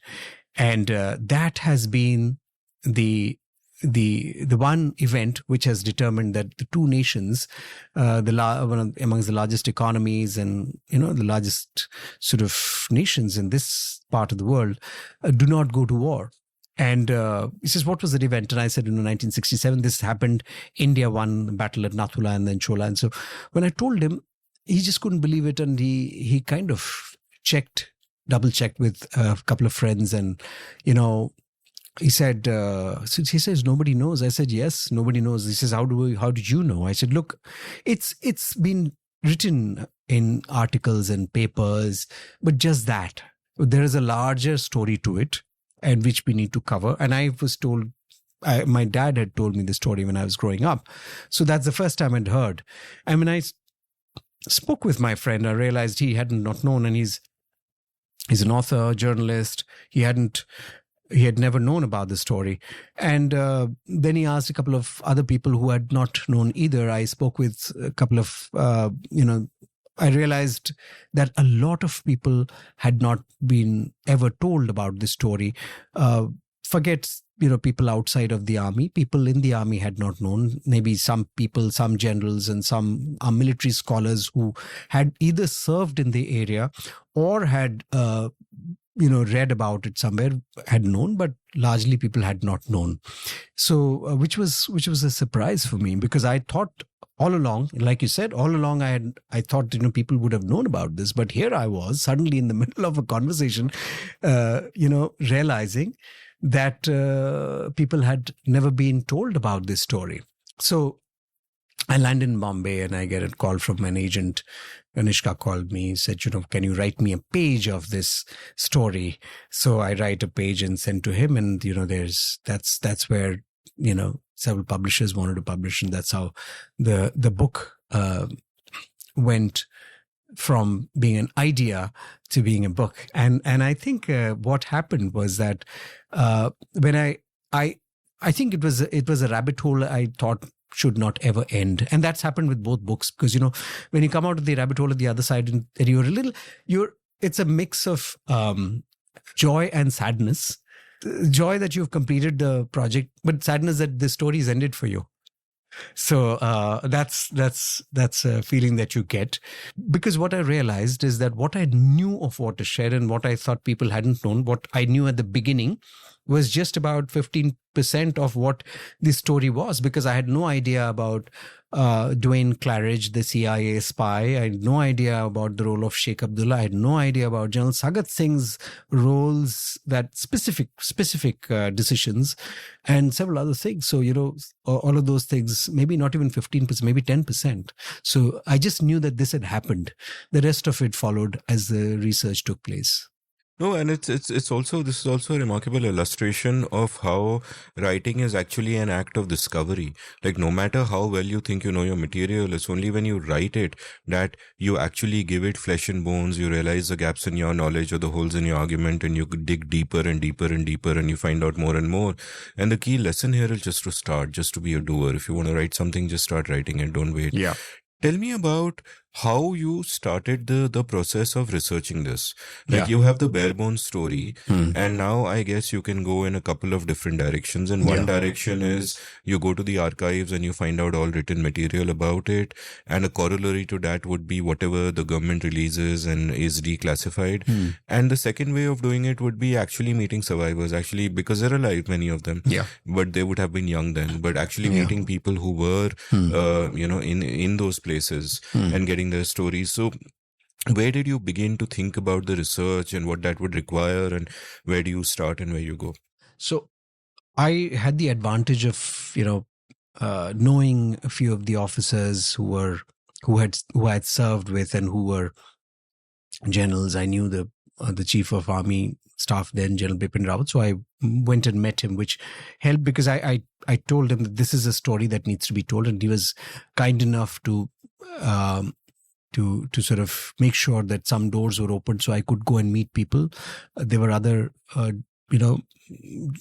generals, senior generals who I'd known and who helped me in the entire exercise.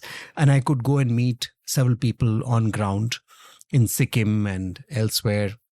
And the army maintains a war diary wherein you write about what happened each day, and it's a it's a diary that is maintained at all times, and that's kind of that reflects on the actions taken on that day, which is a very important constituent of information. That war diary is usually classified, but when you go and meet people and you talk about things, the way in my case I could access people's versions, and that helped. One of the things that India doesn't do well is archive its information, and India has not declassified lots of information. Now we're talking about 1967. Much of that information is not declassified, in things that happened around it. And we don't tell our stories. And I have said this on many platforms. We do not talk about our stories. This happened in 1962 as well, when we didn't, the war was, the story behind that entire conflict was never revealed to people. People didn't read about it. And then you had Neville Maxwell. We didn't tell our story. So Neville Maxwell wrote about it. It was sympathetic to China. And it also helped Henry Kissinger form an opinion, because Henry Kissinger was given this book by Zhou Enlai when he visited China in 1970. And that book he gave to President Nixon. And President Nixon and Henry Kissinger kind of had an opinion about China in 1971.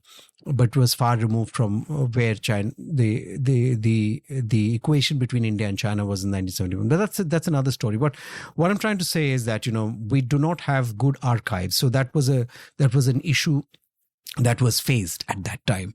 I had to rely on existing material written in forms of papers and articles, and but they were all sort of scattered pieces of information that I needed to bring together. Also, what happened was that it was like all of the pieces of the jigsaw puzzle coming together, because I had no idea that there was involvement of CIA. When I put that piece of information along the timeline, I started to figure that this B happened because of A and C happened because of B.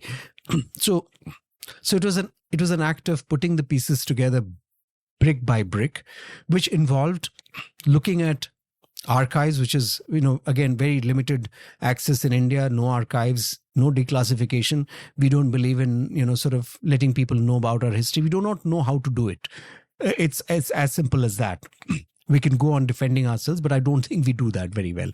So we don't talk about our past. We don't talk about our story. So it becomes difficult. So you have to rely, therefore, on the sources, and one hit up a wall at times when you went looking for information through archives, because information is not declassified in India. And I think that's a problem that you face. In the US, for instance, beyond 30 years, information is available. In India, it is not. So I had to rely on sources, source commentary, go and meet people, different places. And they were very kind. And I must say that I got all the help. The one incredible thing that happened was that some of these people, when I'm talking about Tinjong Lama, for instance, or Colonel K.B. Joshi, they were incredible repositories of information, because for them, they had lived their lives running this particular episode and stories in their head over and over again. And just to make sure that, I was not sort of, sometimes, when you imagine when something happening before you and you imagine it 200 times, that becomes the truth in your head. So I wanted to sort of align it with what was happening on ground with others as well, independently, just so that, we are not caught off guard by documenting facts that are not facts. So I had to ensure that was happening as well, not just get excited about what I'd heard. So yes, I think it was a mix of research through secondary sources, which are not too many. Like I said, scattered bits of information were available. People had written in the past. There were journalists who had covered one episode, something, and there was some military scholar who had written a little bit about Nathula and Chola. So some of those things had been helpful. But putting this entire sort of story narrative together required one to be a little creative and understand what was CIA doing, what were the other people doing, and how does this relate to 65? How, when you want to write about 1967 and the events of 1967, one had to go back and understand what was happening before that. And it was a case of all of these facts falling in place, all of these little events falling in place along the timeline. And I was excited by the fact that I was creating a theory of this, which had not been written before. So this is the first authoritative book on India's victory over China.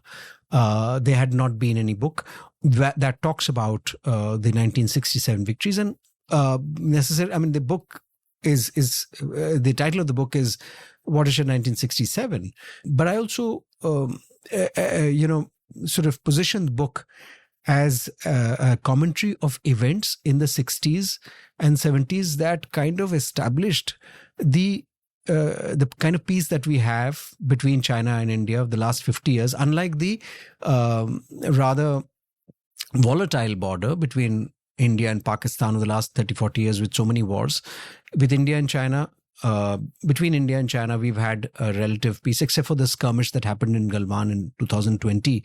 We've largely had 50 years, half a century of peace. So, and where do you go back? You go back to 1967. After that, nothing happened for 50 years, for 53 years, except for a small incident in 1975 where 4 people got killed. But not another conflict, not another war that happened in over half a century between two big, large nations with 1/3 of the world's population. And I was surprised that it had not been written about, which is where I wanted to position the narrative that, look, everybody's written, a lot of people have written about 1962 and 1971.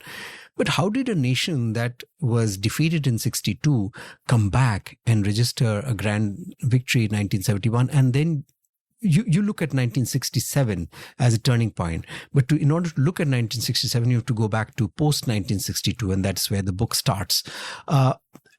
I wanted to, if you have any questions, I wanted to talk about a particular very interesting incident, since you asked me about the research and, Yes. anecdote that I remember. I wanted to understand what happened in Chola, and we've, the narrative of Chola and all of that. I was sitting in Lucknow with an officer, and he said, you must speak with Colonel Joshi, but he doesn't like to talk to people about this because a lot of people have come and spoken to him and said, we're going to make a film, we're going to write a book, but nobody does anything. So he's just kind of given up on people. And so I spoke with him. He connected me on the phone to him, and I asked him, sir, I said, look, he was 92 then, and he's still around. He's doing well. He said, well, I'll give you time, but why do you want to write? I said, this is what I'm planning. I want to write about Chola. I want to write about other incidents and the events of 60s. He says, okay, we'll talk. We'll figure when's a good time. So it took me about 3 months because I would call him and he would say, oh, you know what? I'm traveling. I have a social commitment. I have this. I was wondering that, if I have 1/10 the kind of social commitment that he has at 92, I would be proud of myself. Bhai was testing you. Yeah. So I was at it, and then he finally said yes. And finally, when he said yes, I landed in Dehradun, and so I go to his house. He opens the door, and so I said, sir, I'm here. So he says, welcome, come. So then he says, what brings you to Dehradun? What other work do you have? I says, I've come to Dehradun to meet you. That's all. So he was overcome with emotion. So he says, sit down. And then he gave me 5 hours of Chola and his life, which is far more interesting than what I have, included. Did you record in the book. it? I have, and his life was, he's a part of it which I didn't include in the book. That he told me his story from 1941 when he was a young boy, 41. He was his father was a math teacher in Burma, and the family was living in Burma and then Burma. And he had gone to buy vegetables in the market and for his mother. And so when he went to the market as a 10-year-old boy, the 10 or 12, 13 years old, I think, the Japanese planes appeared overhead and started to bomb the entire place. And bombs started to fall around him, and this little boy started running with the vegetables, the packet of vegetables, bag of vegetables in his in his arms, and he ran towards his house and through the market, and bombs kept falling around him, and I think he dropped everything. So when he reached home, he was all tears, and he tells his mother. He was so much in shock, and he had not known what had happened because of bombs falling and people falling around him, dying. So he said, "Look, mother, I couldn't get anything. I just got 3 alus. This is all I could get." But that was so he's telling me as a 90-year-old, 92-year-old that this is what happened, and it's very So then. He spoke about how they took a boat and went to Manipur, and then as refugees went to Lahore, and how he joined the army. It was it was a fascinating story in itself. So I was listening to this story, and he said, "Well, I was dating this girl, and so I went to the mother of this girl, and I said, I want to marry her. I was just a young guy who'd come from Burma, and I'd encountered all the difficult times in life, and I think when I was just out of college." So the mother said, "Do you earn?" He says, "No. You just go and do something for yourself, and then you can ask for my daughter's hand in marriage." So he says, "I was so upset. I went out and sat at in a garden, and I looked up. There was a large billboard says, 'Do something, join the army.'" Wow. Did he marry the girl? No, he didn't. So then what happened was he joins the army. So he joins the army, and he arrives in IMA, and he comes out of the train, and he says there's nobody in the train station. Normally, the academy provides transport. Even those days, I mean, there would have been something. There were a few people on the roads then in Dehradun, but he had to trudge through the, walk the entire distance from the railway station to the Indian Military Academy, which is a fair distance, and with his suitcase. And he came to the academy and he met the officer. He says, "I'm surprised there was nobody, there was nobody at the station. And there was nobody on the roads either." He says, "Come sit down." He says, "Yeah, I know there's nobody there today because Mahatma Gandhi just got assassinated." Wow. So it's like, he says, my life is peppered with historical events, and that's how it continued. But these were stories, gems that I was in the midst of. From history, and he was talking about all of these things. So he gave me this interview, which lasted 5 hours, told me about Chola, what happened. He distinctly remembered everything from that day. So I went to Tinjong Lama, I got his story, went and stayed with him at Lama Hata the entire day. He was narrating his whole RCL incident, and I'd got that from Joshi as well. And then I spoke with somebody else in Sikkim. I spoke with the villagers there. So, what happened? Somebody got an old guy who had been around in 1967 when the artillery bombing started. And he told me how he felt, what happened. So, I think secondary information, all very well. But primary information is glorious. And then I realized that, there was somebody who had written a book, The Crisis Game. And this is again secondary information, which is almost as exciting as the primary information, because Jaishankar's father He was K. Subramaniam was a very well-known strategic advisor, at that time in the 80s. And one day when he was in London, he goes to a bookshop and he chances upon a book that talks about the CIA plan for 1965. It's called The Crisis Game. He says, wow, this is good. But he didn't have the money to buy the book, because those days foreign exchange, you could only carry limited foreign exchange. But he was a strategic advisor. I'm sure there were people tailing him then. So he goes back to the hotel and, comes back later, but never finds the book. The book has disappeared because somebody would have taken it off the shelves. The book was taken out of the market shortly before the 1965 war, because this book talks about the 1965 war before it happened in Langley, which is what I talk about the book. Yeah. So I couldn't find the book anywhere. And I asked my brother, he said, it's there in the Canberra library, but they wouldn't lend me. And then I finally found somebody in Canada who had borrowed the book from a library and hadn't returned. So, so I got hold of the book. I love the story of the three potatoes and, teen aloo. And, the thought of this little kid running through the streets holding vegetables reminds me of that great film, Grave of the Fireflies. Have you seen Grave of the Fireflies? No. It's a great film, but it's the most depressing animated film ever made, but it's a masterpiece. But so... if you ever get the chance, and I'm wondering, you had 5 hours with General Joshi, you had many hours with all the many people you spoke to. Like those 5 hours which you recorded, it would be such a service to the world, I feel, with my bias for loving long conversations, if you were to take his permission and put it up somewhere, just a repository of all the background, wherever you get the permission, obviously, to just put it up so that other people can discover gems in it. Like, you would have used a certain percentage of that for your book, but, even the rest of it is stories worth telling. I mean, these are just so amazing. Yeah, indeed.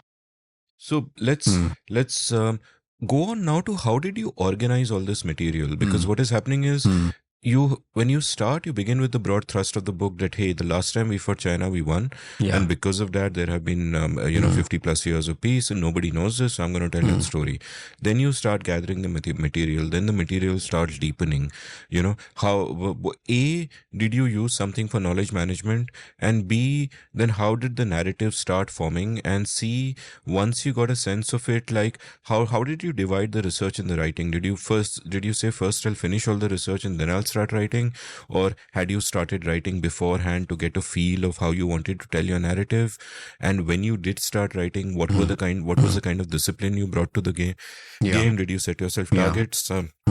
Was it easy to actually get your butt on the chair and write for all the hours that it takes? I think it's, since it was the first book, so I had a little idea how this would eventually work out. There was a lot of material to work with eventually, but it might look like I had a lot of material at one point. It was actually never like that. It was all building up. So I didn't know if this was enough or there was something more that I needed to have to qualify what I was writing, or to collate, put together or validate, or was that enough? So some of those questions did pop up. So I didn't know when to really start writing this.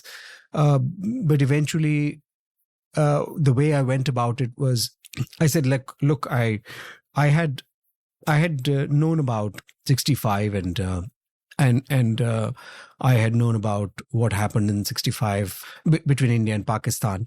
And I had also known about the Chinese having made those early moves. I had no idea about General Sagat's decision on Nathula, but I knew that this was happening. So I delved into 65. I was clear that, I needed to look at the genesis of 1967 and not just jump into Nathula and Chola and the events there.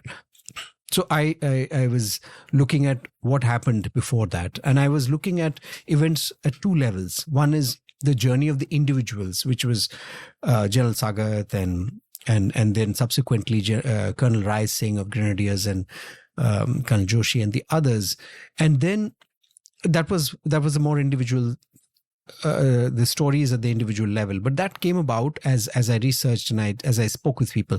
One of the things that defined the way I would classify my research was looking at the macro events along the timeline. So I said, look, this is the timeline. What happened in these years? 65 happened, 67 happened, 71 happened. We know all of this. So initially when I started, I said, look, I want to find out. So what are the questions I have for myself? What happened that led to 67? What happened in 67? How did 67 influence that history that followed and the events that followed? And it immediately kind of, brought me to 1971. But as I started to look at these three different pockets in time, pre-67, 67, the battles and the events and the political events, and post-67, I started to populate these three periods by way of information that I'd had. I was, then I realized that this was happening in one geographical space. So what is the territory you're looking at? The scope. The scope was defined by A, timeline, 2, place, 3, the characters, so that one has a structure, a method around the madness. So when we look at pre-67, I was clear that I am going to turn away from 1962. One of the reviewers, Rana Mitter, who wrote in Telegraph, writes about the book that, he turns away from 1962 and talks about, which is what I exactly wanted to do. I mean, I wanted to move beyond 1962 and wanted to ask questions about what did India do to go to 1967. Did Mitter mean that as a criticism? No, he wrote a good review of the book. I think he quite liked the fact that I look at. So he said, look, I look at this book as delving into the period that defined the relationship that India-China kind of carried forward after that.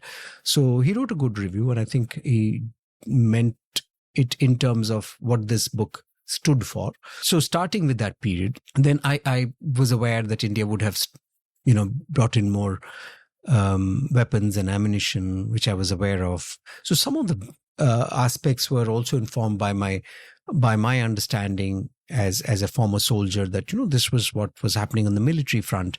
And then my understanding of the political spectrum helped that, let's weld this together, what was happening. So I wanted to read more about 1965. I read books about 1965 that described the India-Pakistan war and the political tensions and all of that had happened. And there were specks of information about China and what China was doing. So I wanted to go down that rabbit hole because that was my start point. I want to turn away from India-Pakistan war, go to China and figure out. And that's where I started to discover information around China. What tends to happen is you look at the more well-known books and you want to look at their footnotes. You want to look at where they've derived that information and go down that rabbit hole to seek what you want to achieve. And that's where it was one of those things that I was trying to do to understand more about 65. Once I understood more about 65, it threw open a few windows that I wasn't aware of, which is, the crisis game, for instance. That was something that happened. So some things happened by way of generally reading about everything and figuring out. Like, I didn't want to restrict myself to only reading about a particular period alone, but generally reading about India, China, Pakistan, what's happening in the 60s. And if I kept myself restricted to 65, I may not have chanced upon this book that I start the narrative with. So that's where I tried to figure out how the various pieces kind of fit in. So once 165 and the lead up to 65 was completed, then I wanted to understand how kind of that. So it was organized more along timelines.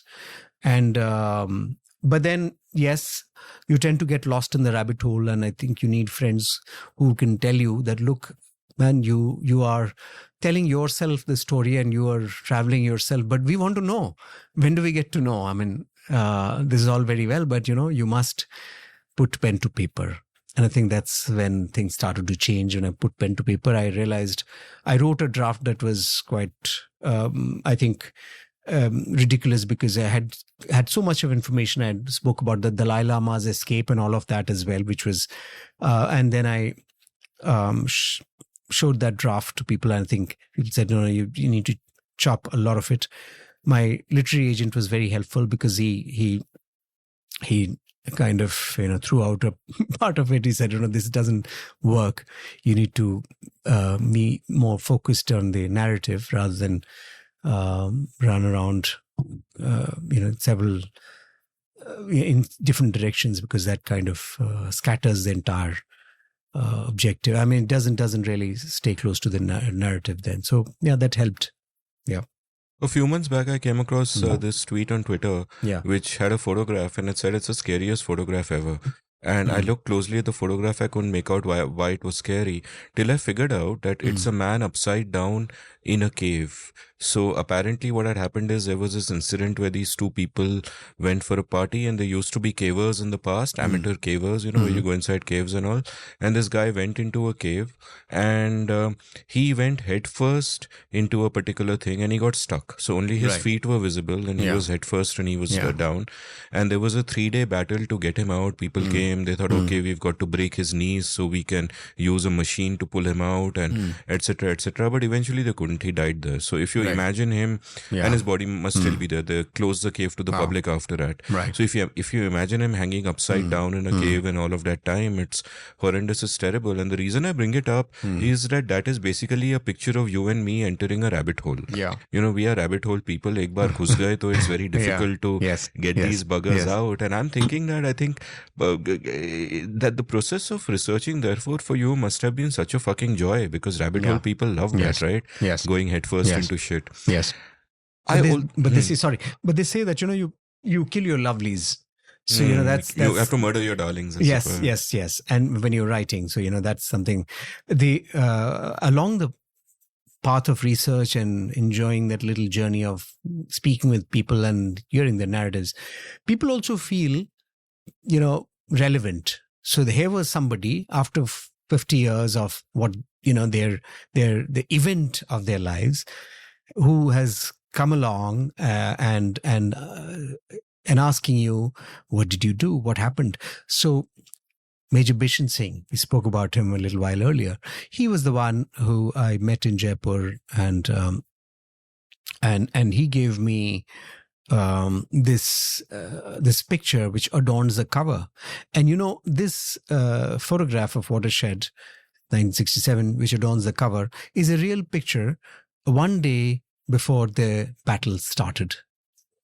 And there were scuffles and fisticuffs, and that's where one of them is Major Bishan Singh. The rest all died in the battle, and he was the one who survived. The rest of those people in the picture of the cover of the book, and it was taken one day before the battle started. So some of these gems, which he had preserved, he was kind enough to part with them, and I was lucky to have, unfortunate to sort of have that picture from him, which finally I gave it to the publisher. They said, this is the cover. You don't need to design any cover for this. So that's how it. I didn't know this was the cover. Beautiful. I'll see it in a new light now. And I just wish you put all the pictures and all the conversations online after taking permission, because someone like me would just really love to listen to all 5 hours of the conversation you had with KB, as it were, as you call him. Yes. I'm not giving you praise lightly because I'm in a good mood, but I thought Watershed 1967 was pitch perfect in terms of length, in terms of structure, in terms of tone. It was beautiful. And one of the reasons that I really loved it was the initial chapters, which give you so much context into what happens. So it's not just rah-rah that, we had these battles and we beat the Chinese, but it is all the context from the loss of 1962, which is such a humiliating loss to China, how that changes the army, what's happening in geopolitics in terms of what are Pakistan's interests, what are China's interests, how does the US look at the world. Even that important point that in those moments, actually in those years, Pakistan was doing pretty freaking well. Yes. Ayub Khan had embraced free markets. So you don't speak so much about the economic aspect of it in the book, but it's a useful reminder. Ayub Khan embraces free markets. Good things are happening. They are modernizing. It looks like Pakistan is going to be the country to... They were the original Asian tiger. They were the original Asian tiger before everything went to hell later.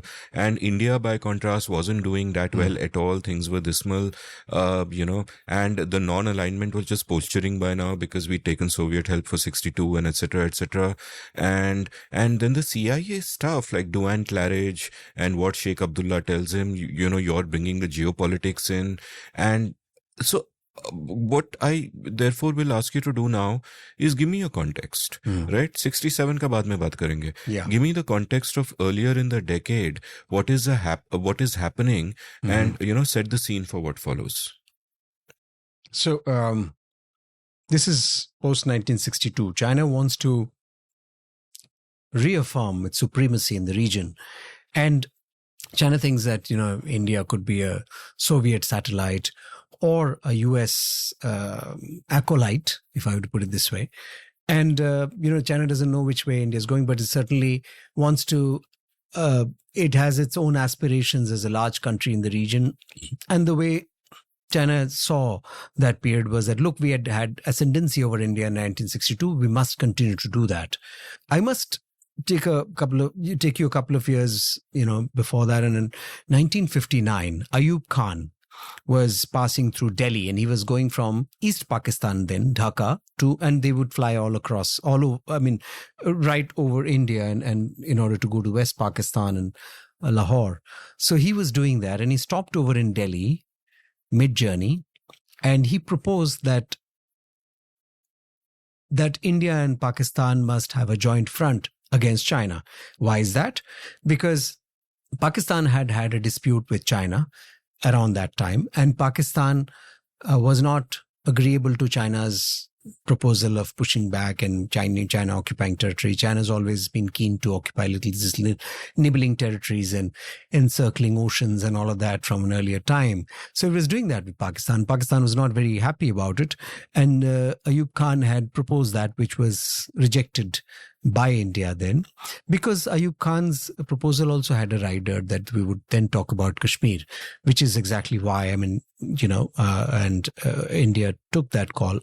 And that's when things started to, look different, because after 1962, I talk about this because after 1962, Pakistan saw a quick opportunity to ally with China and, cede a piece of land from their own, the Shaksgam Valley. And from there, China had acquired a piece of land, which it still occupies. And Pakistan had won China over to their side.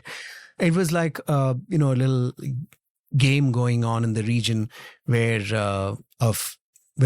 Pakistan had made the right moves until then, because it was a strong economy, like you said. And but it was also an economy led by an autocrat.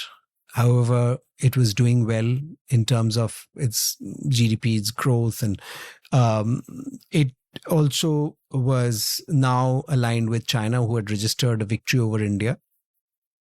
So that's when post-1962 events start to unravel. When Pakistan aligns with China in 1963. In 1964, that is, China tests its nuclear device at Lop Nor in Mongolia. It was the third device tested in the shortest frame of time. It had tested its third device faster than what the Soviet Union and the United States had achieved. So China was galloping along at a rapid rate to becoming a nuclear power. And a lot of things were happening in that period. And the US the CIA had a very strong presence in this part of the world. The Americans were allies of Pakistan as well as India. So this was happening around 1964. But in India, what had happened was post 1962, India, the political situation had changed. Jawaharlal Nehru had passed away, and you had a new prime minister in Lal Bahadur Shastri. The defense minister Menon, who had, resigned in the wake of the war because of his role and because he was, and he resigned in ignominy. The army chief, General Thapar, had retired, and all of the leadership think tank had been, had gone, and there was a new political leadership, new army chief, a new defense minister Chavan. The prime minister was Lal Bahadur Shastri, and the army chief was General J.N. Chaudhary.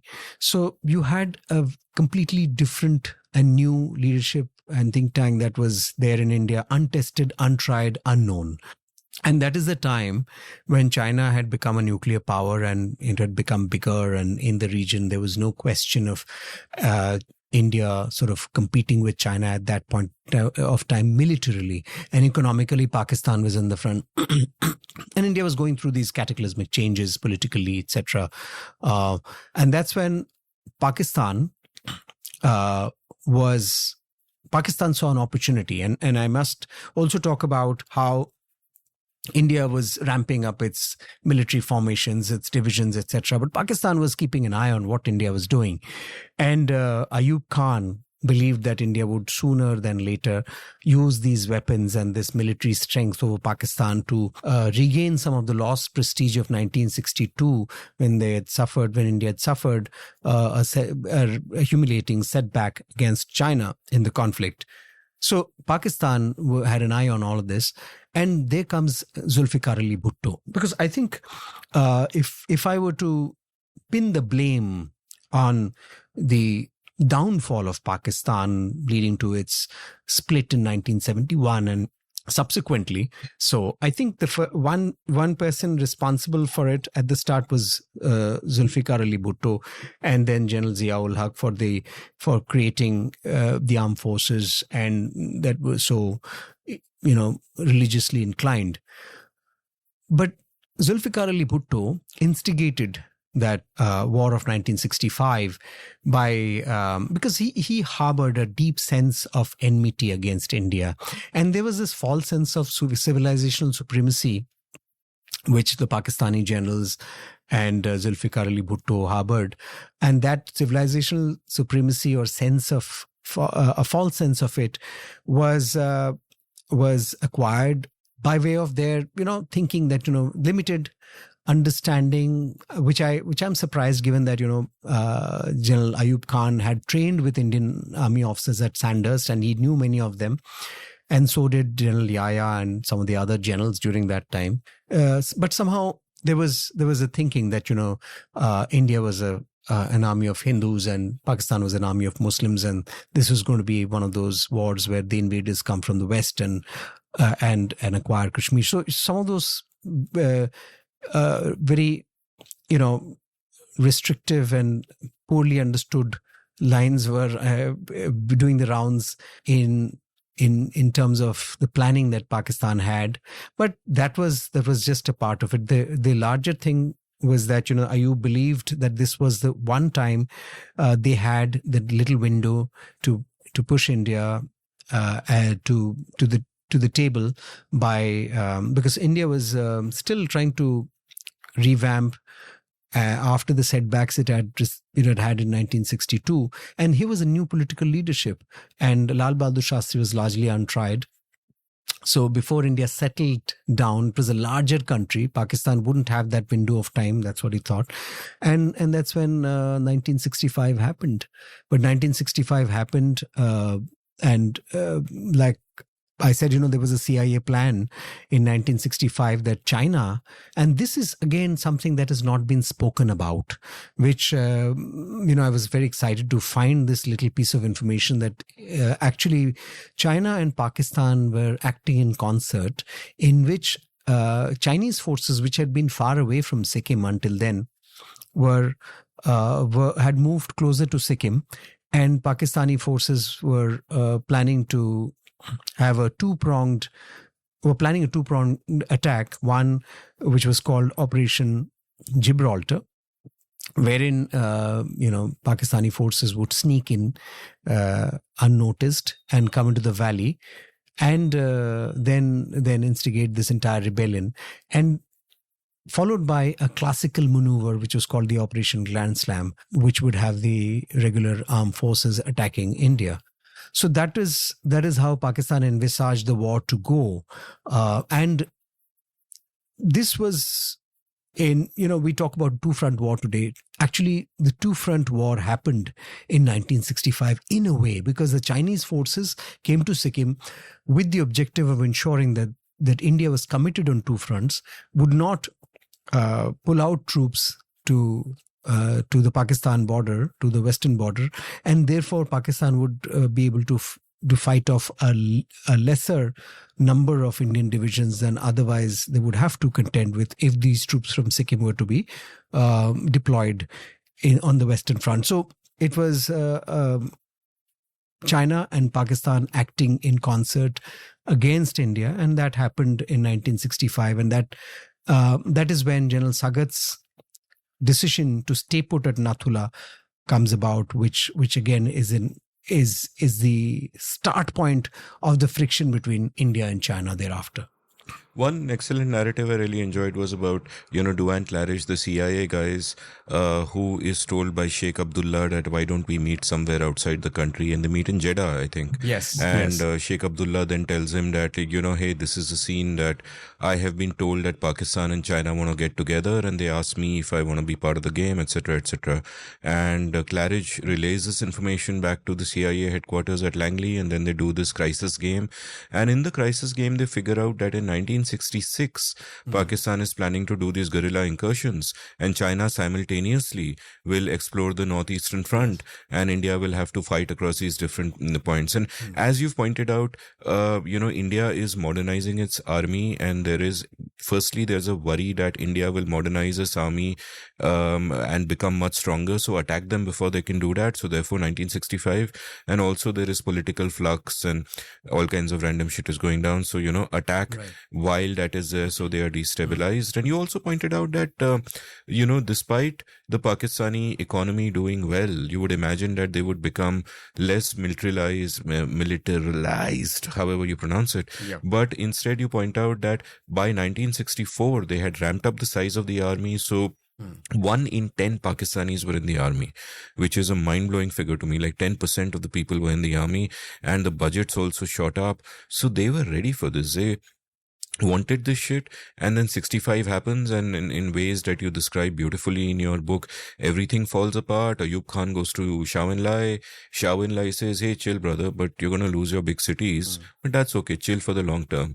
And Ayub Khan is like, man, I wanted a quick win, I wanted a T20, not a freaking test match. So eventually that shit happens, and then China still threatens India, and which as you have pointed out could be one of the reasons that India agreed to a ceasefire, despite having complete dominance close to taking over Lahore. But they agreed to a ceasefire on the terms that they'll just go back to the original borders. So this is quite a setting. Meanwhile, lay out Sikkim for me, and along with that, tell me more about Sagat Singh, because this is a man with a rich past and a richer future, of course, but a rich past in terms of he's been one of the main players in Goa in 1961, and he is just known as a fiery character, a non-conformist. All the photographs that you have of him in the book is this really tall, handsome, irresistible kind of guy. He cozied up to, as you point out, he might have cozied up to the Sikkim queen, as it were, this American lady called Hope Cook. But, quite a character, amazing character. So, tell me more about him, and then let's talk about what's going on in Sikkim at this time. So, starting with General Sagat, General Sagat is one of the great generals of the century, not just in India, is one of the great generals of the century. And I'll interrupt and point out that when I spoke about his future, I've done a few episodes with Srinath Raghavan, and one of them is about his Bangladesh book, and it was General Sagat Singh who actually went over the river and led the march to Dhaka, so played a key role there as well. Yes, he did. Exactly. So General Sagat played a key role in 1961. in the Goa operation. So Goa is here today, part of India, and not part of Portugal is because of General Sagat. Nathula and Chola and Sikkim and, that part, and maybe the Chicken's Neck, the Siliguri corridor is part of India because of General Sagat with 1967. 1971, Dhaka was won and Bangladesh was won because of General Sagat. So if you look at General Sagat's career, he was perhaps one of the bigger battlefield generals of the century, one of the greatest battlefield generals of the century the world had ever had, because you've had three distinctly different kinds of operations where he sort of closed it favorably for India. He won. And I think, and he's also a general who never lost a war. So General Sagat in Goa, and if you look at all of these three different events, there's one thing that stands out, that he was a non-conformist, he's indomitable, and he did what he did. And each time he differed from his superiors. Each time he was proved right.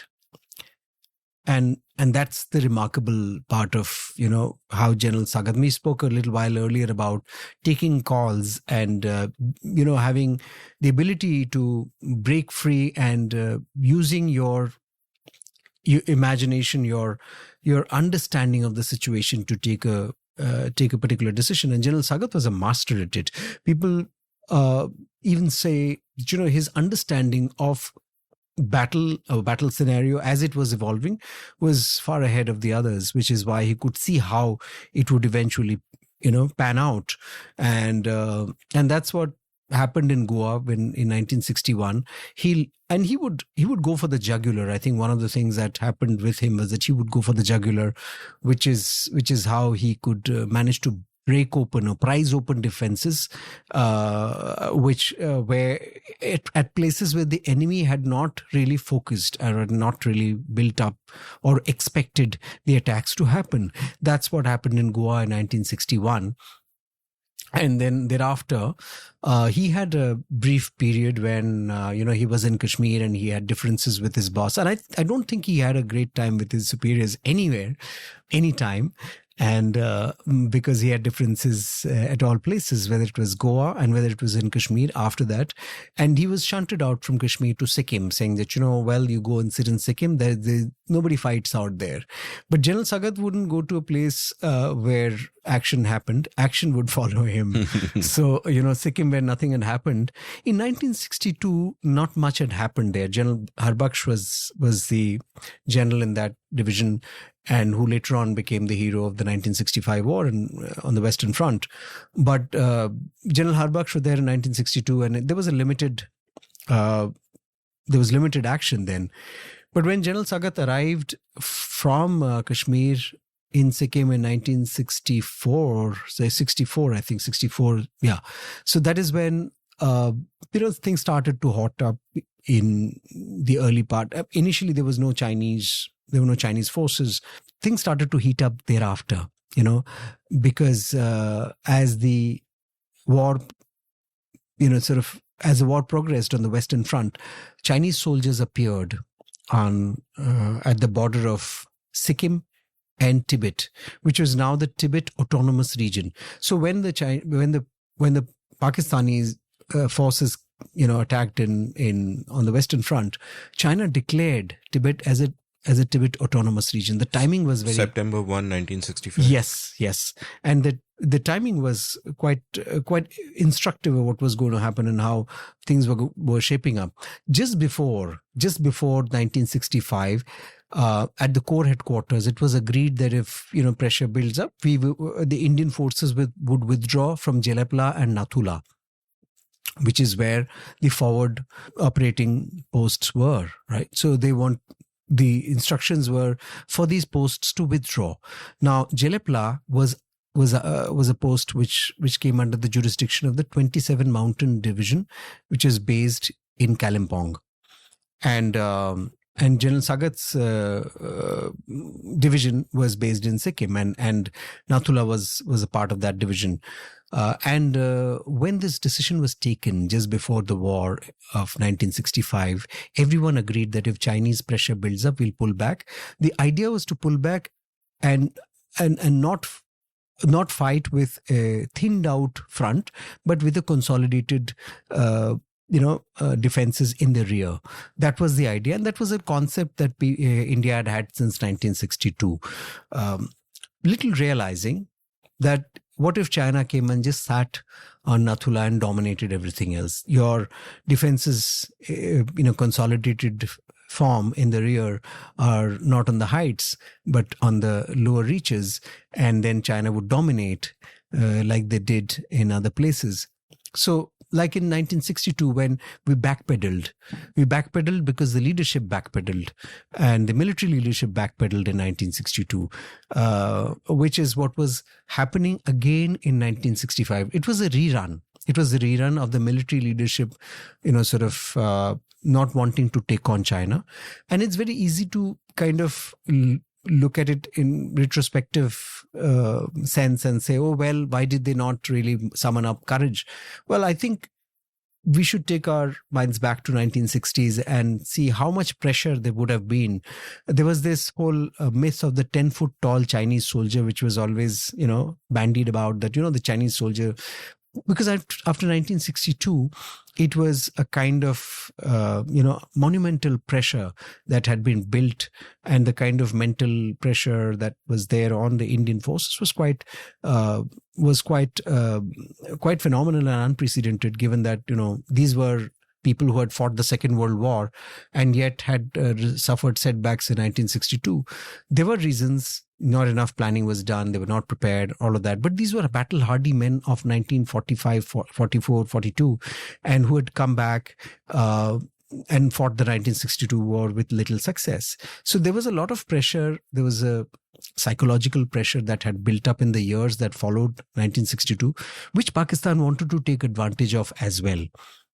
And therefore, the decision that was taken that if there is Chinese pressure that builds up, we will withdraw from these two forward posts.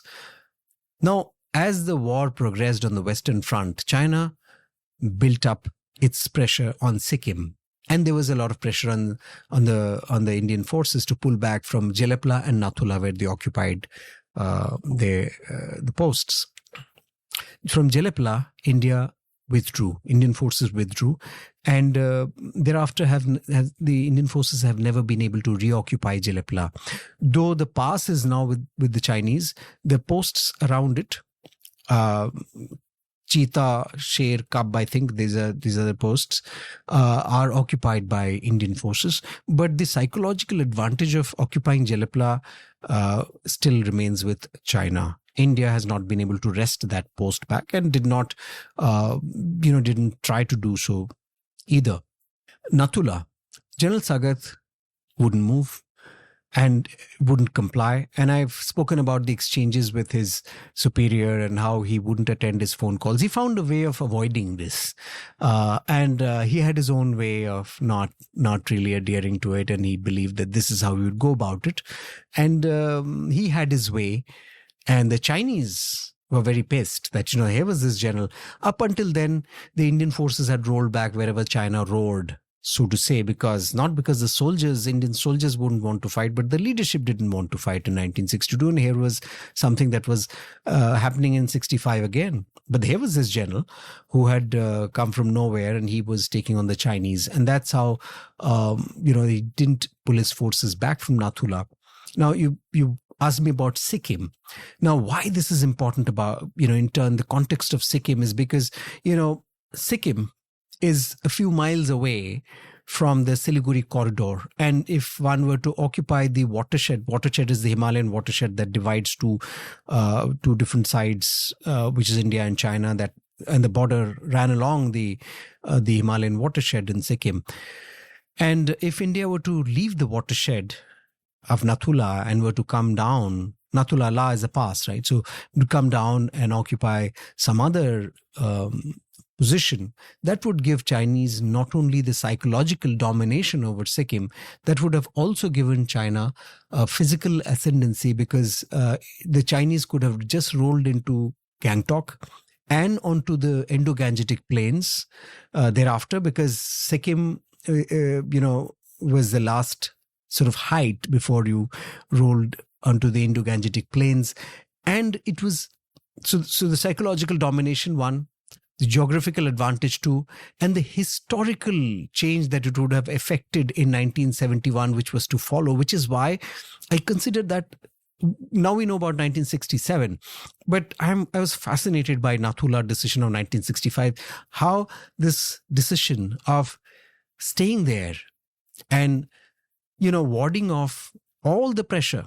And we talk about pressure. Here was this general who was facing a lot of flack and pressure from his superiors, his seniors, that, look, we had agreed and you had agreed to do this, and now you're, taking on a decision. It was agreed to by everyone, and you've opposed your superiors, which he did, and he was also pissing off the Chinese. So he was he was somebody in an isolated space, but he did what he believed was right, and he was proved right.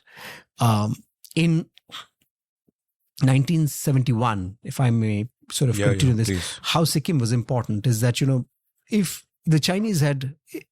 If I were to start with what if General Sagat had pulled back, what if that had happened, and what if Nathula had been left to the Chinese, I think 1967 wouldn't have happened, because you couldn't have taken on an enemy which was sitting atop. Unlike similar, and a similar case would have happened, such as.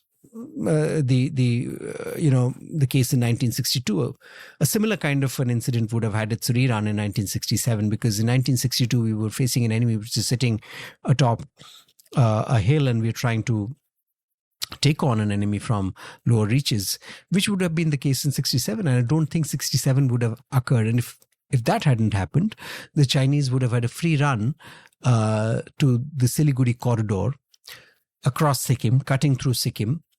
And they would have cut India into two, with the Siliguri corridor being the one lifeline of mainland India with its northeastern part. And at places, Siliguri corridors, the width of the corridor is between 22 to 25 kilometers. So for a Chinese army to cut through that is very easy. And they would have done that. They would have linked up with the Pakistani troops then present in East Pakistan, which would have derailed India's plans of 1971 in every which way. So I think it was a far-sighted decision which General Sagat had taken. I would have loved to get inside his head to understand, was he thinking so far ahead? But he certainly was thinking in terms of how the conventional military domination would have, been achieved by China by way of occupying Nathula. I'm sure it would have occurred to him that, this would have meant dominating the Indo-Gangetic plains and dividing. It would have been a disaster in 1971. Fourthly, it would have also, negated India's promise of defending Sikkim, and India's role and strength and prominence in the eyes of Sikkim citizens, and in terms of in the eyes of the royalty and the others, would have gone down, and its promise of being a protector and Sikkim being a protectorate would have been in ruins. Elsewhere, Sagat Singh has been described as, quote, the only military genius post-independence India has produced. And I'm just thinking that if 9 months before he was born, his mom had a headache, Indian history could have been completely different. China could have remained aggressive, because after all, they won the last war they fought against us. Right. 1971 could have been completely different. India could have had a humiliating defeat, and East Pakistan would still exist, and God knows what would happen to the Hindus there, and everything could have been kind of different. So, Sagat Singh's mom, thank you for not going out for a walk in the sun, or for not hydrating properly on that particular day. We thank you for your service service. Out of all the many entertaining stories in your book, the one I absolutely loved, right, and I hadn't known of this before, it drove me mad with happiness, right, is one I simply have to relate for the listeners while exhorting everyone that please go out and buy the freaking book because it's full of stories like this. But this one I especially loved, which is this.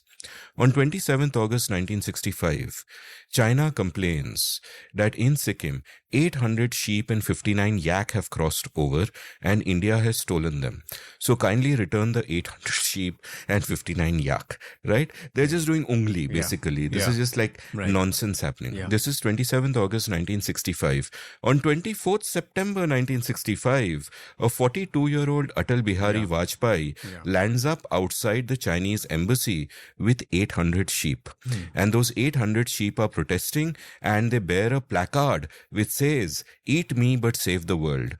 Yeah, this is the most incredible story, right? Yes. And it is such an amazing story, and it speaks so well of Vajpayee also, because this is almost a Gandhian thing to do. It makes the Chinese look ridiculous in front of the world. It's so creative, it's so amazing, it just kind of blows my mind. Let's also, having spoken of India, having spoken of China, give me also a sense of what's happening within Sikkim in terms of the dynamics there. Like you've described in your book beautifully how Palden Thondup, who's a ruler of Sikkim, he goes out, he marries an American from Brooklyn called Hope Cook. She comes, but eventually the dude is promiscuous and she is kind of not happy with that. They eventually, I think, divorce circa 1980 or something like that. Right. But she starts saying anti-India things at different points in time. She gets along very well with Sagat Singh. He's at their parties, but not with the civilian administration. And there are other tensions because Sikkim is wary of elections, because what happened under the colonial rulers is that the British imagined that they should have a nice little road to Nepal, to Tibet, which was then free, and to be, and therefore they get in a lot of laborers, Nepali laborers, right? Yes, Nepali laborers to build those roads, and they build those roads, but they stay back. So by the time our story is taking place in 1967, those Nepalis are the majority of Sikkim, and the Lepchas and the Bhutias are in the minority, so they are wary of elections. And it's this classic anti-immigrant fear you find today of being run over by immigrants, except that it never happens anywhere else, but it actually freaking happened here. Yeah. So, so what's happening domestically? Sikkim is an independent, it's a protectorate. The deal that they've done with India is that you do the foreign policy, you do the defense, but we are autonomous, we take care of ourselves, right? So what's the politics happening here and what's going on? So, Sikkim was going through a lot of change in terms of its succession, that, Palden Thondup had taken over as the king from Tashi Namgyal. And his, like you said, his first wife had passed, and then Hope Cook came. And when Hope Cook arrived, though it was with a lot of pomp and show. In the West, they said, here's the Grace Kelly of the Himalayas. And typically it was an American sort of this thing, some way to brand Hope Cook. And that's what they believed was happening in Sikkim. And the king of Sikkim, Palden Thondup, was also an honorary colonel with the Gurkhas. And and he would wear his uniform. He would also, he would participate in this in 1965. And I think in 1962 as well, he was very much making noises in terms of why, Sikkim needs to be part of India. And he was part of the army in an honorary way. And he was also friends with lots of Gurkha officers. And he was friends with Sam Manekshaw. He was buddies with General Sagat as well. So that's where the friendship developed with the royals. That developed, and I think there was and because he used to have friends in the army, Palden Thondup. I think their ease and comfort dealing with the army came from there, and that was on a more social and personal front. And there were no, there were no at crosshairs, as was the case with the political administration, because what had happened in terms of the relations between Gangtok and Delhi was that in 1950, and that's when Palden Thondupen gone and met with Jawaharlal Nehru, and Sikkim was given a kind of autonomy, and Jawaharlal Nehru had never meddled with the functioning of the local royalty and all of that.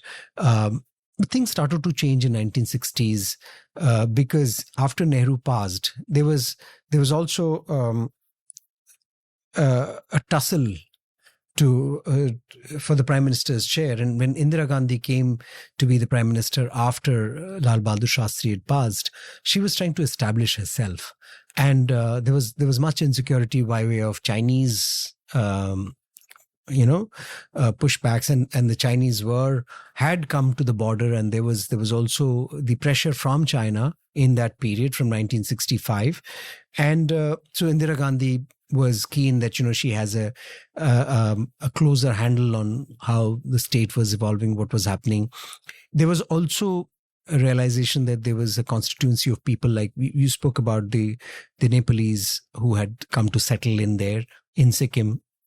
They outnumbered the Lepchas and the Bhutias, and I call it kind of demographic inversion, because they kind of, to start with, it was like 80-20 or 75-25. That was the number in favor of the Lepchas and Bhutias, which kind of over about, after the British left, it started to go the other way. And by 60s, they had a strong presence to make their political sort of aspirations felt. So that's how the Nepali constituency was coming up, which the king had to contend with. So Indira Gandhi found levers there. This is how I can control the royalty, because now I have these guys, and so there was also support in favor of the Dorje, who was a leader in Sikkim at that time, who was coming up in opposition to the royalty, and so those things were happening. The Chinese, on their own, when Tashi Namgyal passed away, they had they directly sort of sent their condolences to the king, the new king, and established a separate line of connect, which further, made Indira Gandhi further insecure, and sort of, that those kinds of, the relations between the royal family and Indira Gandhi started to go down south, given the insecurity that was developing. Hope Cook had come from a Western world. She had a certain template. She wanted to, sort of establish, wanted to see the kingdom establish a greater autonomy and not to kowtow to Delhi. In the meantime, what was happening is some of the political officers, as they would say, as they would arrive, they were not really, they were doing the bidding for Delhi, and they were there for shorter tenures. They were not really spending time in cultivating relations with the royals, and I think overall the equations had started to sort of deteriorate, and because of China's interference, and China also lit up the fires in Naxalbari, which was close to Sikkim.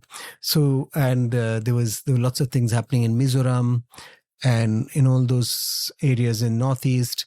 So there was cause for insecurity insofar as Sikkim was concerned, because Sikkim was still a protectorate and not a state of India. And that's where, and given that, they suddenly started to have different aspirations, kind of made Delhi and Indira Gandhi more insecure. And given that, and as events happened in 1965, this whole, pressure on Nathula and Sagat Singh standing firm. 1968, Indira Gandhi decided to form the Research and Analysis Wing, the RNAW, and they subsequently had their own suggestions in terms of why Sikkim should be a part of India, which eventually we come to in 1975. But there was the situation had changed from 1950s to 1960s. Ever since China or Chinese forces occupied the border opposite Sikkim, that's when things started to change. And in the 1960s, I think that's where, as China applied pressure in the mid 1960s, the relations between Delhi and Sikkim started to deteriorate. And by 1971, the royals were in New York when the war was happening. Hope Cook actually gave press interviews, media briefings, which were not in favor of India, which further angered Delhi, and all of those things were happening. So I think the relations were leading nowhere.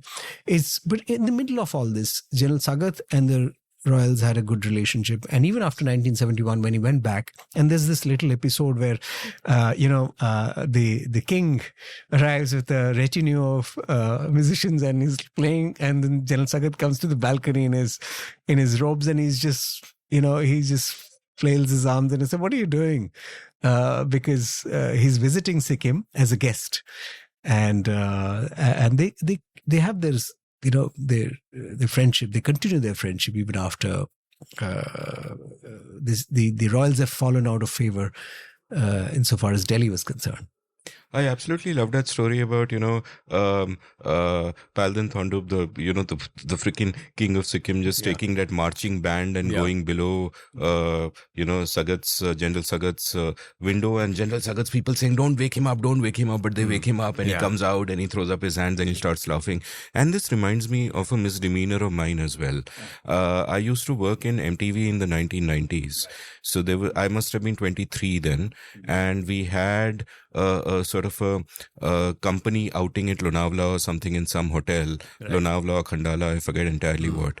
So it went on late into the night, and I am not much of a drinker, but on that particular occasion, I got carried away with a bonhomie, and I had some 16 tequilas in 10 minutes, something of that sort. Wow. And then I went under the window of our managing director, whose name was Frank Brown. He was a Firang.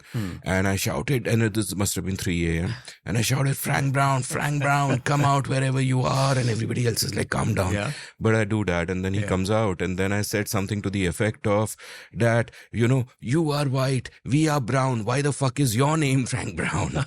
So anyway, leaving that aside. Yeah. And, another nugget I realized in the chapter about Chinese interference is that when the trouble was happening at Mizoram, Indira Gandhi sends 2 planes to bump Azores. And they caused great havoc, destroy a lot of the town, still remembered as a black day in Mizoram. And the 2 pilots were Rajesh Pilot and Suresh Kalmadi. Yes. So I'm like, what a small world, boss. Yeah. Right. I mean, it could have been just Rajesh Pilot. It could have been just Suresh Kalmadi, if not the other one. But the 2 pilots chosen for this were these 2. Amazing. Just mind-blowing. Let's go to the battles. Tell me about what happened in Nathula. Like one thing I found fascinating and just like freaking hilarious is the loudspeaker battles. Yes. Where basically the Chinese put up these loudspeakers and they want to turn the local attention, but they've got it translated into Shuddh Hindi. Which is completely freaking pointless because nobody gets Shuddh Hindi over there, right? It's sort of a hilarious metaphor for how simplistically foreigners will often see this beautiful, diverse land called India. And Indians are also doing loudspeaker shit. So it's like a loudspeaker battle that is going on. So tell me a bit about the battle and how that kind of went down and what happened. So, these loudspeaker battles or the loudspeaker exchanges were happening there. And you said they were using Shuddh Hindi. Yes, they were. And they were using this Shuddh Hindi in front of the Indian battalion that was there, which was Grenadiers, which consisted of Jats. So I don't think they understood as much as the Chinese wanted them to figure out. But, I think that is how it happened. And the Indians were, Indians were playing their own thing. They wanted to play music and loud music so that, that is something that can annoy the Chinese. In one episode, there was a bunch of paracommandos who took off their clothes and they kind of danced before the Chinese. And the Chinese complained because, this is something that, they hadn't envisaged, this look They complained through the channels that this is misbehavior. So people laughed it off. There's, 10-foot Chinese offended by 5-inch Indian. But continue. But yeah, but I think the thing is, here was a side story to the battles where you had people sort of exchanging banter. At the same time, they knew that they wanted to gain that psychological ascendancy. Despite all of this banter, that one objective was to ensure that one was always a step ahead of the adversary. So that was what was happening in Nathula. See what happened from 1962 to 65 to 67 after General Sagat's arrival, and after he had taken that step of staying put at Nathula, was that the Chinese had started to up the ante, continue with lots of patrols, aggressive patrolling. Sometimes they would come to the Indian territory and go back. So, and there was some intermittent firing in between, which General Sagat responded to in 1965, 66. And that's something that he established right there. He established a parity of sorts, that if you want to take us on, we are equal to the task. That's a message that he tried to send in 65. But I think the Chinese were rattled by 1965. They wanted to end this this claim once and for all, and that's when they started to provoke. And the Chinese forces, and I've always believed Chinese forces on the ground do not do anything out of their own volition. It is a narrative that's been driven by the party apparatchiks at the top in Beijing, or at their garrisons. So that is what was happening, and Chinese used to have a political commissar, because the army is very differently designed. The army was an extension of the party, and that's why it was important that a political commissar ensured that nobody fell out of line in terms of the ideology that was propagated right through the country. And so that's how the political commissar ended up being a part of of a frontline unit. And the patrols would come and would make these incursions into Indian territory and go back. And General Sagat decided to lay down a barbed wire fence to it was.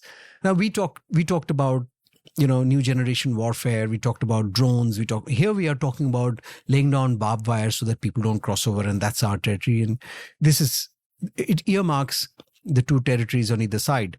So that when the barbed wire fence started to be made, there was unsurprisingly there was opposition from the Chinese, and the Chinese started to take opposition and sort of they wanted to. So the soldiers came forward. And at various points in time, sometimes in droves, sometimes individually. So they wanted to initially scare Indians, and that was not happening. So after a while, there were arguments that started to take place between the two sides, led to fisticuffs.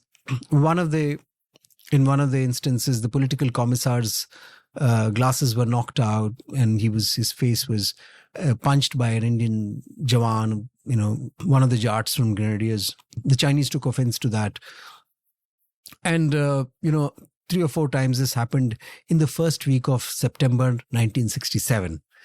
On the 11th, so General Sagat was somebody who kind of, we spoke about foresight.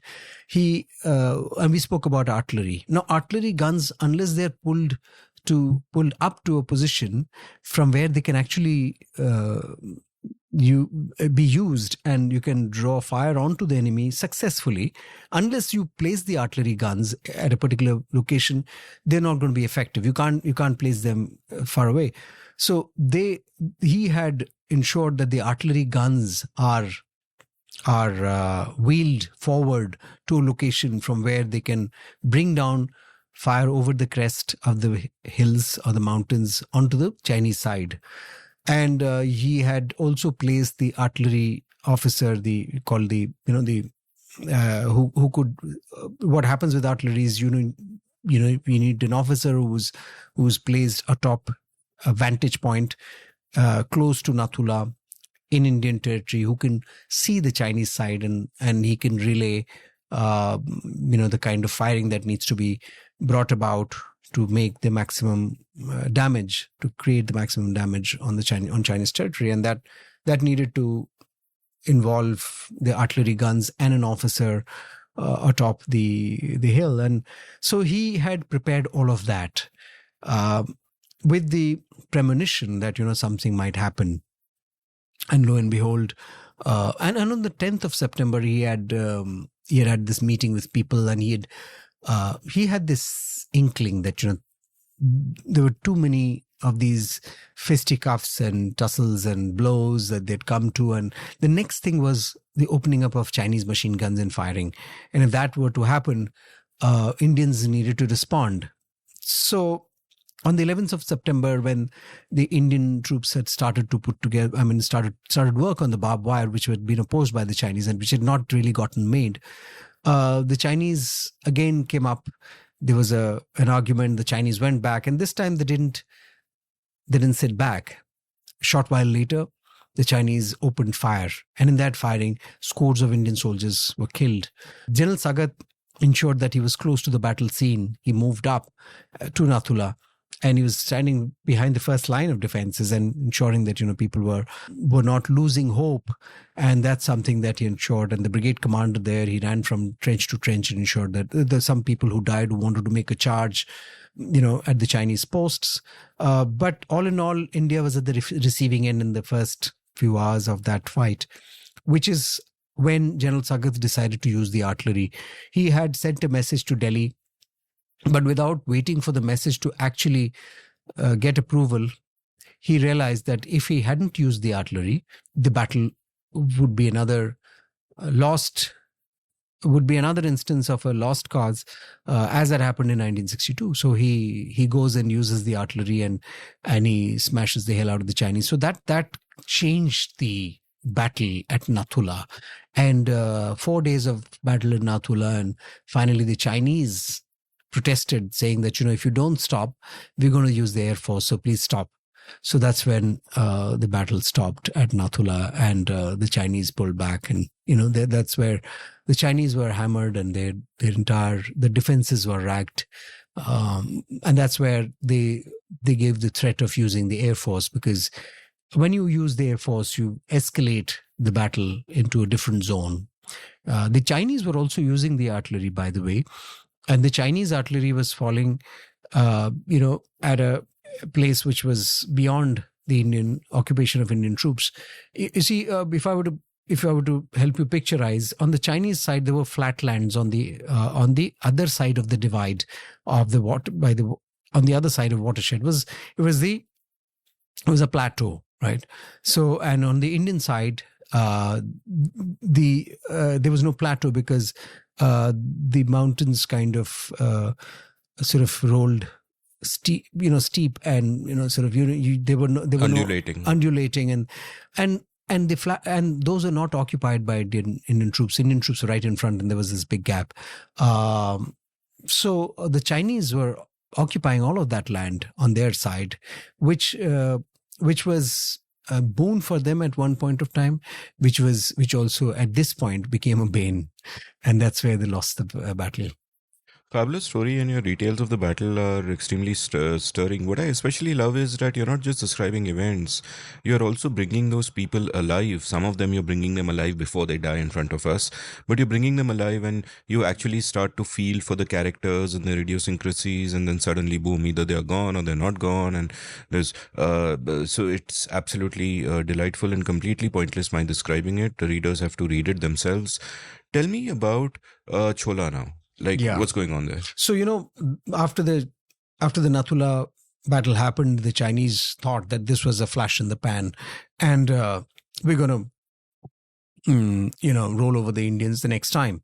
So what had happened was the Gurkhas were present at Chola, and they were also, they had replaced Jammu and Kashmir Rifles troops for a short while. And there was an argument that came about in Chola. And this time, the Indians did not wait for the Chinese to to mount an attack on them. It was the Gurkhas and Devi Prasad Limbu, who I start the book with. He waded into the Chinese. Why this was important is, it's like, you take a cricket match, you run through the opposition top order, and then it's the opposition that's trying to recover.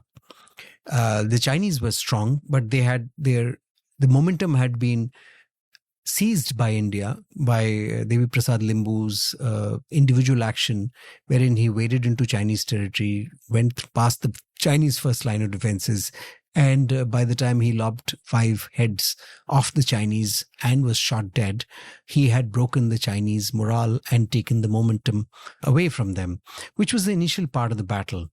Having said that, the Chinese were strong enough to really wage a strong battle at Chola, and Indians were holding on. What turned the battle again, like the artillery in the first instance at Nathula, this time it was Havildar Tenjong Lama who had tactically positioned his RCL gun. We spoke about Tenjong Lama having gone to Mao and trained a few months earlier. All credit to Colonel K.B. Joshi, who had done that. So when Tenjong Lama came back, and incidentally in Mao when he trained, his instructor told him that, he'd failed in the theory, but he had scored very high marks in practice. So in his practicals, and he said, his instructor said, your handling of the weapon is very good, but you don't know little about how this weapon needs to be spoken about, written about, what happens with the caliber and the various other parts of the weapon, etc. You know little about it, but you know how to wield it, use it. So he wrote of him that way in his remarks at the course in Mao where he trained. And it tells us that when you know how to use something in practice, it's better than knowing about it in theory, because and in this case it was a question of life and death. He saved lives and he saved the territory. He won the battle, virtually changed the course of the battle at Chola. It was a short one, but what it did was it had punctured a hole, which was again, given that there was it restored a sense of parity. A soldier is the last person who would think of wars as a means to sort of restore balance. But if there is a need, and there was a need here to ensure that the Chinese are pushed back, not only in terms of the military action, but also in terms of their belief that they could overrun India, and also ensure that India as a country is the Indian Army as an organization, India as a country, the Indian political leadership is able to continue with the good morale of those victories. I think that was ensured by Nathula and Chola. Short battle, quick battle, but ensured that India had. And in the last phase, when Indian troops went back to Chola, the Chinese had left, had disappeared, had gone back. All of this had happened, and this was something that resulted in the Chinese, resulted in some of the other actions that happened in the period between 67 and 71, especially in the 71 war. No, the psychological impact was absolutely massive. And again, we were discussing in the break about how beautiful the decision of KB Joshi to, allow this guy to actually go for training for the RCL guns, and how that made such a big difference. And I'm also, again, there are these little amusing nuggets where you really humanize a situation. And this is actually, this could be, one of these comedies with, Sunil Shetty or even much earlier, the Golmaal kind of situation, which involves this little boulder. So apparently before the Gurkhas come over there to take over from the previous regiment which is there, and what they do not know is that there has been a constant ego tussle over this little boulder. Who does it belong to? And there is now a very standoff between the Chinese and the Indian on the little boulder, because nobody wants to mess with the boulder, nobody wants to anger the other side. And now this new Gurkha regiment which has come, they don't know that shit. So their commander just goes, and there's a kind of him and the Chinese eyeing each other, and then he puts his foot on the boulder. Yeah. And then these guys kick his foot away. Yeah. And then he's like, what the fuck? It's my boulder. He puts his foot again on the boulder. And this is such a classic sort of comedy scene of egos, much like, in the Charlie Chaplin film, The Great Dictator, you've seen that barbershop scene with the Mussolini and Hitler characters. They keep raising their chairs till one of them hits the ceiling. So it's almost that kind of thing with a boulder instead. And I also loved, one of my favorite characters in the book is Lance Nayak Somnath. Yes. So tell me about him. So, yes, that was an episode that I'd, heard from people of the unit. And this was this little, I think it was a yak. And this yak was a young yak. And this yak was, this is after 1967, after the battles had ended. And, both sides had made peace with whatever had happened. There was, of course, there's that animosity, but there is no overt anger expressed by way of firing. This had all stopped. People had gone back to their posts, and everything was all right. One of the yaks had young yak, a calf, had wandered into the minefield. And that minefield was, it lay between the two armies, in the Indian and Chinese armies. And in that minefield, the yak had wandered off. And, the Indians rescued that yak. They rescued the calf, and it was brought to safety by the Indians. With great risk to themselves. With great risk to themselves. And everybody clapped, including the Chinese. And on the other side, and they said, this is, because imagine people were, going after each other a few days earlier. And here they were celebrating a new life for a young yak calf, and who had been rescued. So, which is, I thought that was an incident that kind of reflected on how, essentially people are good. And, you wouldn't want to mess with somebody who's not involved in the battle between the two of us, and, save this fellow. And we are happy. Both sides are very happy about saving that yak. Now, the story of Somnath starts from there. And he was named Somnath. They got him to the Indian side, and he stayed with the unit. And he was, this has happened in few other instances which I've heard, not just here, but a couple of other instances where the Indian Army has had some yak or some animal which has become a part of the unit, and they continue to have that animal for quite a long period of time. In this case, Somnath had become a part of the family of the unit family. And the interesting part was Somnath got promoted. So Lance Nayak Somnath to Lance Havildar Somnath. Yes. So Lance Nayak to Lance Havildar Somnath. And, till the time the unit was there, the yak was there. And then the yak was, I think it was given away because, the yak wouldn't have survived the plains as the unit was going away. Because that was an incident with Somnath. And I heard about this incident from Colonel Joshi and a couple of other people with much relish, because they still remembered this incident that had happened with Somnath the yak. And soldiers quite enjoy that company and their little story, and they kind of put a little rank on him. I mean, assign him a rank, and that's how they felt that he was part of you cannot be a part of a military unit without having a rank, so he was Lance Nayak. I love this story so much. It is so heartwarming because in the middle of all the fighting, it also gives you a sense of how all of these soldiers, the Indians and the Chinese, are basically vulnerable human beings. They want peace. They want love. Love is all you need. This is the kind of Somnath we all need. And, I can speak for another couple of hours about all the great stories in camouflage, but I've taken up enough of your time today. I will just exhort all my listeners to buy that too, because I'm sure you bought Watershed 1967 by now. While listening to this, please buy Camouflaged also. It has these 10 great stories from the past, including from the First World War. Great characters like Hardit Singh Malik, Laddie Roy, Govind Singh of Chabra, The Messenger, like, oh my God, absolutely crazy stories. And so my penultimate question to you is, Ki, I sincerely hope you made a lot of money from the film rights because these are great stories. Have you? Well, the film hasn't been made as yet, so I think the rights are still around because the rights that were sold, I mean, they're sold for a limited period. Option, basically. Yes, they optioned, but then I think there was we were in COVID, and it just kind of the option period ran out. So we still, I'm talking to a few people on about how a film or a series or something could be made. But thank you very much for talking about the films and how it could be created. These could be created into films.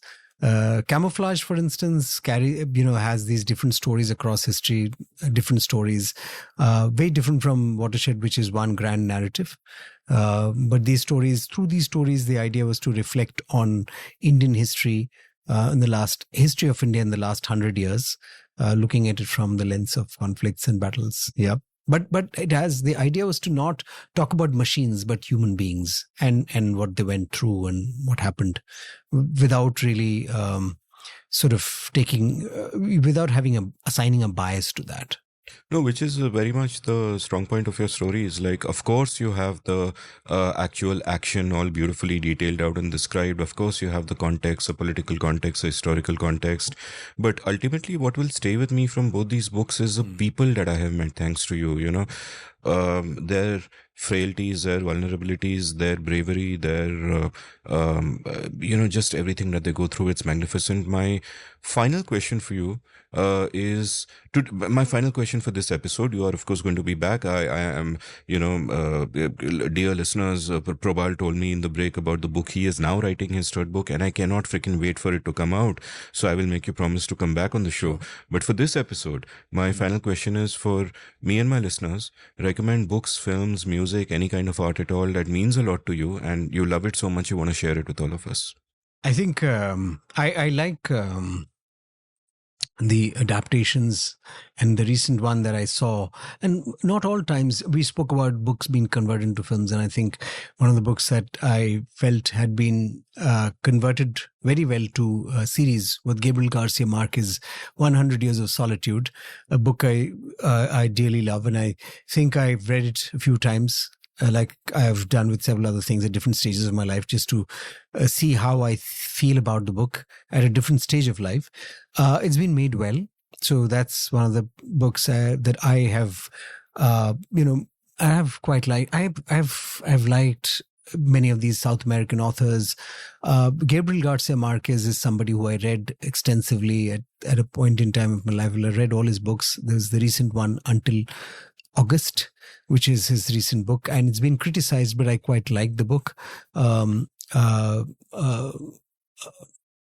Death of a Chronicle Foretold is another beautiful book. Chronicle of a Death Foretold. Sorry, I'm so sorry. I think they... It's been a long day. I did this to you. I'm sorry. The Chronicle of a Death Foretold, and No One Writes to the Colonel, and other stories. There's so many of this. Love in the Time of Cholera. All of these books of Gabriel Garcia Marquez. And one of the things that kind of why all of this is because, if you look at it, some of these books evolve out of these narratives evolve out of conflicts. And I, one thought I had was, when I was writing Camouflaged, and I've said this to others that, to several people that look, in the lead up to independence, a lot was happening around the world wars, 1, 2, and a lot of literature that was written about. And I am a big fan of Hemingway, fan of several other books written during that time. Raja Rao wrote a book about World War as well, and literature around it, the Spanish Civil War and all of it was happening in the West. Whereas in India, we were, and rightly so, we were busy with our freedom movement. So a lot of the literature that you saw that emerged from that period in India was about the freedom movement or the lead up to the freedom movement. Not much, except for, people who wrote about the roles of Indian soldiers, such as George Morton Jack and, Shantanu Das and, some of the others, Shabani Basu, who wrote about that period. Apart from that, largely, it's kind of, there's been a big gap. And I feel and the large part of the war was, I mean, we had 1.5 million Indian soldiers in First World War and a couple of millions in the Second World War, but not much was written about them. Literature, as we see it, must evolve from the events of the day. And I think there is a gap there. And that's where I believe that books need to be written. That's the period that needs to be covered, not just in terms of what happened in the period of close to the freedom movement, but what happened in the 40 years that preceded it. Not just the political side of things, but also the various other places, various other events that were happening. Like, for instance, Indian soldiers went to Italy and came back, and they stayed there for a while, and there were children born out of the wedlock there. Somebody's written a book on that. So there's so much that was happening outside of the freedom movement, and I think that's where literature needs to be written about, and not necessarily a literature that only glorifies, but literature that captures the essence of what was happening during that period. As it could be in nonfiction and fiction form. I mean, we see that happening with Gabriel Garcia Marquez's books about Simon Bolivar and all of that, and we see Hemingway's books about Spanish Civil War. So I think that, and then, so of course, I would recommend some of these books, like I said, South American authors, Mario Vargas Llosa, Feast of the Goat. I kind of love the French authors as well, the older French authors, and also talking about Albert Camus and some of these. So I think I'm more classical in my reading. I think that's where the reading has been, and I think in modern literature, I think there's a lot of writing that's been happening in India. I mean, starting with Salman Rushdie and Amitav Ghosh and Arundhati Roy, but there are a lot of emerging writers. It's good to look at new voices, as also look at the past.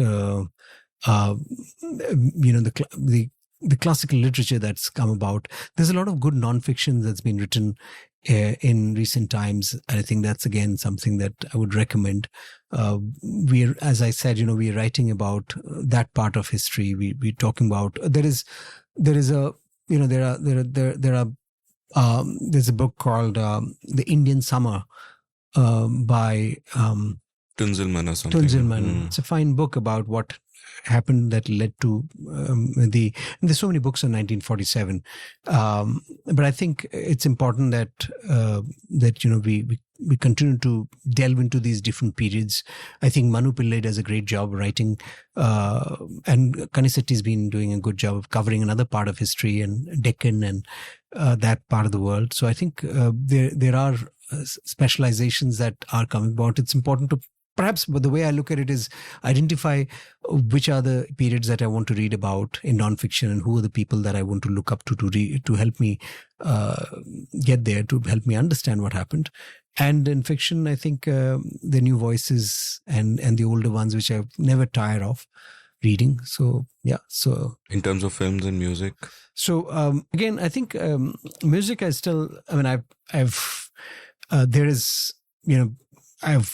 I've always been a fan more of the older genre of music, which is whether it's Dire Straits, whether it is, I know it's a little older than what I would think, but Janis Joplin and some of those times, the music of those times still appealed to me. Bob Dylan appeals to me, and in recent times, I don't know. I mean, I've been listening to a lot of music of late, but it's more to do with the past. Mark Knopfler, some of these ones which I can listen to at any point of time. I think that which reminds me that in 1971 there was a rock.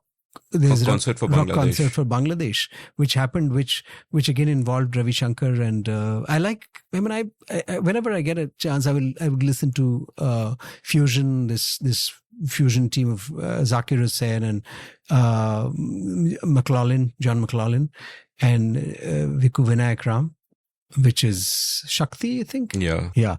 So some of these things always are things that kind of give me joy, kind of because these are experiments that are quite wonderful, and like Ravi Shankar was the centerpiece of the movement of 1971 with George Harrison brought a lot of people together.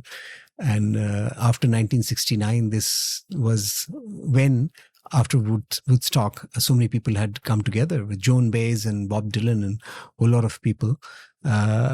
Maybe after that happened in 1985 with the Live Aid concert. So yes, I guess that's how it is. And I think films series, I think I like the period films more because it kind of tells me, it is in line with my curiosity about history. So I think that is something I loved. Say, for instance, when I saw The Last Emperor, I didn't quite understand why he was telling us this story. But when you actually read about China, then you can position it in terms of where this belonged. So I think it's a combination of reading and watching films that kind of enables you to have that wholesome experience. Probal, there are wars which have started and ended in less time than you have been conversing with me today. So thank you so much. I really appreciated your spending so much time and sharing your knowledge and your memories with me. It's been fun. Thank you very much, Amit. It was such a pleasure and it was a great conversation and loved it. Thank you very much for having me. If you enjoyed listening to this conversation, please check out the show notes, enter rabbit holes that will recommend this episode to whoever you think might be interested.